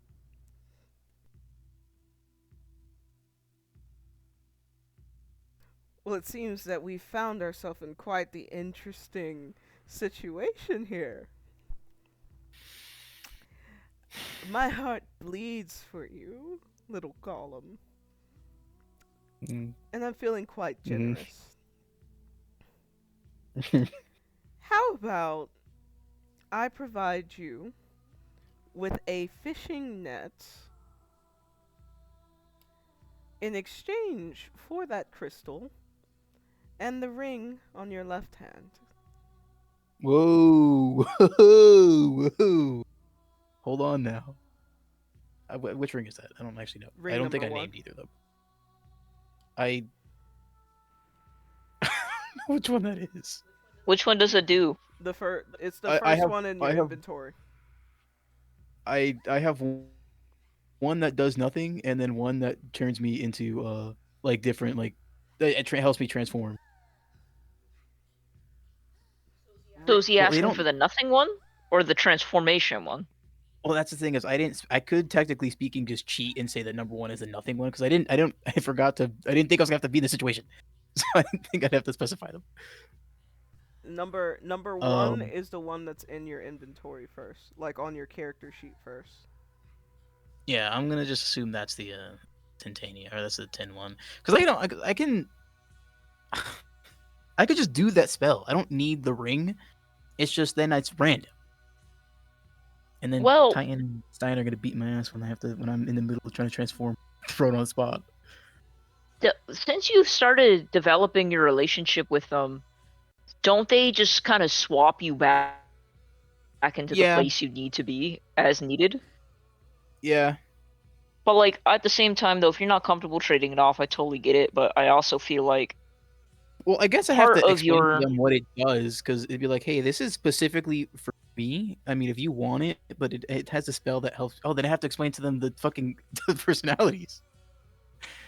That's the even more complicated situation to explain. well, it doesn't have that particular thing, so you might not need to explain it. They might just think it's like decorative. But they specify the left hand. I feel like they know. Plot twist, he puts 'Cause I it have on two and he rings. has 3 personalities.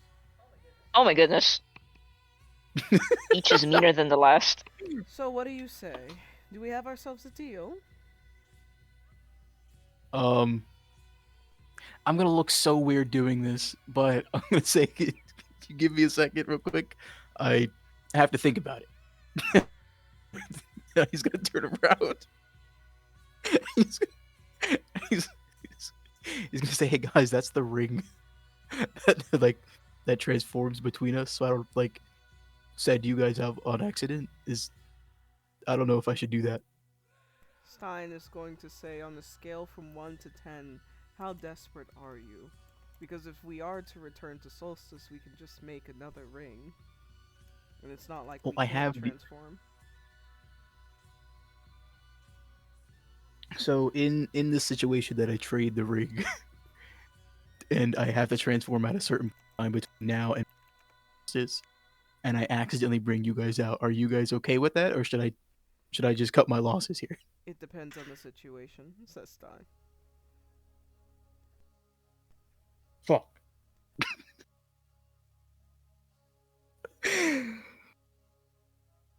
Oh, Jesus Christ.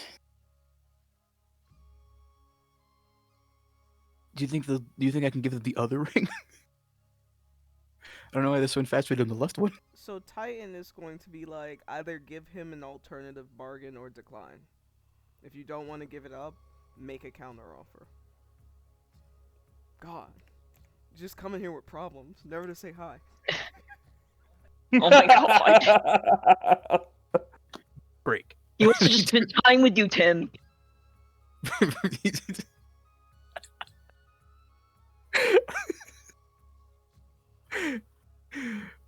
Oh my god.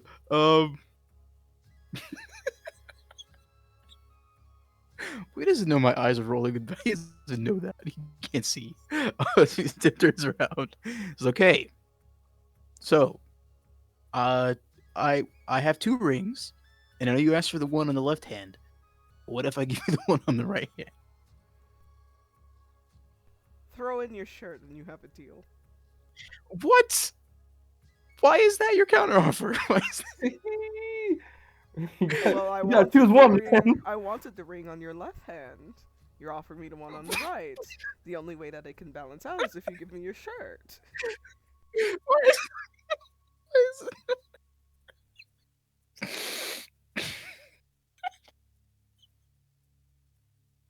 okay. Okay. Sure, I guess. Bruh? Alright, I don't know. alright, Tim. You're now shirtless.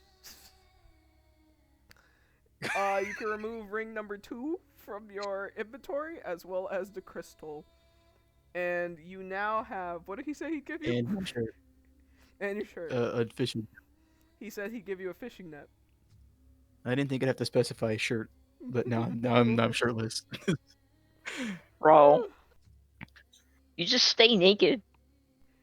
And it's I- at it this wasn't- point that Coraline says, allow me to escort you to sea. As she guided Tim towards the boats. Oh. What I Don't worry, guys. I still have my hoodie. What I It's all what I good. wouldn't kill for some of Ethan's, what do they call it? The kale salad, Oh, the kelp salad, the kelp Oh, salad. There you thanks. go. Okay, I did. Oh my god, I did citrus kelp specify. salad. I did specify it in my inventory, and I'm so glad I did. I like locked in on just because Ring One is the switching between personalities, Mhm. and switching between frequencies is Ring Two, and I guess I didn't realize I did that in my notes, Mhm. and so that could have been very bad. Mm. But it's all good. It's all good. Whew. In the woods at night, the air feels tight with movement you can't see. Branches snap, breath steams, and somewhere close, predators are mid-hunt. Just ooh, excuse- just as you were warned, the animals out here are on the prowl. And the unsettling truth settles in that you might not be the observer, but the prey. So, Cain and Misty, the time has come for you all to hunt. Equipped with nothing but your tools and wits, walk us through how your character would like to navigate this space.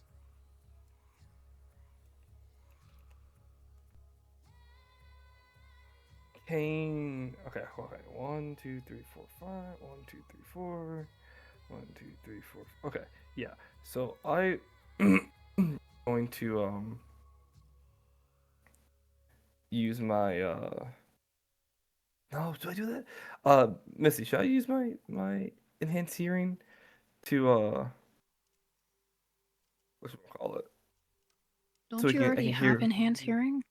Yeah, but I can make it farther so I can hear more stuff and see which one's like the heaviest animal, so we can avoid or go to it.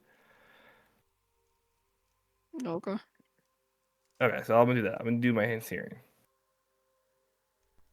Like the air magic version? Yeah, to increase my already enhanced hearing by another 10 feet. Okay. 5, 10, 5, 10. What is this?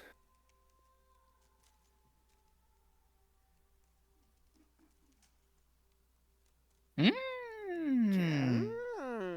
Cain, you All can the hear animals. everything! You Cain, hear somebody screaming. "Help!" you immediately pick up that the forest is revealing its threat slowly. In misdirection and unease rather than sound, footsteps that were not your own. You get the sense that you're being watched from too many angles at once. The night thickened with presence, shadow overlapping where there should have been space, and the air grew heavy with the sour metal scent of breath and damp fur. You all are being followed. Something is hunting you. Do I know what direction that's coming from? Anyways, in addition to that, Above. you can Okay. also hear that there are some pretty sizable creatures out right now. Things like you could hear the honking, the snorting, the scuttling of a boar who is to your left. To your Okay. right, you hear the kind of cackled laughter of a wild dog. And furthest from you, you hear what sounds like a large animal scratching its back against a tree. And from all directions, you can hear the quiet stamper and motions of a dog like creature slowly coming in. Okay. Left boar, right dog. Furthest is presumably a bear scratching his back, and then all directions is like a dog-like creature. Yes. And none of those are the thing that's hunting us. You don't know which one. Okay, one of those things is hunting us. Got it. um, I get close to Misty and whisper and relay that information to her. Um, what should we go for?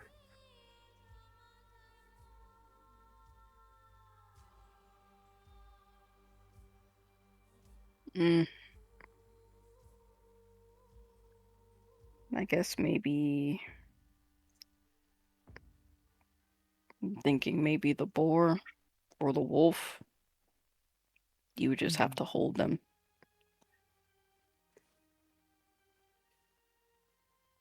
Um, okay. Um,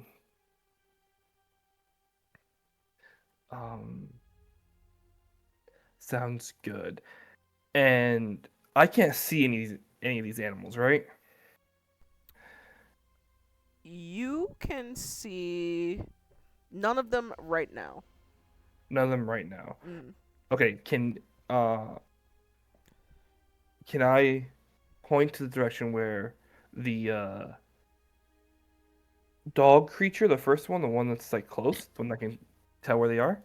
Yes. The one to the right. Can I point to that direction so Misty knows where she's going and can we move? Misty, if you want, you can probably try sneaking.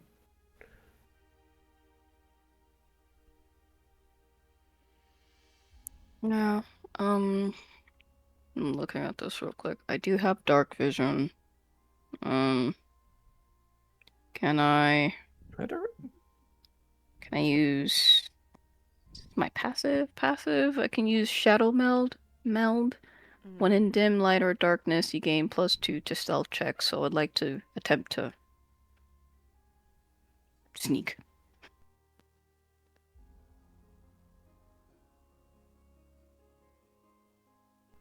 Is Shadow Meld a magic? I think they're passive. Passive? Oh, okay. So it'd be Dex.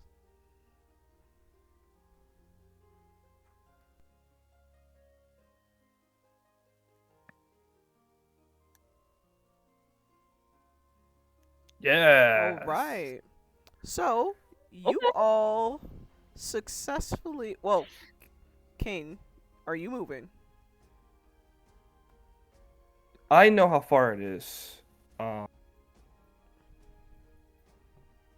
do I wait for you to like call it out and then I can do magic from here? Because I can do magic from pretty far away. Or do I move with you? My dex is not good.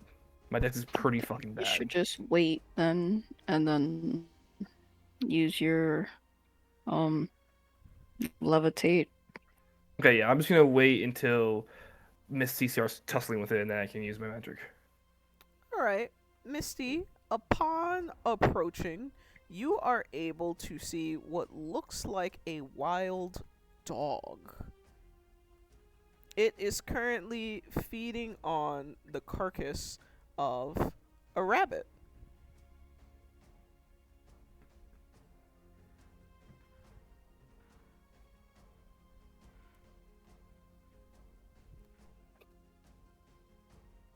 Okay. Um, since it's distracted, um, can I attempt to pounce on it?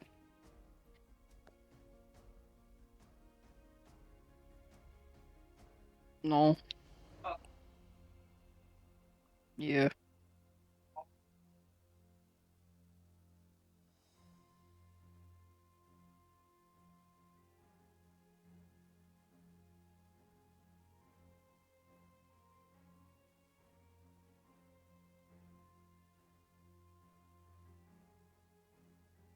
Hell yeah.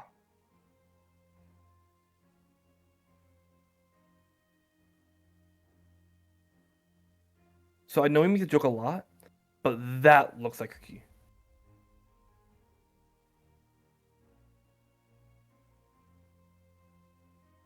No. DM, go ahead. You were muted originally.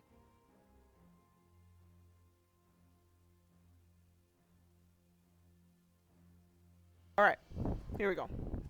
So, Misty, you are able to successfully sneak up and jump on this wolf. It cannot react in time. You have it. It's whimpering. It's you against this wild dog. What would you like to do? You get to do another move. I would like to press my knife into its throat. God. That will be a I don't strength want- check. Wait, no. The knife is dex. Dex.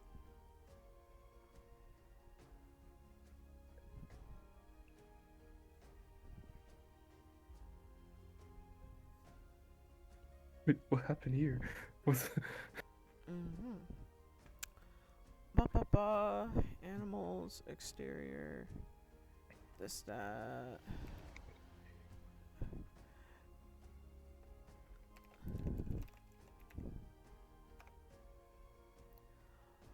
Oh, alright. So, Misty, you jump on top of the dog. You're wrestling with it for a little while. You take out your little blade and stuff, and you're like, okay, I'm gonna start stabbing it. You manage to stab it, and you deal it. Can you give me a 1d4?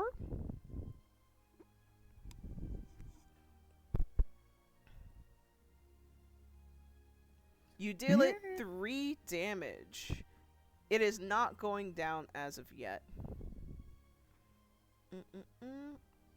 The dog is going to.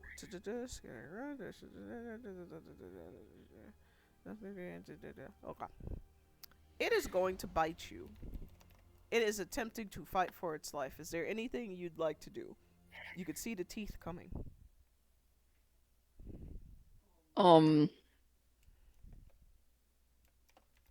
Can I hold on.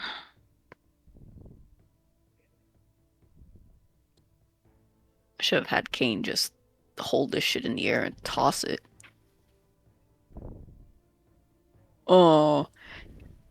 If it's going to try and bite me, is there a way I can like move the knife so it can like bite onto the knife instead? That'll be a dex roll. Okay. If I am quicker than it bite me. Mhm. Yeah.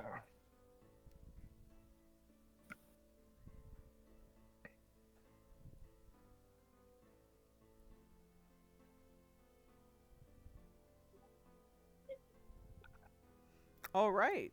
You manage to kind of stab its mouth before it can bite you. Can you give me another 1d4? You hear it go.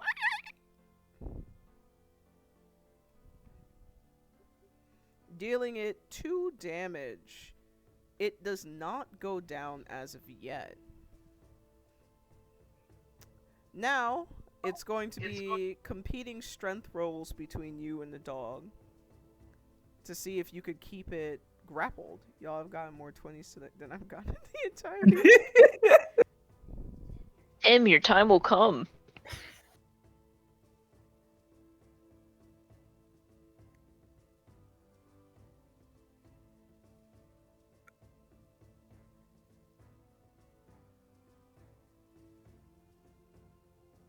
Wait, why is she disadvantage on strength? She ate, right? Oh, What's going on? I thought. Oh, I don't. Why did I do that? Kind of sounds like she got a But I 20. ate. Well, can I roll again, please? The last time we had someone that rolled, we just went with the first one. Hold on. Apply historic battle positioning. I guess she did it because of military tactics. Yeah. All right. Applying historic battle strategies through physical positioning and force. Yeah, that sounds about right. Otherwise, it would be executing historic maneuvers through movement, time, and precision, which would still be a disadvantage roll for her if she had done dex. Is that why you did it? She did it because On the it was there top. because she was hungry. You have this thing where it's disadvantage intel strength, but I think that was due to them being hungry. But they ate, so I'm assuming. I don't know how hungry they were though. They ate their fill because that's what the girl was giving everybody.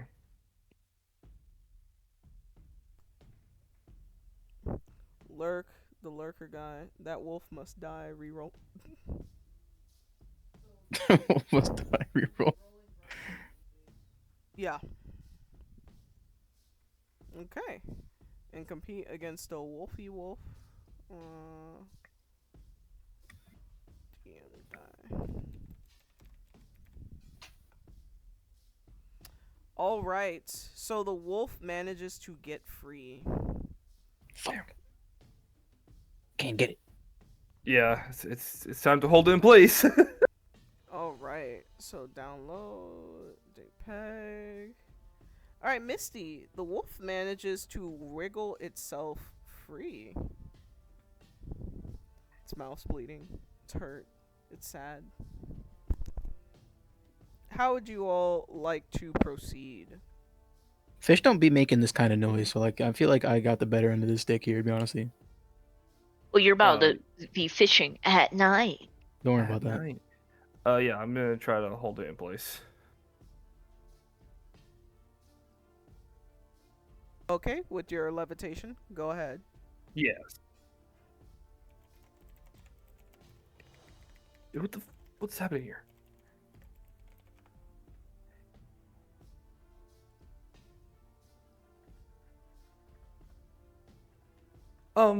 DM, Yeah. I'm just good question. Is this wolf thing below half his HP? He is not. Okay, never mind then. Shelto's full half.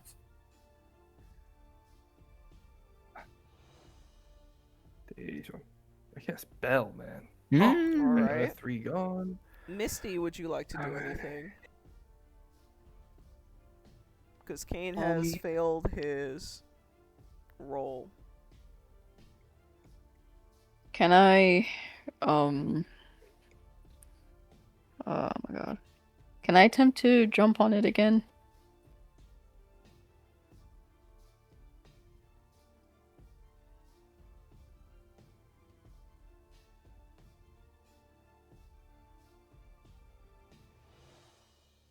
Damn. All right.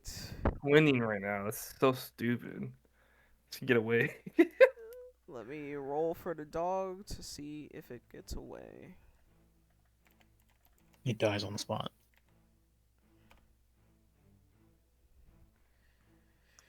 So, you're gonna have to give me a second here.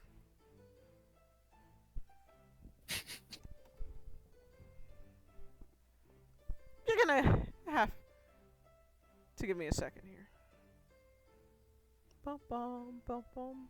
What did the wolf like enroll him in nat 20? He's gonna eat the both of them? I have to assume so. Bullshit. Y'all should talk he to each he other. turns into a were man, and he's like, "Yo, guys, what the fuck?" Oh my god. I don't know, I man. bet Levias would wait until you're like stabbing him in the mouth and be like, "Gang, what the hell are you doing? That's Charles." Oh, fuck, I could have done that. I'm so stupid. Fuck, I'm sorry. Oh, I should have done that. Oh, I'm so stupid. Done what? God. The secret. wolf No. thing. When they were rolling and Cat had rolled a 14, I could have imposed disadvantage on the wolf, but I didn't because I forgot I had that thing. Do it now. Have y'all perception rolled its health? It might be close to dying. It might not be. It's not. I've been told that there's not even half below half yet. So, y'all are sitting here trying to, like, get your stuff together, right?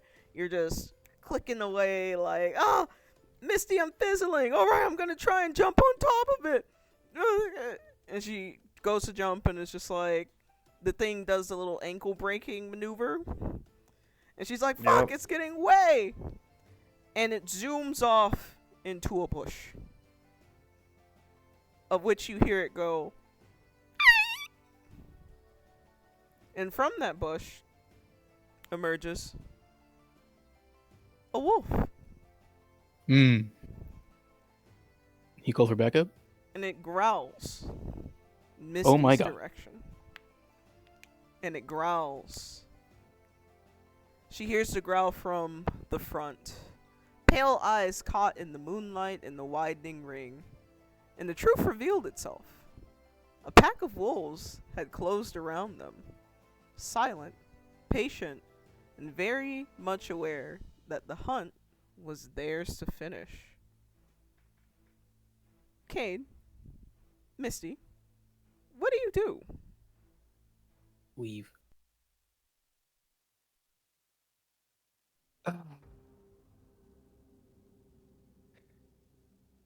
I think Use polyglow and try to reason with them. oh no. Jesus Christ, there's 3 of them? It's annoying.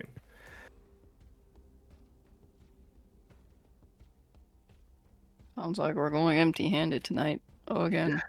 Sounds like you guys aren't gonna make it back home tonight.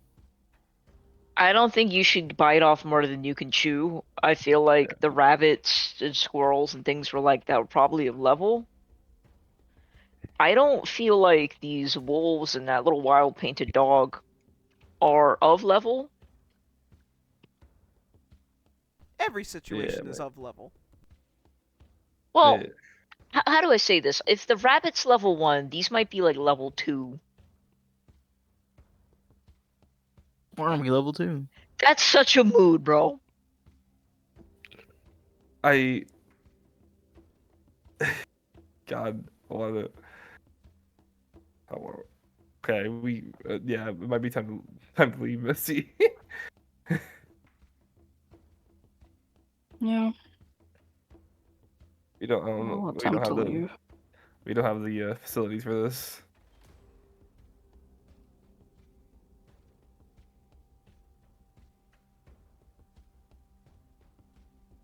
Let's see,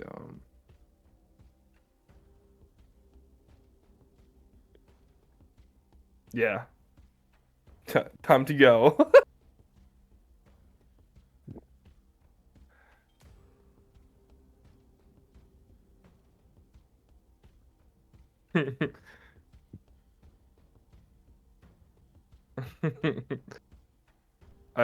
I'm still Definitely awaiting will. actions.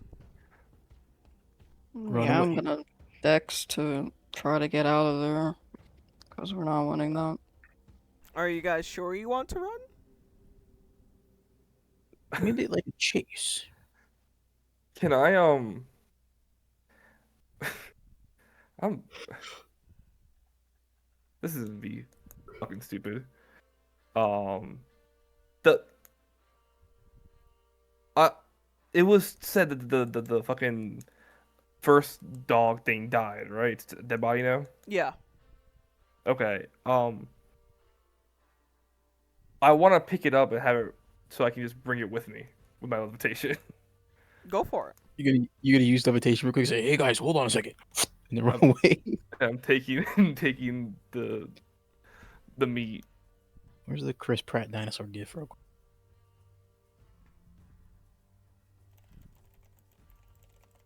I would say you could try and like scare them off through intimidation, but I think both of your oh my lord, both of your literature rolls are like All low. right. Oh, hello. Cain, Okay. you successfully start levitating the wild dog. What would you all like to do next? I look towards Missy. I got our hunt. Let's get out of here. Let's get out of here. And then he turns around to, like his name is Levias. If you wouldn't mind to show us the way out of here. And he starts walking away. Walking away is a crazy thing. 3 new wolves plus the star ankle breaker wolf. Goodness. Alright, so Cain is going to flee, and Misty, you're going to flee. Yes. Can I get dex rolls? This is gonna be pretty bad for me.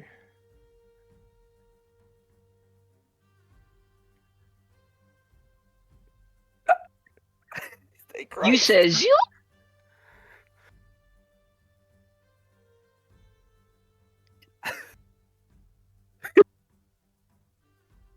All right, you are able to grab the wild dog and get the fuck out of there.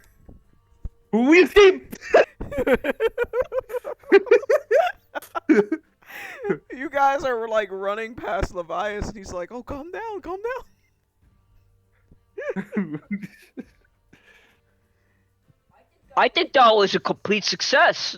That looked pretty good. I'm not gonna lie. That was a great levitation and absconding roll. I'm not gonna let them get our hard work. What the fuck is this? So, hunting during the night was certainly an ethereal experience in comparison to daylight. There were a lot more predators out once the sun went down. As you guys get to a safer area, how does your character share their experience with the other dog still floating dead behind you? Cain looks to Misty and goes, your idea of having Tim join us might be the correct one, as I think we could have taken them if we had an extra member. Yeah, I think so too. I am happy that we were able to successfully get our hunt still, even with the unforeseen pack.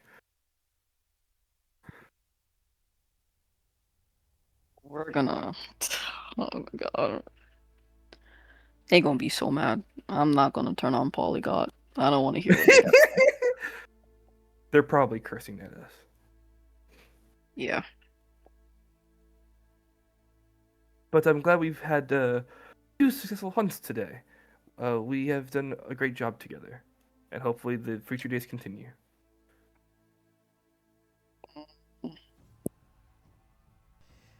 You still talking weird.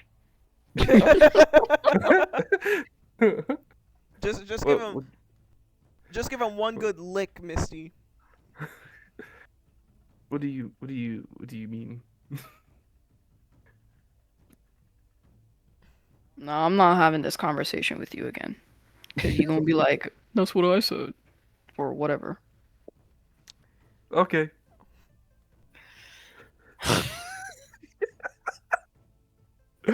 That spanking is building up.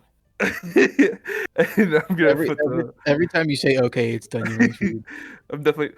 What the fuck, Tim? You're dead. Tim, I'm so sorry. No, I'm not. I'm going back now. That's not even a fucking. That's not a. That's a face.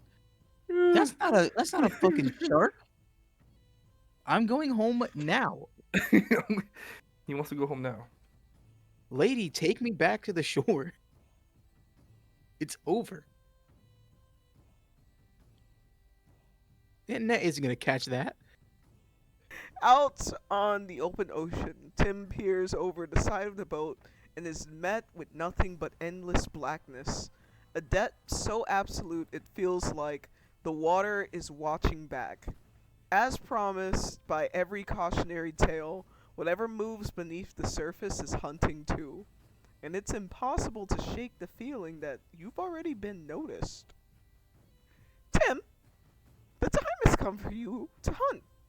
Equipped with nothing but your tools and your wits, walk us through how your character would like to navigate this space. He's gonna be like, man, this is a bad time for this. Let's just turn around. And let's head back to shore. It's cold. I don't have a shirt on. Just It's put a your little hands in chilly there, out. man. No, I don't know about that one. I mean, you don't know there's anything there. Where's this face of Yeah. which y'all say you'll see? I don't see anything. I see 3. Oh. Let me get another look at that real quick then. What are you talking about? Oh, you know, I that is not even a fish. You know what? That was right under the other person. So honestly, that's fine. With me. You didn't catch that one, huh? No, I didn't think there was gonna be one directly under us. So So go ahead, Tim. What do you do? Slightly big. I don't. I guess he throws because he doesn't have bait. So Oh, he just has to throw the net. could you give me the survivalism check? Yeah, he doesn't have bait. So he just throws that bitch in the ocean. Pretty sure this is intel, right? It's like a science roll, I think. Science. Yeah, hold on. Survival is intel, yeah. Oh, it's all intel. Okay, I always forget. You know, Tim noticed that something was wrong when the water no longer moved like water. The boat rocking with a slow, deliberate imbalance that felt practice. What? Okay, well, got a 20 and meant nothing. All right. You are getting tangled in your neck. Coraline is like looking at you. I didn't even get to throw it. I'm just inside the net. Yeah, I got myself. you're kind of struggling with that neck.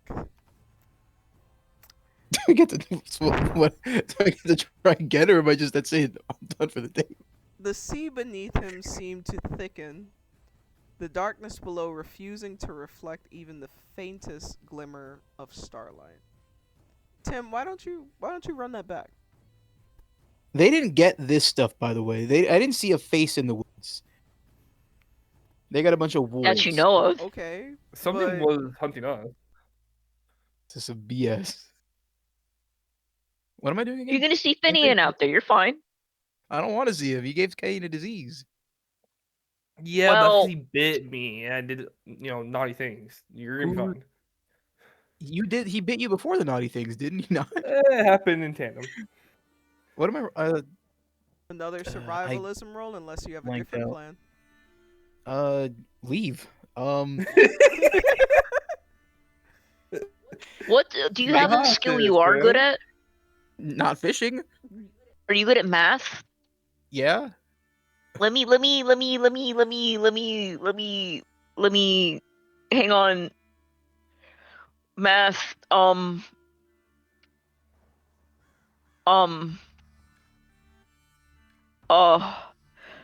looking. I'm really looking. A pressure rose from underneath the hole, subtle Oh, at first, fuck. then unmistakably intentional, causing the wood to groan as though in pain. Can he use the index boost multiply weapons effect for one strike, his weapon being the net?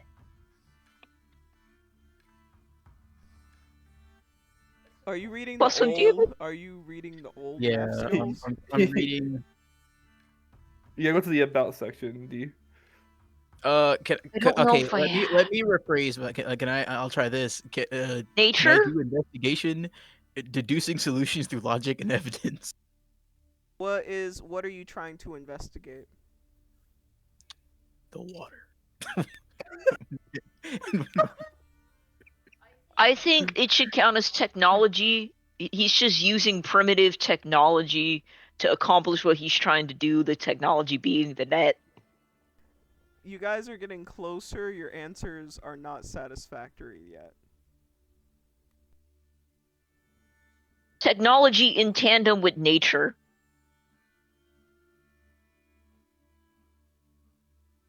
I He need more. can use technology in nature, technology being the primitive tool of a net, and the nature being classifying the natural phenomena, which would be like movements of like school of fish. And logic, solving proofs of patterns and abstract problems, being an abstract problem, being at night with the net I've never used. But I did see Bentley use it earlier, so I can deduce that. I will allow it. Yes. You got this, Tim. Let me get out this bitch. Well, you're rolling flat now, but it's gonna be great, man.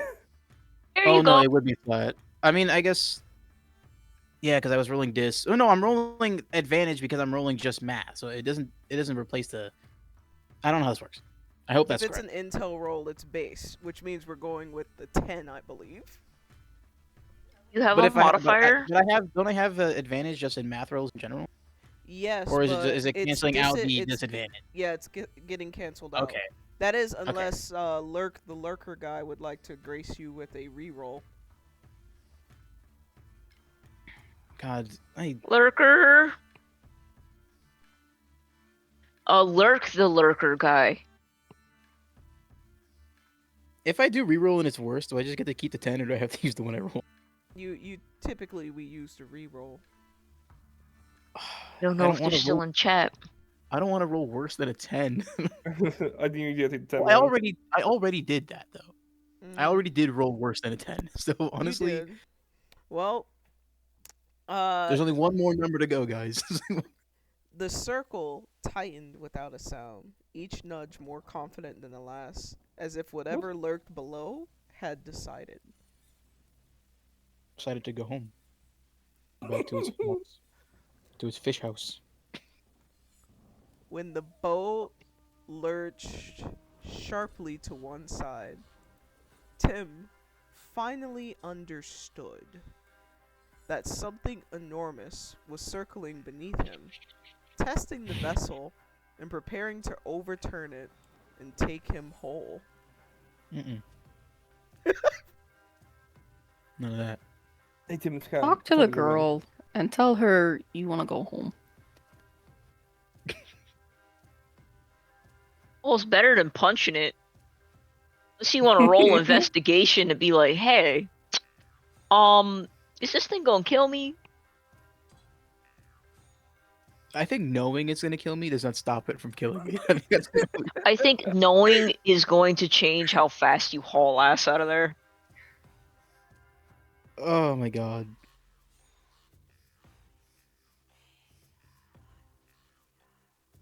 What's her name again?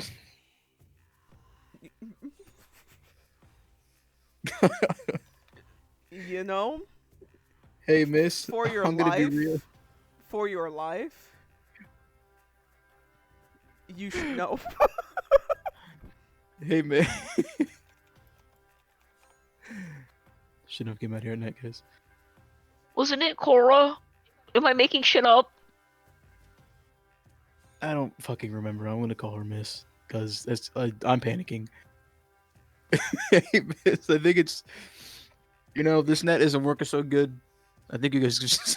I think I got a faulty one. I think we should head back.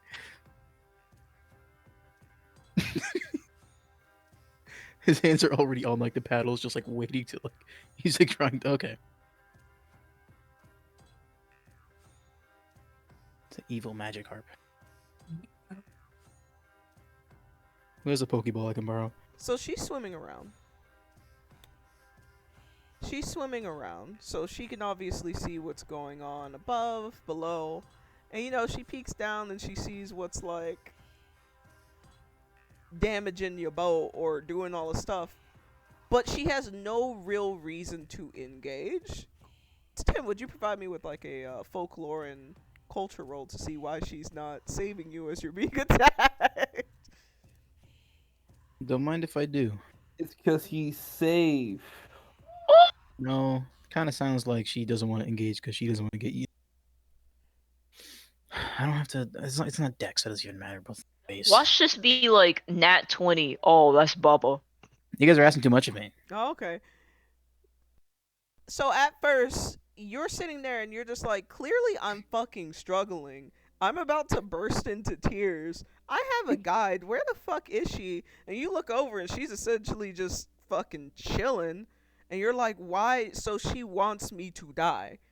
She doesn't care about me. She wants me to die. And you're just like, in the best panic voice that you can, hey, miss, I think I need to go home.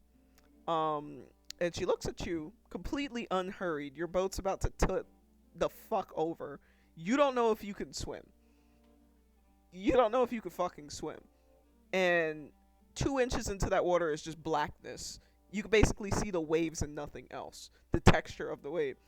And she is just unrushed, unhurried, and she's like, are you sure? Are you sure? It's,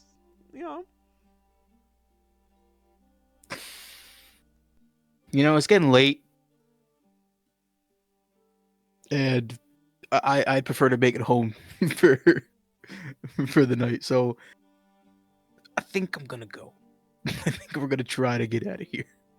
It's you trying to be like cool guy about it, but I could feel the panic in your body. Tim, could you give me a dex roll? Yep. Yeah, and you know what's funny, guys, is it's impossible. No, you're gonna roll nat 20 and it's gonna be fine, bro. Nat 20 is Nope, being I can't. nat 20. You can. I did. I don't think you understand what's at stake here. Got this, You got. Tim. In one foul swoop, Yep. the gigantic threat that is hunting Tim beats its body against the boat once more, sending it tilting over. Tim, tangled in a net, I have to cut that feels shit off of me. himself, Fuck. feels himself going into the water, and he's having a hard time grasping at, well, anything, because there is nothing to grasp. He's slapping at the surface of the water, looking around in a panic, and occasionally his head will go underwater, of which he sees that terrifying creature looking upon him, waiting for its opportunity. What opportunity? There, I feel like this is as good of an opportunity as you're gonna get. What are you waiting for me to just die and drown already? Is that what we're doing? I don't here? know. He's like, I don't want to eat him alive. Why should be Hayden? That'd Hayden, what be crazy. That'd be If- so funny. If Hayden turned into a fish just to terrorize Tim, y'all gotta beat his ass. Like, How? He's a 40-foot fish.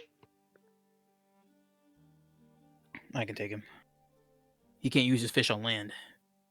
I think. He's just flopping around. All right, guys. Well, hey, who has a fresh character sheet? this is a great time to check in on Bentley. Oh, I'll see you guys later. well, He'll be fine. you're gonna make it, man. You're gonna be fine.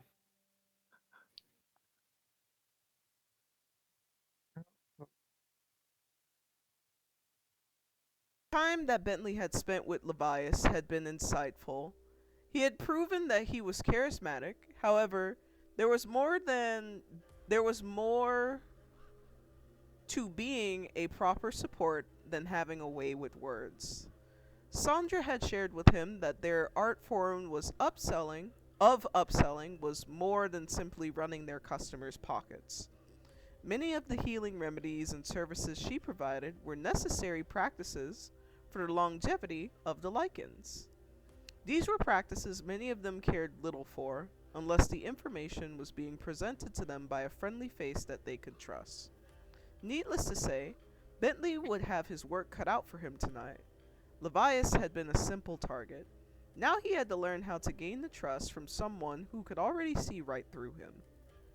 So, Bentley, Sandra has officially assigned you to a room, one that is stocked with materials that may assist you in providing the appropriate atmosphere for your client. Sandra has made it clear to Bentley that they make a habit out of inviting clients into their space. It makes it simpler for them to control the atmosphere and direction of the interaction. This allows them to identify the lichen's physical and emotional needs from their lifestyle. So Bentley, how would you like to make Nala comfortable?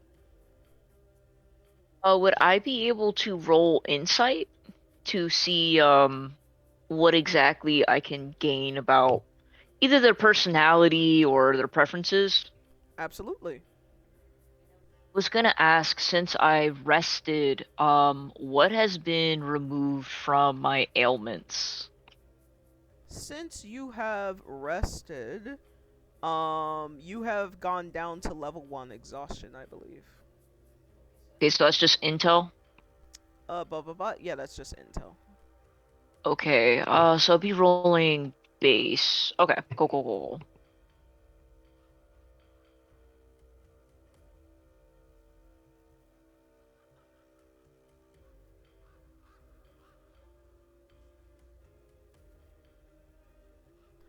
right, Bentley.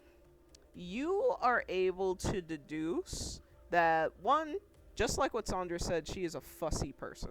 So you guys kind of get into the room and she's just like beating the pillow, sitting down really hard, crossing her arms, being like, this is fucking stupid.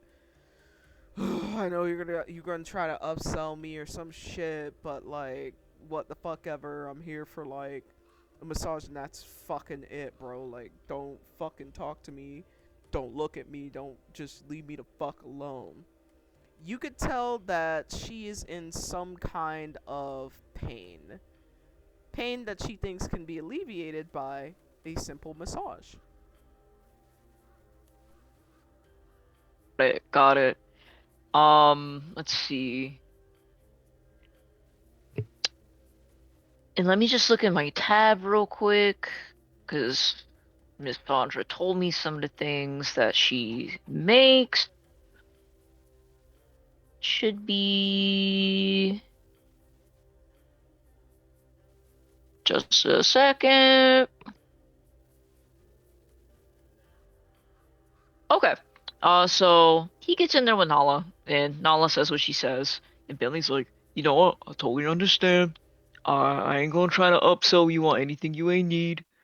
Um, we can get started on the massage. I can see you look real uncomfortable. Is there a particular area you need me to massage? She seems to be moving quite stiffly, and she keeps flexing her hands and rolling her shoulders. And she's gonna be like, "Oh fuck, it's like mostly my arms. I just." And she extends her arms out to you. Okay, yeah, we can focus on your arms. That's no problem. I'm sure you get a lot of work done. You look like you're very competent hunter and fighter. You probably just got some soreness. So, Sandra has mentioned to you that once you have an idea of your client's ailment, it's important to ease them into treatments that suit what they already paid for, and in this case it is a massage. This time should be used to build trust so that they're more susceptible to listen to your recommendations. So Bentley, based on the symptoms you've observed from your client, how would you like to build trust with them prior to making recommendations? Bentley would ask some follow-up questions about what Nala does and what they like about the thing that they do. He's gonna assume that they're probably experiencing some pain from either their hobby or their job. Most people tend to warm up after talking about their hobby or job. And then once he gets them comfortable, he's gonna recommend that they put on a salve so that when they get back to whatever they want to tomorrow, they'd have the full dexterity to use their limbs the way they want, because they're sure that it's frustrating not be feeling their best. Go ahead and give me a persuasion roll. So as you're talking, hold up, let me get the persuasion roll first.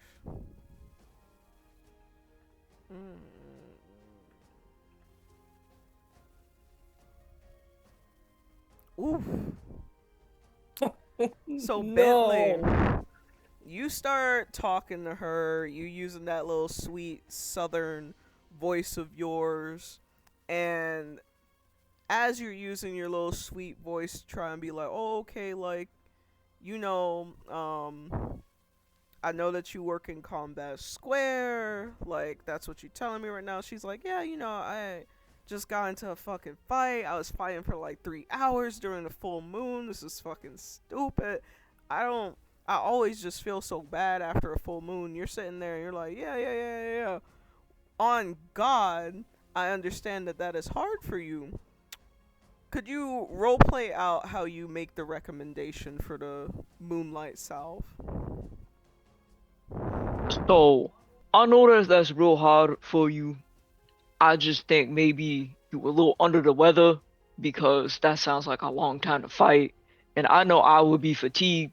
So I think if you were to use this, it's the South, it will really take away the pain. So you can get back to doing what you're doing best. Because I don't know if it's helping you. I don't know if that pain's making you like underperform.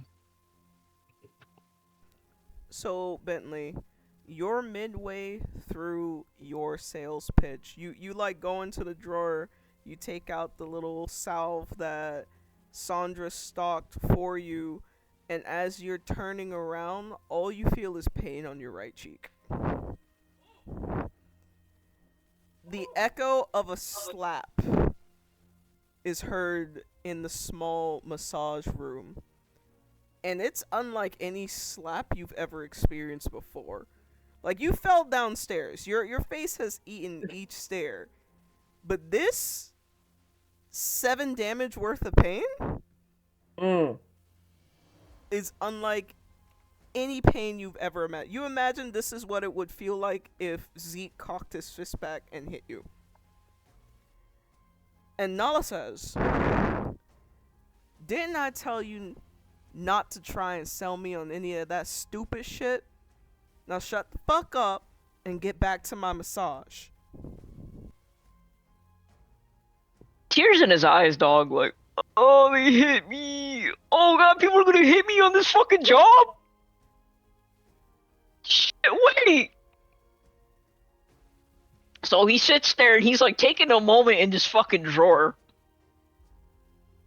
Cause like, he don't know how many more clients he got today. There's a lot going through his mind. Like the fun is over basically. And he don't know if like the government will be storming this place in like an hour. So like, he's got a lot on his mind. And he sucks up them tears. So, Bentley, this is your first time doing an in-depth diagnosis and treatment for a lichen client, a volatile one at that.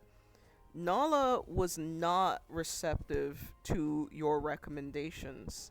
How do you feel like these lessons and experiences may apply to you, serving as a proper support for your buddy system? So he phrased the salve as a optional suggestion, and then he tried to over explain it when in situation morning bitch. Okay. When in actuality his job as a support is just to give them what they need, not necessarily what they feel like they want. So he feels as if he needs to be more assertive with his buddy system, and he needs to be firm in terms of that's what's best for them, especially if he wants to kind of go down like a medicinal path. He's also trying to figure out how to kind of put the like hide the vegetables basically. So with Nala, he was trying to be very straightforward and be persuasive, but he might just need to like figure out how to dispense that in a way where she doesn't necessarily need to understand, she just needs to comply.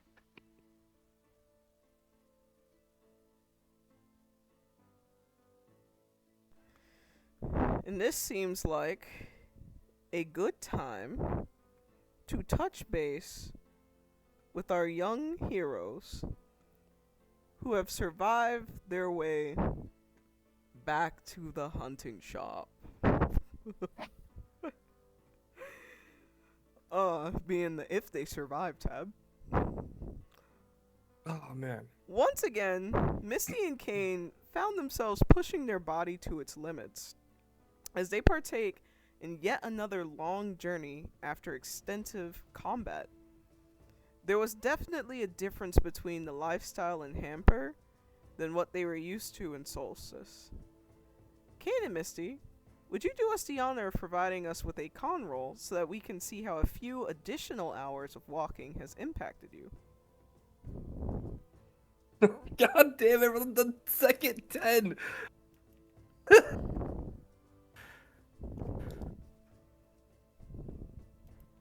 God. Damn. Okay, well, we're sleeping 2 seasons in a row. Alright. Now, Eden gazed upon the young travelers with a knowing look, chuckling to herself before resting her cheek on her palm, and seeing the floating wild dog behind them. And she goes, "Oh, what a sizable catch you got there."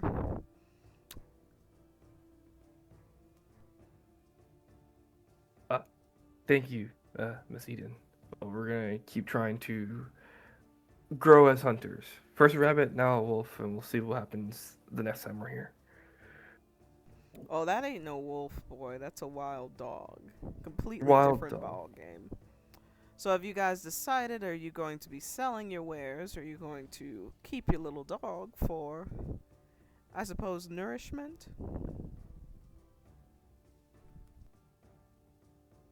He looks to Misty to double check what they're doing. How much for the dog?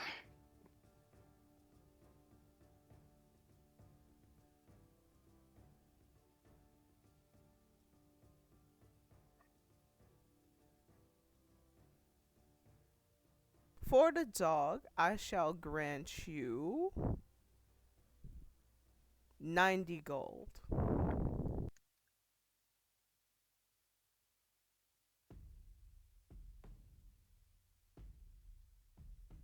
I'm sorry, she said 9 or 90? 90. Pretty crazy 9 Okay. gold. Less than the rabbit. Yeah. Cain guides the dog to Misty's hands. Mm, 90. Because you still have the rabbit on you. Yeah, we have the We'll cook rabbit. that, and they got the Yeah. fish. Yeah. Okay. Then yes, Misty is willing to trade in the dog for the 90 gold. Excellent choice. She takes the dog and she provides you all with 90 gold. The dog. Are there any Made other back dinner. actions that you would like to take before we move on?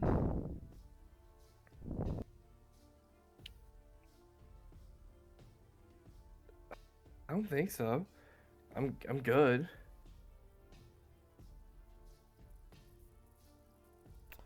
Okay. Which means we could check on our young hero, Tim. You got this, Tim. Tim, can I get a con roll?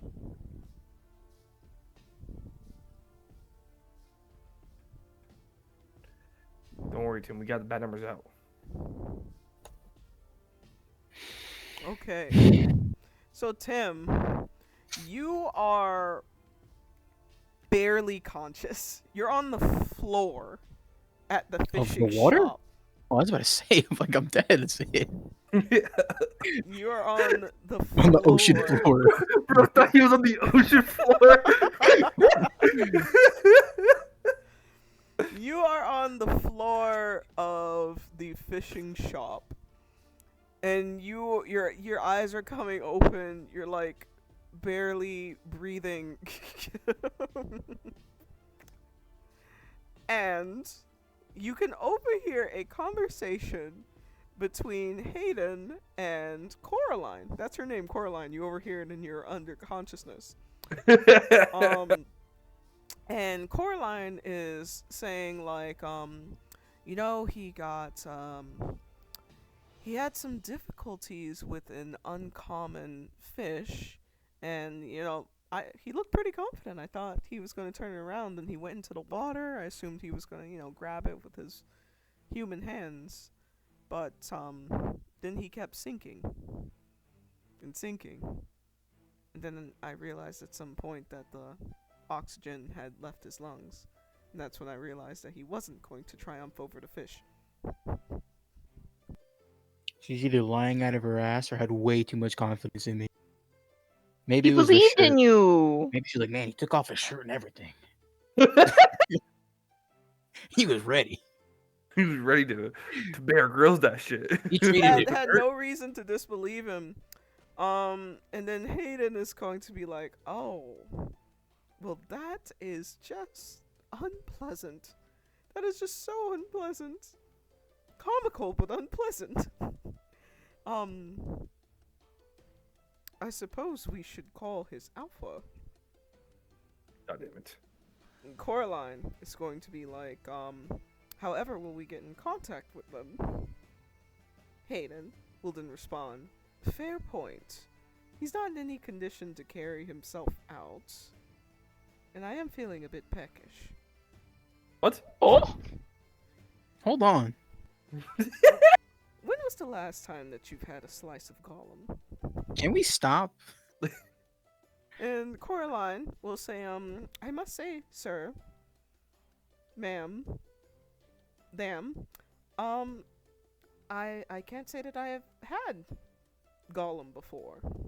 Can I turn metal? Hayden, I'm not trying to get eaten right now. And Hayden is going to say, "I will give it my best college try to attempt to get in contact with his people. But should they not arrive, this might be a night of firsts for you." Do they think I'm dead? You know, it's hard to perception check. If they think I'm alive, they should not be talking like this.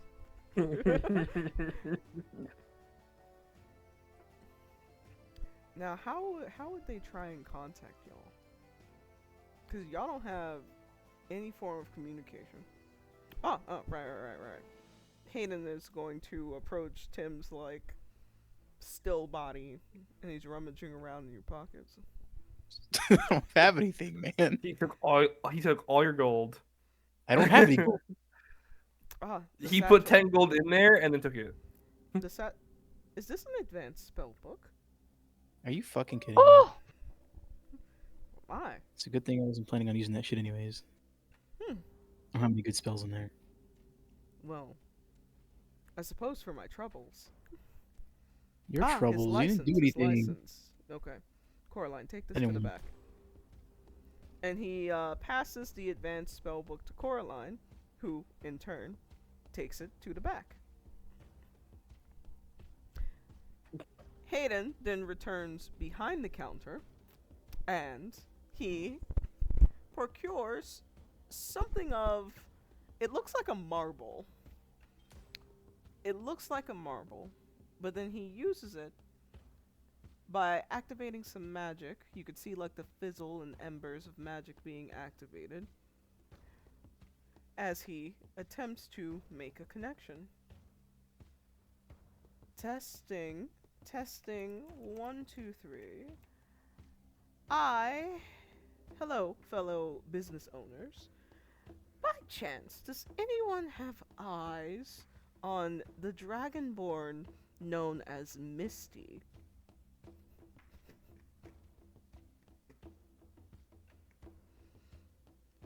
Meanwhile, over at the hunting shop,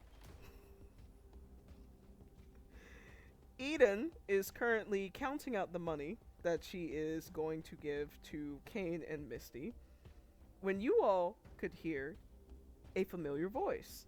It seems to be clear, but also a tad bit muffled, as something from within Eden's desk begins to glow. And you hear, testing. I am trying to reach out to my fellow business owners. Does anyone have eyes on someone by the name of Misty? Ethan and Levias look to you two. Players, what's going through your head? players. You hear Hayden's voice. Bentley said that Hayden is the person at the fishing district, and you're just like, oh no. we're about to be told that Tim's dead.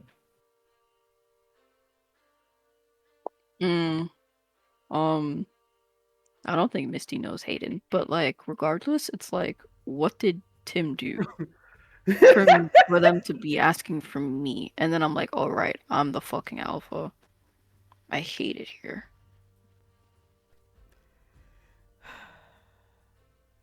Eden is going to give Levias a gaze. And you could tell that they both also don't really know what the call is regarding. But there's some things that start to happen that make you guys feel a little uncomfortable. such as when Eden glances to Levias, he conveniently takes a step in the direction of the exit that leads into town. You know, just in case someone might be feeling a little froggy. And Eden procures what looks like a marble from her desk. And she holds it up to her mouth while sizing you all.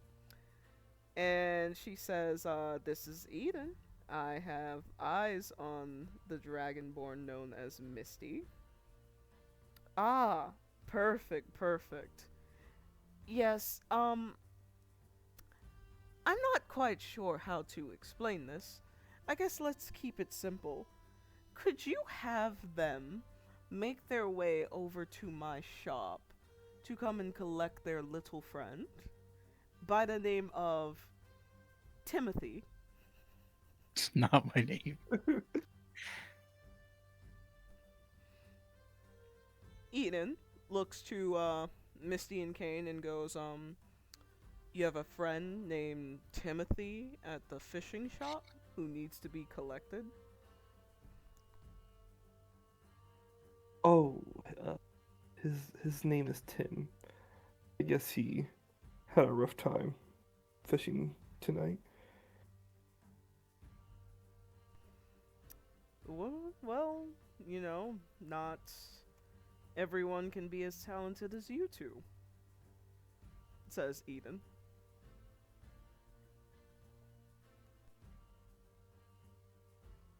So Cain, Misty, knowing that your dear sweet party member is potentially leaving the fishing district in a body bag, how do you feel? You know, he looks at Misty, they're in two. He knows Bentley's like alone, but he's like surrounded by a lot of people because he's like in a business or whatever. And this is exactly why they keep together and made the rule too. And you know, the one time that's really not in practice is when something bad happens. So just gotta keep that rule of two alive and well. And Misty? Makes her feel like a bad leader. Like she shouldn't have made him go by himself. He should have came with, and we would have gotten him a license, and he would have came with us.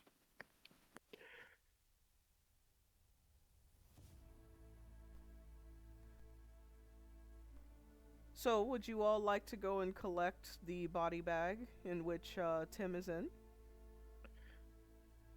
Um, Definitely we'll grab the 90 gold and we'll head out, I think.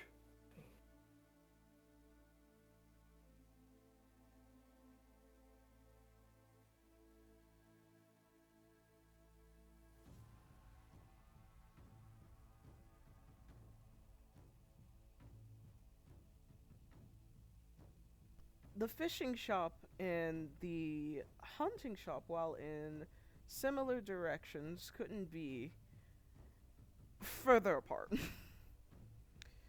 The sun creeps up on the horizon as Misty and Cain make their way across Avarice and towards where Hayden had been keeping Tim. Upon arrival to the shop, it is very difficult to miss Tim's large body in the only place where they could lay him, drenched in seaweed and water, slightly paled, as he lays there unconscious.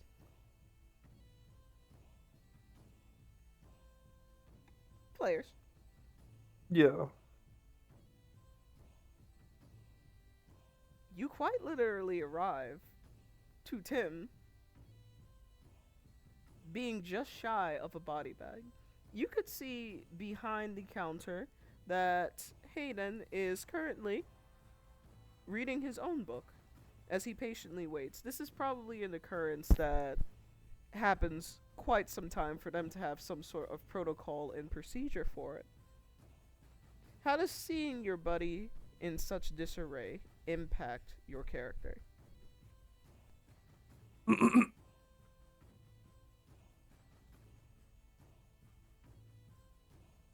Kane looks to Tim laying down and is just like, "Yep, he definitely can't.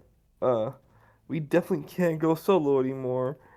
We don't want to all get shy of death. We're trying to make it back home, not back home in a body bag."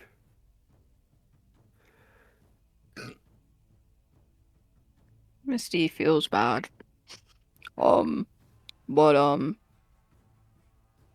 she thanks Hayden for at least keeping Tim alive until she got there. Oh, well. If it isn't my favorite nomads, he notes as you all enter. Now, I will say that I have warned your little friend about how treacherous the sea can be at nighttime, and I'm sure you all must have experienced something similar in your hunting endeavors. Though, I quite like this look that you all are wearing. It's giving forest nymph. Especially for you, my dear madam.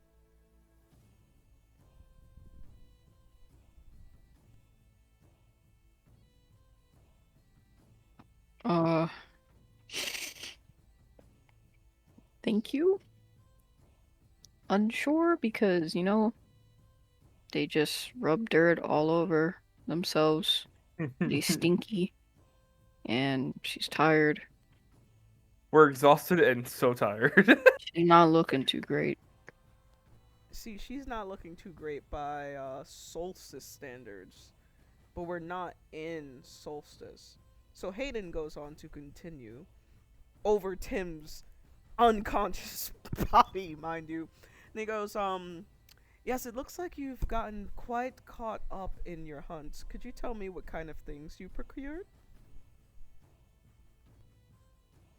He gonna take it, dog. Well, we don't have it. I have the rabbit still in my bag. You want to show him that? Hold on. First of all, do you have a healing spell in your book? Yeah, I was gonna do it. Can I? Okay. Can I cast some like radiance on Tim? You may. While he does that, hunting, we weren't as prepared for hunting, so we only was able to get a rabbit and a weird-looking dog. Like, Did you kill Tim? oh, I don't think they kill him. That's crazy. We'll get back to that. We'll get back to that. You might just want to float him out. Just gonna wait until that happens. Is that Yeah, they're coming up. a rabbit and a wild dog? That's quite impressive for someone of your stature.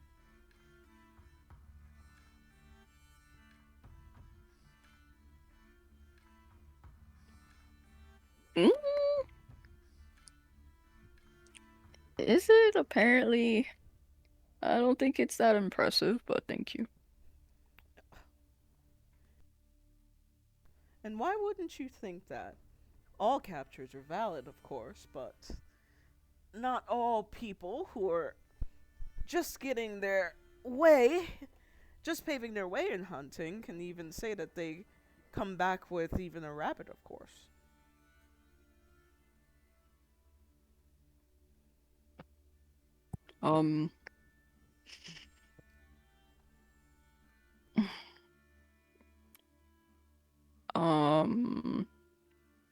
I guess maybe if I was more prepared to do the hunting, then maybe I'd feel a little bit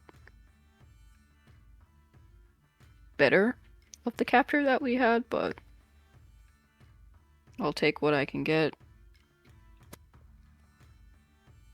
If I may, they say while extending a hand towards Misty, beckoning her with fingers.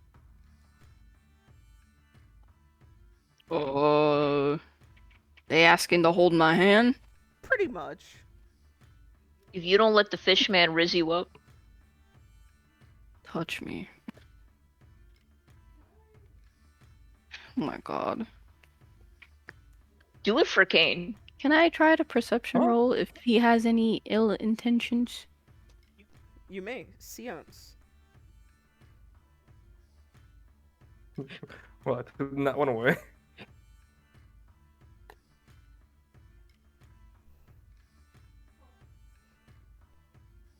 You have no reason to believe that he is up to anything. You can't really get a read on him. Him, her, God them. damn it. Okay, so Misty steps closer to them. Mhm. And she slowly puts her hand in their hand. Now. Oh, go ahead. Oh no, go ahead. Alright, so he takes Misty's hand into their hand, palm side up, and they extend their other hand, 2 fingers, towards Misty's like elbow area, that little bicep area, and they run their damp fingers down her, what do you call this? This isn't the bicep, because this is the bicep. Forearm. Her forearm. And where their damp fingers trace, she is becoming clean. And you know, it's a good feeling considering what she had to do to herself today. And they are going to say that this is the mark of a great hunter. I'm almost envious. Have you considered fishing? Mm-mm.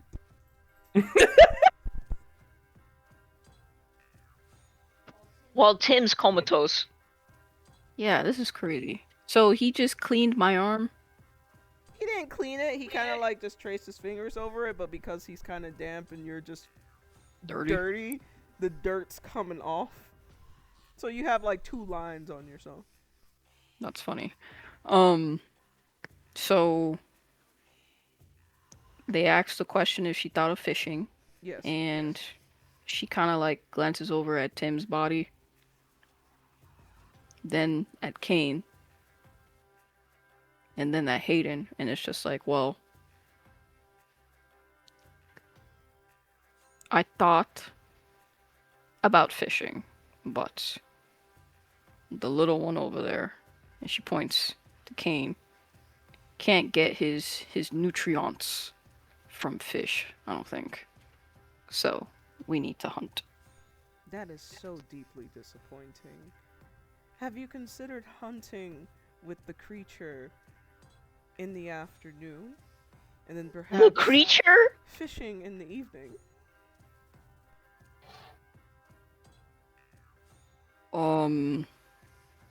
That would also mean getting another license, and I need to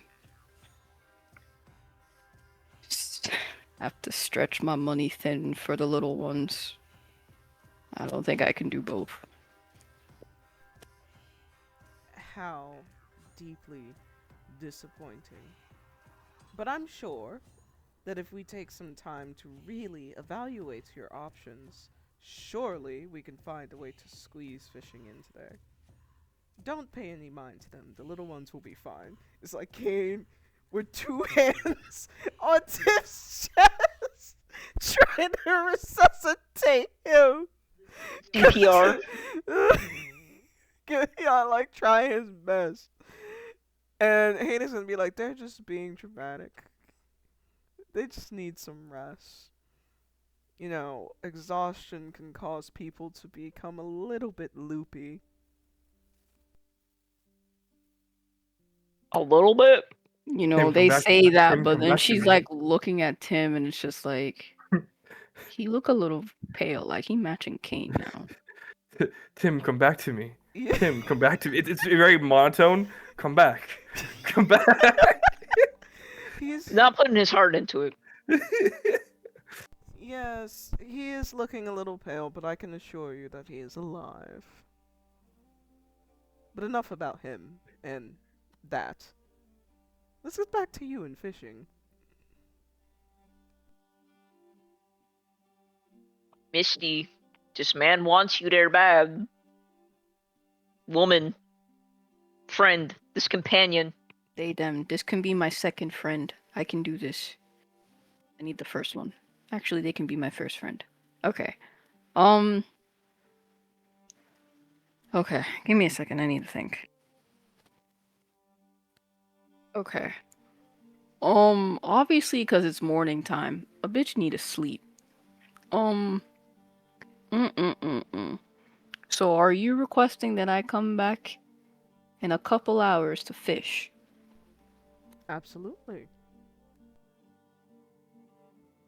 Are you going to be the guide?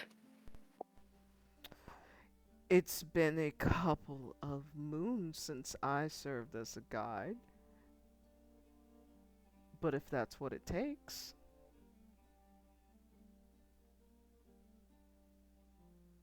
Okay. Okay. If you are the guide, I will get. Oh, hold on. Pause.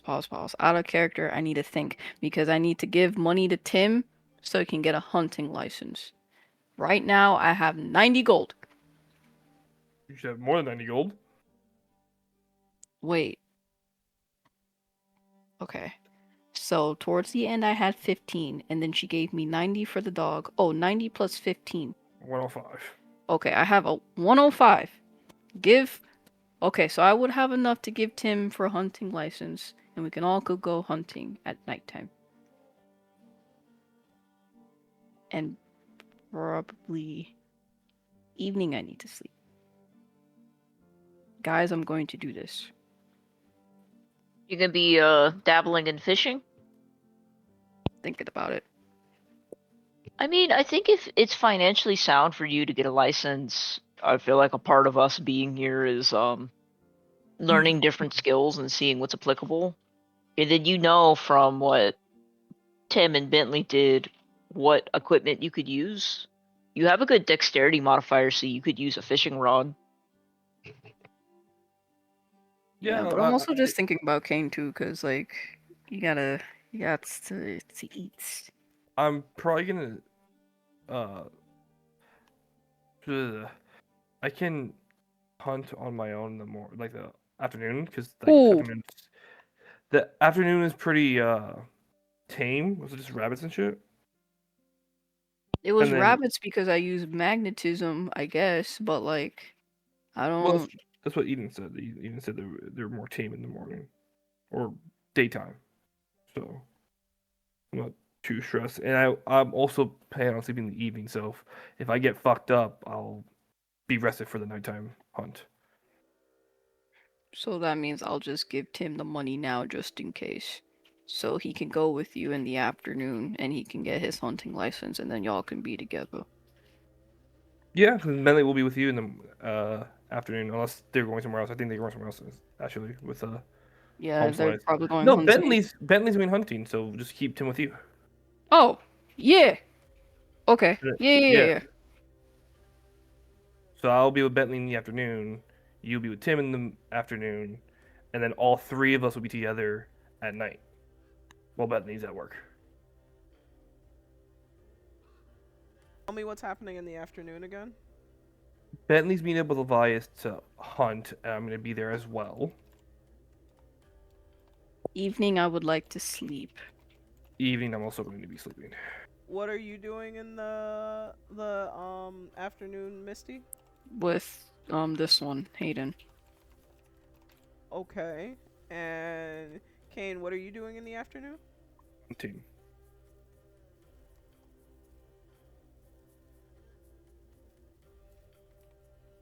Okay, I'm about to send something and it's for you guys' consideration. And in the evening, who's sleeping? Me. For sure. Sleeping. Bentley works that time. Bentley has free time. Bentley, you don't work in the evening, right? That's like free time. I think evening, night. Is your free No, time? I work night and morning, so evening's my free time. Okay, and you're back at the Winter's Cavern that time, and you all want to go to the hunting grounds at night. Yeah. Okay. With Tim. With Tim. Okay. I don't know how well that's gonna work out, but Boy, you gonna grapple them monsters? well, And let me body rephrase slam them. myself. I no longer have a Observe. license. What are you? No, I'm gonna buy it think- for you, man. No, your- I need the actual license. He took the actual license. The No, he took link your you spell get- book, man. He I took need my to license sleep and the in the spell book. evening. The license He's is the thing that he's you gonna give. give you the license back. He just needed to see your alpha. Okay, I thought Yeah, he the stole book he my stole. license completely. Okay, I was Yeah, about to the book say is what like he stole. I was like that sounds like a pain in the ass to go get a license again. No, your Nah, he license just is- needed to see who your alpha was. Does it say that on the license? Yes. So I just sent something into the chat. Kane's Nat 1 has extended Tim's incapacitation.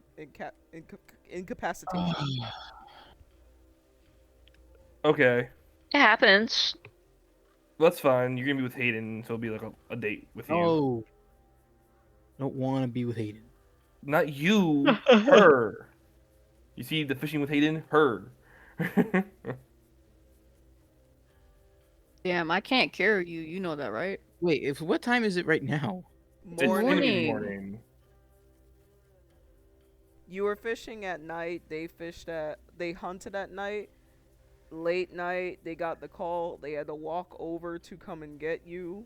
Long walk. And if Kane takes you back home, if they take you back home, by the time they get back home, it's gonna be afternoon. Do I just go home in the afternoon so I can cook? So does that mean I get to Yeah. do nothing? Yeah, buddy system. You gonna be stuck here for a while anyway, for real. Cause Yeah, I'm gonna go home in the afternoon, take Tim so he can properly rest, so I can cook Mhm. and rest as well. I got a week off, guys. Just float them home. These two are gonna go on their little dates. I'm gonna go home and cook. There'll be food for the three of us because I don't know where Bentley's gonna be. In the evening yet, but there'll be food for everyone to eat in the evening while we all I'll be double resting to get all my exhaustion, and then hunting. Yeah, that's fine. I'm gonna be crafting and stuff. That's cool with me. So essentially, to get home, Kane is going to be carrying Tim in this moment. Yes, Yeah, that's fine. Kane, go ahead and give me a strength roll. Okay. can he use levitation instead? That is true. I rather roll strength because What? I rather roll strength because I can't pick up Tim with my levitation. He weighs thought too you- much. No, Have you no. been It's training metal. it? It's metal. Oh, okay. Okay. Now I also have another question. Would the DC be lower because I've done the like workout? If I use strength, Strength because I've been working out like in Solstice and stuff. lower than just doing a levitation spell. I don't know what the DC is gonna be. Yeah, and you won't know. Okay, I'm going to sleep anyways, I guess. Jesus Christ. Okay, Alright. I need to pick him up now because I have 6 mana left. If y'all both pass out, that'd be crazy. Go ahead and give me a strength roll, Bo. Yeah. Don't pass out. Hayden will just keep Misty in his shop, bro. I'm not done with Misty and Hayden's conversation. I'm Exactly. trying to see what direction it needs to go in. I literally cannot. Better. That's fine. So This Kane, is why I worked out because now this is easy. so Kane gets he has to do some rigmarole to get Kane on his back, but Tim on his back. So he has him in that like kind of like what is it, the piggyback position? Lord, and his 5'1" self. His 5'1" self. Kane, after you get this under control, what do you say to Misty? Because you've been panicking and giving him like the CPR this whole time. um, Leader Misty, I'm gonna take him to the house so he can rest. I'll have food prepared for you when you're done. So I'm guessing you couldn't heal him. No. Okay. You know, I've lived in Avarice a long time, and a lot of packs have come through here. And sometimes the best thing that you can do for your betas is allow them just a little bit of space to learn and grow on their own. So, what's a morning and an afternoon alone? They seem to be intelligent enough.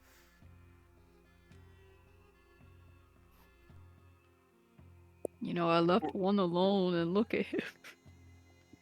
Well, Uh, his stubbornness is a lesson in its own right. I'm not gonna go anywhere. I'm gonna stay in the house, cook, and then rest so we can go hunting again. What a novel idea. You should see to that immediately. Okay. Well, just be careful. Don't talk to anybody. Please. Straight home. Straight home. Straight home. Straight home. Goodbye. Safe not safe. travels. Have a great time. Coraline, can you change the shop to closed, please? They need help. Dude's gonna eat me instead of Tim, dog. Now, Okay. thank you, Coraline. Please take the rest of the morning off. And Coraline's gonna be like, okay. I'm gonna go get some supper, then I'm going to rest. You do that. You did a fine job saving that golem. Timothy. That golem from drowning. And Misty, before you know it, you look around, you see the shop is closed. Cain done left without you. And you're just like, oh, okay, now I guess I can go home and go to sleep. Then you hear, like, Caroline, like, lock up the door. Oh. Now, where were we? I feel like I misunderstood something. Oh, he was putting it down heavy. Yeah, he wanted to smash. He's a scale folk. You're a scale folk. You might be pretty.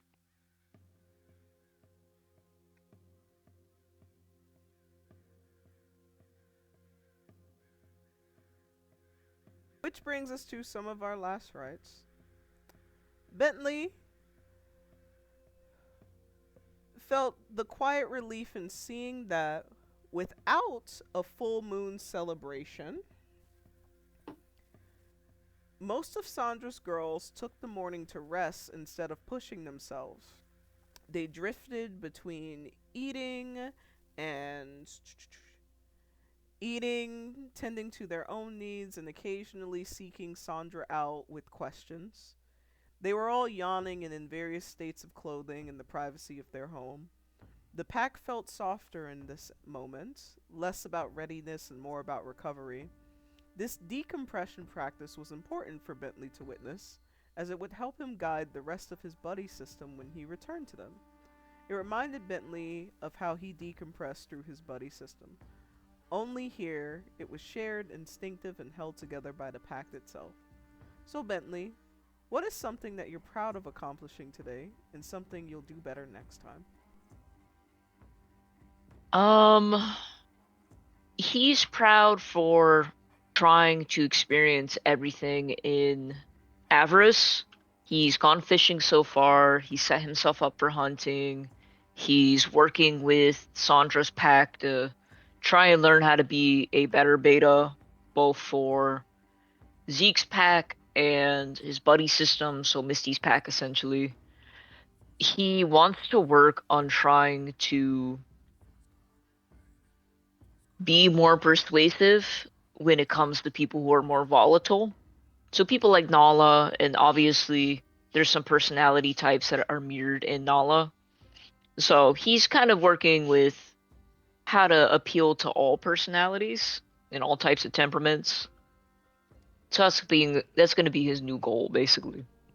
You can just say Marcy. You don't gotta. You ain't gotta.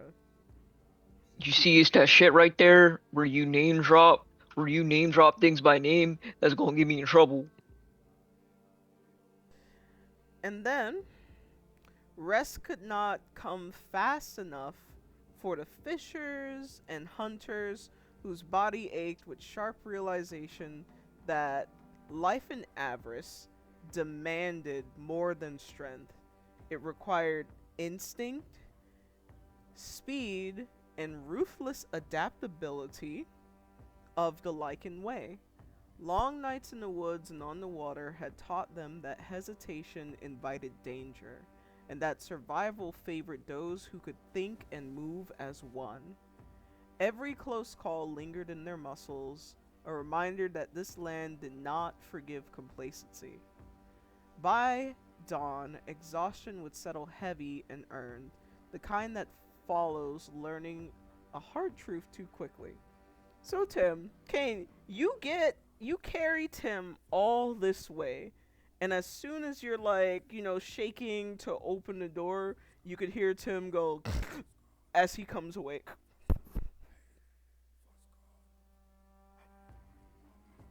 Welcome back.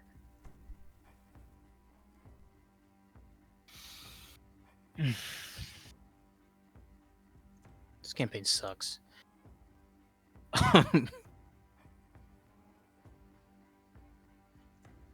Was Tim conscious for any of the moment of him being in there, or was he just dead the entire round? He didn't hear anything about them trying to eat him or stealing his book. The last thing he knows is he was underwater, right? He heard up to stealing the book, and that was it. Did the eating part not happen before that? The eating did happen before that. So he knows he was gonna eat. They were gonna He fucking eat him. absolutely knows that Hayden was going to eat him. Oh my god. This town sucks.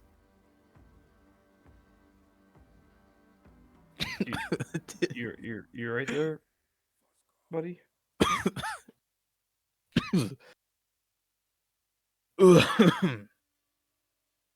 Fuck that.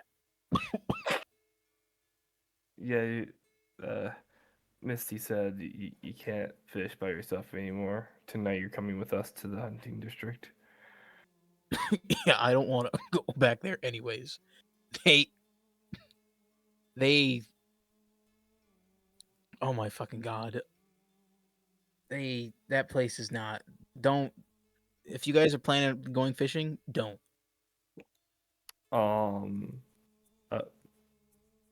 I'll keep that in mind, but I think it's too late for Misty. I think that's what she's doing right now. She's going fishing? Yeah. Oh my, you have to be kidding me. She should be okay. I think not. God, maybe I was hallucinating from whatever the hell happened to me. But I could have sworn they were threatening to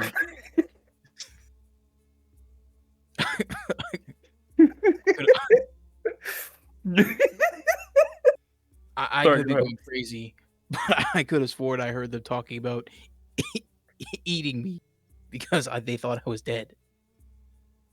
And then because he still has they didn't steal his whole satchel, they only stole his book. Yeah. And he's like, hold on a second.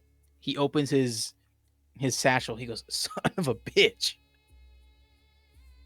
They took my fucking spell book. Your spellbook? My advanced spell book. Like, Nah, Terra Grass would have been good in the hunting grounds, dog. like Yeah. it sank? You lost it? No, they took it. Excuse me. They, Who is they? Hayden and the other person. He's in on the conspiracy now. Oh, I was I was just barely conscious, and I felt them rummage around talking about possibly eating me, taking my book, and that's when I went down, and now I'm here. um. Well, I guess hmm, Misty has a lot of our gold on her. Hopefully, Oh, you that's got not you fucking robbed. kidding me. Those guys are con artists too. They took my shirt. I was gonna ask you why you were shirtless. Yeah, I The had to make shirt's a gone, trade. dog. I had to make a trade to get a net because I forgot to get it from Bentley. Where's the net? It's a good question. It was around me the last time I checked. um.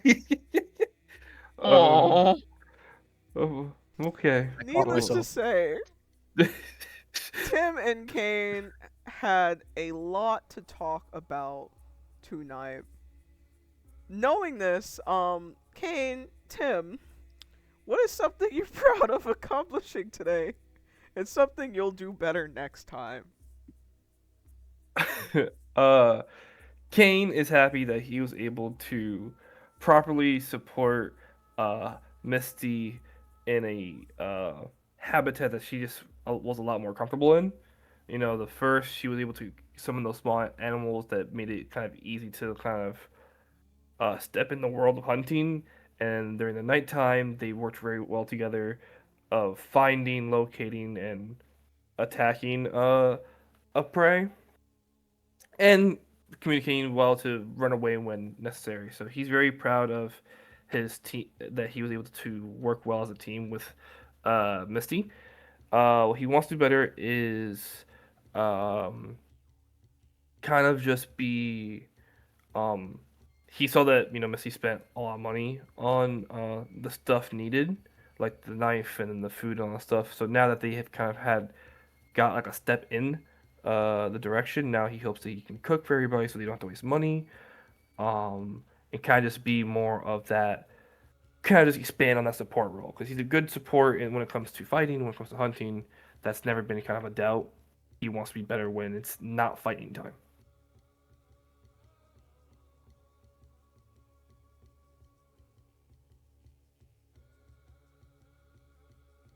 And What was the Tim, question again? something that you're proud of accomplishing today and something you'll do better next time. Nothing and nothing. I rolled like ass all day long and didn't do anything successful, and then I'm never going fishing again, so I don't want to do better at it to begin with. You know what? Facts. And that leaves Misty. Something that you're proud of and something that you'll do better next time. Definitely for Misty, she does better at nighttime low key, cause +4 dex is great. So, hunting nighttime is better. Um, and she's not a good leader. Fucking sucks. I just I I really think the leader thing is just basically the intimidation thing that you got going on, just really fucking with you. It was kind of a terrible time for us to go to the stupid place with I that don't spell and stuff. think I don't think you're a bad leader. I think you're just inexperienced, and people criticizing your leadership is just kind of like an easy blow and avarice because the alphas pride themselves on like running their pack a certain way. So I feel like that's going to be their top criticism to be leveled towards you. And it's not just Misty, because plans only work when everyone carries them with the same care, even in moments when the group is scattered and moving on separate paths. So, being apart doesn't lessen responsibility, it just acts that when you guys are alone, you follow the rules that Misty has set out for you. So as day 2 in Avarice and day 3 in Solstice come to a close, it's a good moment to reflect on pacing, intention, and growth rather than pressure or blame.